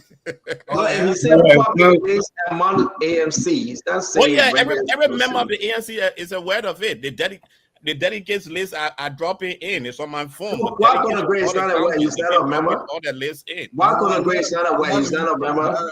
Who Conor Gray? No, Conor Gray on travel break. The on travel break. All right, Emmanuel, we gotta go. Let me do my closing. Great page. Look, I wish you guys good luck with the convention. But I've always said I challenge to political parties. I need a political party that will come on the stage and do things differently. Not saying the same thing and expect different results. But here's my closing. Lofa County, Foya District, presidential project. Absolutely, I do agree. Government needs transparency, and we need to promote accountability in government. Do I know that this project costs $10 million? I don't know. Do I welcome the project in Foya District, Lofa County? Absolutely. It's going to open up the district and the county. It's going to create jobs, and there's going to be opportunities. And then it's going to improve tourism in Lofa County, especially now that we're going to get a brand new role in the coming years. Knock on wood. Here is what I'm going to talk about power in general. You see, power is transient, Stanton. We've talked this before on the show.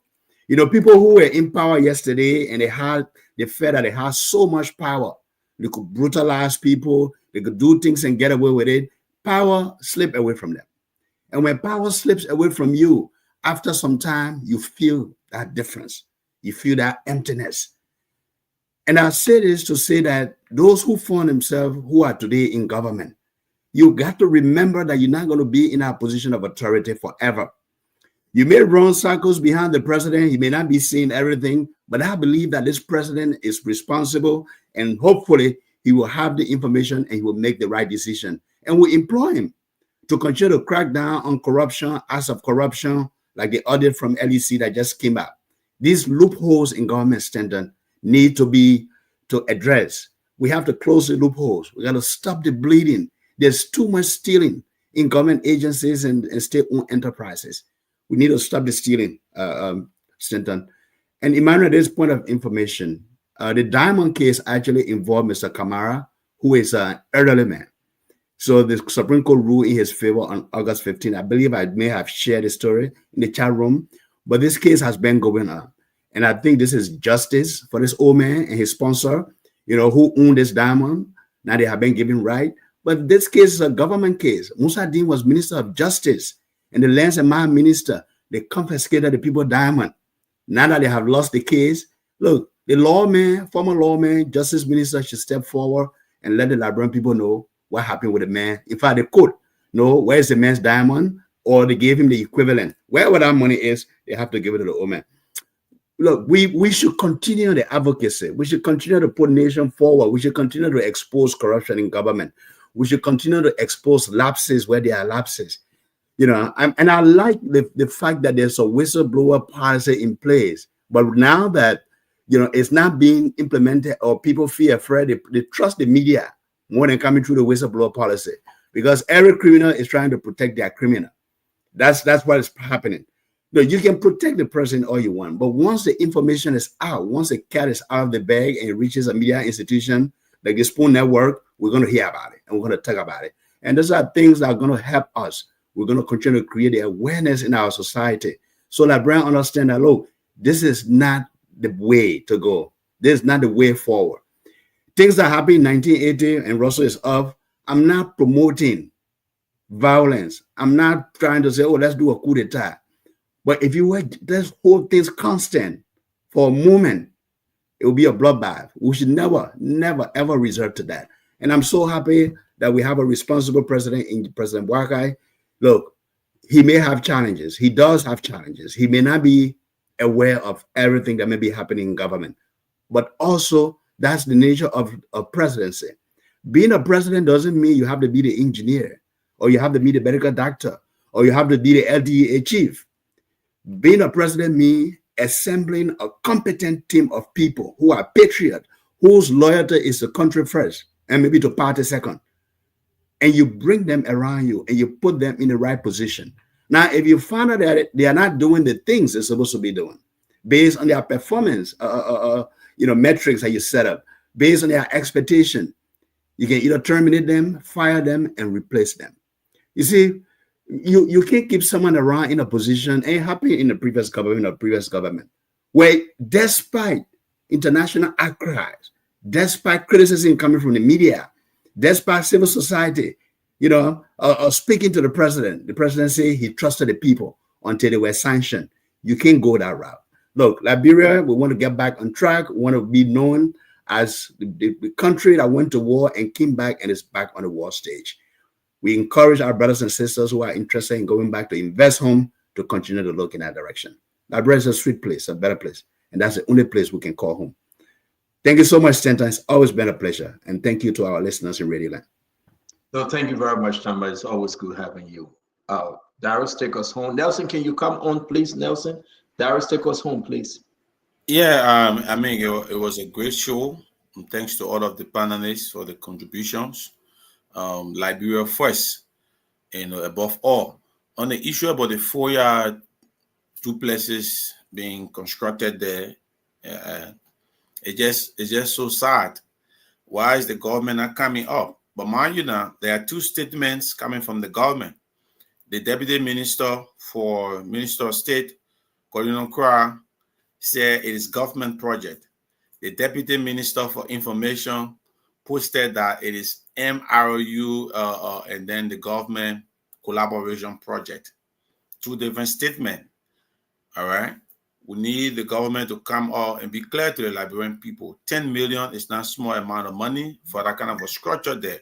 When the University of Liberia crying here for just 500,000, no chairs, the faculties have not taken pay. The rural universities and colleges, faculty association, they are there threatening to protest over salary disparity and so many issues. All right, motorcyclists are crying, no job. The only thing they depend on is to ride motorbike, and then police, the government is chasing them and charging huge amount of money for registration. So many things going on in the country that amount of money, 10 million, can be diverted to solve the problems, the bread and butter issue of the Liberian people. But mind you, just to conclude, I think there are two groups of people behind the president. One group there telling the president, you know what, Mr. President, just appoint the vice president on every committee. Everything, just appoint the vice president. So that by 2029, the vice president cannot say he was an old race car. So yellow machine, the vice president came into aid from 84 million, 22 million now. There is a huge issue with the yellow machine again. Inflation, economic management team, the vice president headed that, said the issue statement, reducing prices stay high. So another group there just want to see the vice president just failing on so many fronts. Another group of people behind the president, they just there to pull sweet things in his speech. We will fix the country is getting better, 8.3 billion before 2029. I mean, our people going to bed, they are not hungry. They just write beautiful things there, different from the reality. So the president has to be mindful. These two group of people are causing serious damage for his government. Thank you. Thank you very much. Thank you. Again, somebody called Nelson. I want to appreciate you, Tamba. I want to appreciate you, Emmanuel. We look forward to seeing you guys tomorrow. To our audience out there, we want to say thank you. Yes, indeed. We'll have a beautiful conversation tomorrow again. So Darius, Colonel Aaron, great. Thank you very much. Darius, you may have political leader for the first time again. He's a happy man. That's not my first time. That's not my first time meeting. Oh man, you on spoon now. The man will be coming. No, today is Jefferson's birthday, so we're there. But more besides, he's our leader. So to meet with him is not a strange thing. I mean, it's a good thing to know the leader here one-on-one. The president is a great leader. Yeah, but I thought you said Kemaya is your leader. I just thought you said Kemaya was your leader. Move. Why you said Joel leader too? The standard bearer for a coalition for democratic change is President Foya, and Kemaya is the standard bearer for Move, which is a constituent party. So how much did President Foya give you today to transport you? Off camera. The message off camera. That one at Zo Bush talk now. They make it to that one here. So who gave it to you, Frina? Okay, let's go. We got President Foya. You know that. That pens again. President Foya pens is too big. No money in that pens right now. So. Oh wow. I mean, quite Nelson. When Nelson sleeping, we want to say thanks to all of you, man.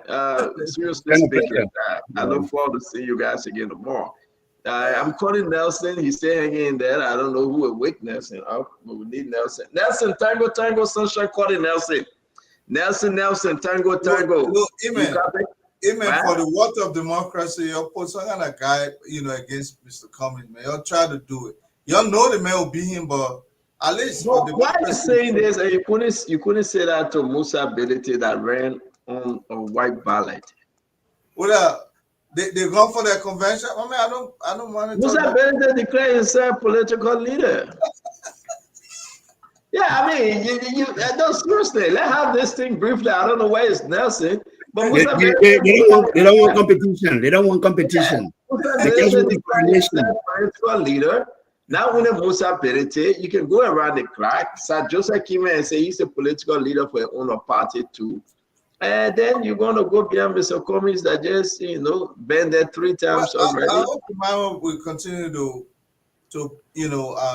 urge Mr. Cummings to look. A great general takes the war to the enemy. Come on, spoon often. Don't. But you see, let me say anyway, Mr. Cummings is coming. But let me say to you though, like I said the other day, if I were Mr. Cummings, you fire everybody. I mean, the whole country is in a mess right now, right? You have the opportunity to sell your market. Yeah. Because what is happening to Liberia right now, they have tried George Manawea. Let me be serious.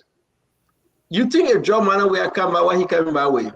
He coming back to pay back. He's coming back with retribution, and everybody know that. Is that what you want? And we'll go down the line and say, yes, indeed, they're trying Joseph Boaga today. And Joseph Boaga having some serious problem with the people he brought in government. He's aiding and abetting them. Is that what the Liberian people want? So let's just go through the line. Mr. Cummings have a clean message. It's just that the messenger should be a good seller, right? The people that he want to bring around this time around, they should be fearless. You are not negotiating with Joe Weah. You are not negotiating with Joseph Boaga.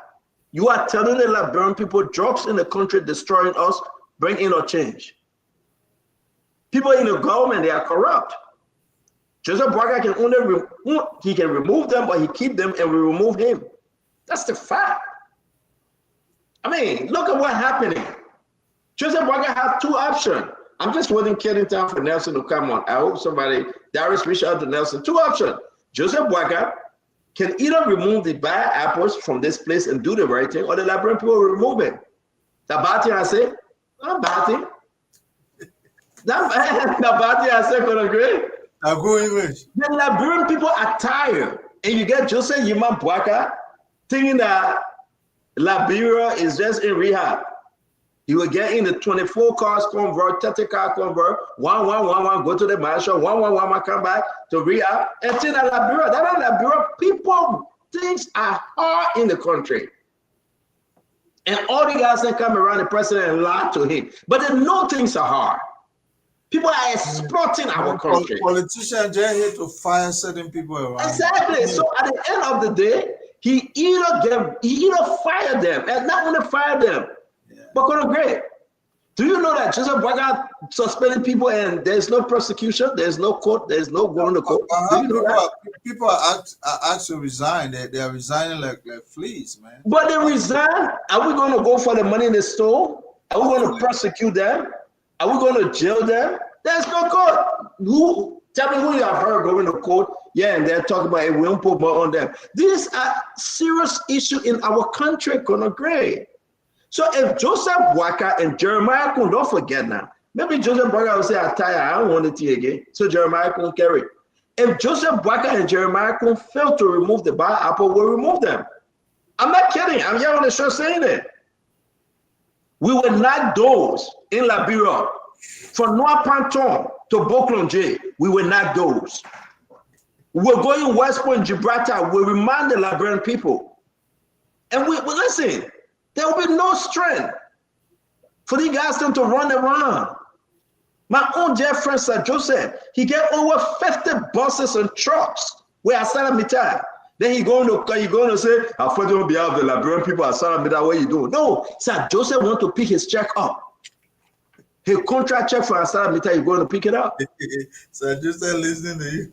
Yes, Sir Joseph, listen to me. I'm my friend. Seriously, I can call you, he can answer. But this is about Liberia first.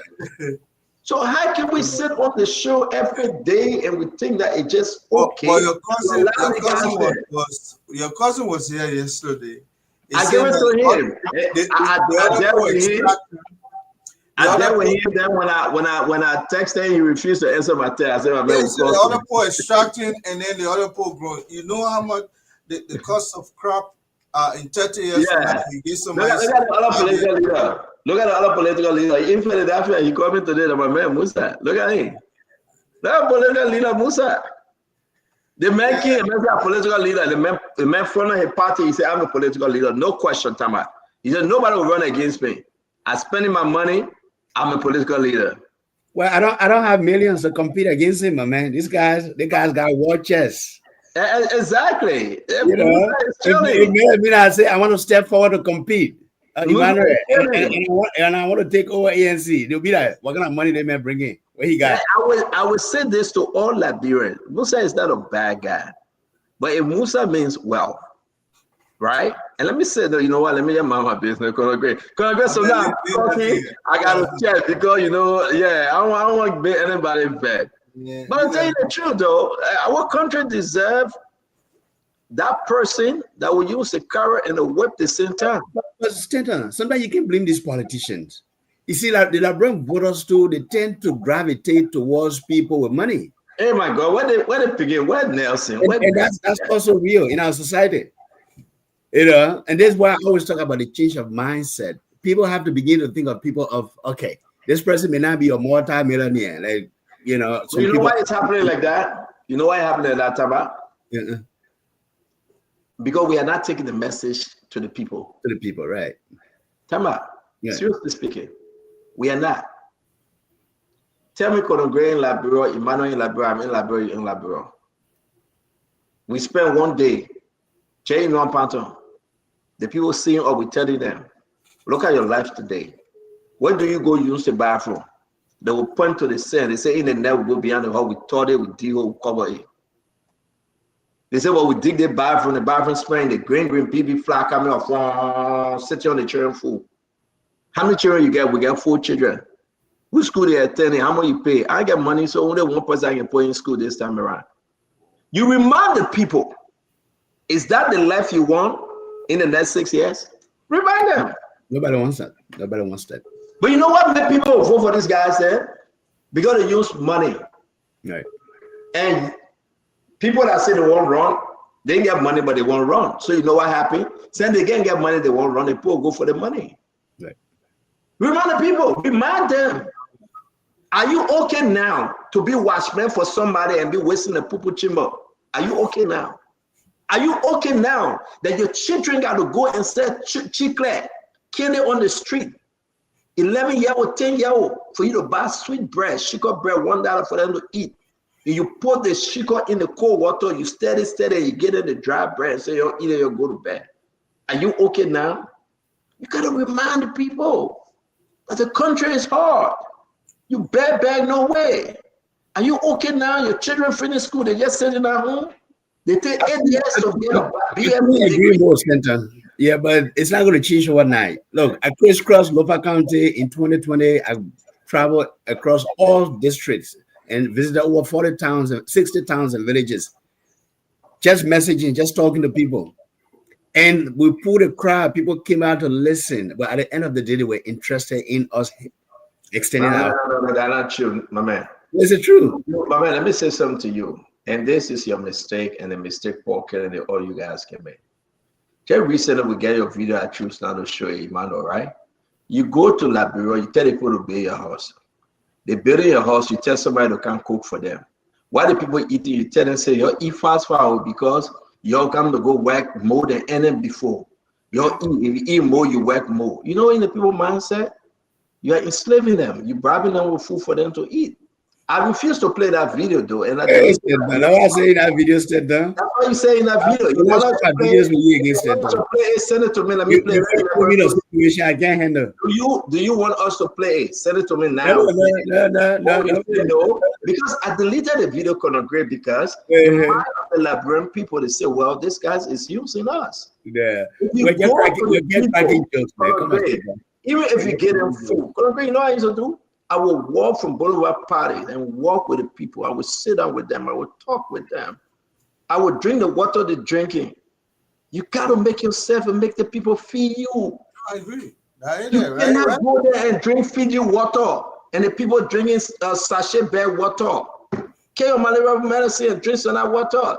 There will be no way you take yourself from the people and you only want to use them for vote. There will be no way. Don't do that. You got to go on the forward feed. You got to cook the dry rice in Boulevard Palace. I bought this small stove, right, Emmanuel? I bought my sardine, all my picking that came around me. I cooked my sardine dry rice with pepper, everything right there. We ate it together. The people want to see you down to earth. Don't just come for election. Don't just go and have no impact in their life. No, man, eating too fast. I don't eat fast than you, but hold a man hand. You know, hold a man hand. You have fun, and that's what our political leader need to do. Get from the high rise. What you holding my hand gonna create? You hold a man hand and say, well, man, you go 4, I just go 1. What happens to do? Hold a man and say, well, man, slow down. Don't do it to me. Human tendency, that's what you're trying to do. That human part of it, that what me. Beyond MTA, they get a Mango Island. Take your picking and you go fishing for granting. Come by your call your eat. Jump before you clear. When you see me in Lofa County, I sleep in my village. I don't go there to go sleep in hotel. I respect people. I spend time with them. I do all of those things, Stanton. I respect you. I just saying to you, you say when that happen, I doubt it will happen. The Liberian people just looking for that true leader. I know, but everything happens in that time also. Yeah, tell them the truth. Just tell them the truth. Tell them that you know what, your left will never be better if you don't vote for the right person. Tell them. Tell them the truth. The people are eager. Look at 2023. They were walking in the poo water for Joseph Boakai. It scared the heck out of the international community. Look at 2023. If Joel were going to do anything, they were going to be crashing in Liberia today. The people had the mind that they needed change in the country. They wasn't playing. They do. They were with one purpose. It's time for the change. And when we brought about the rescue, the people say, yes, my children will be rescued.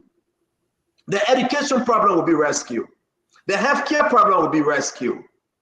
The hardship we face today will be rescued. Then what happened? May God bless you. May God keep you. I'm going to end the show. No AFM making $8. So someone said AFM making $8. $80. The table pay that $81.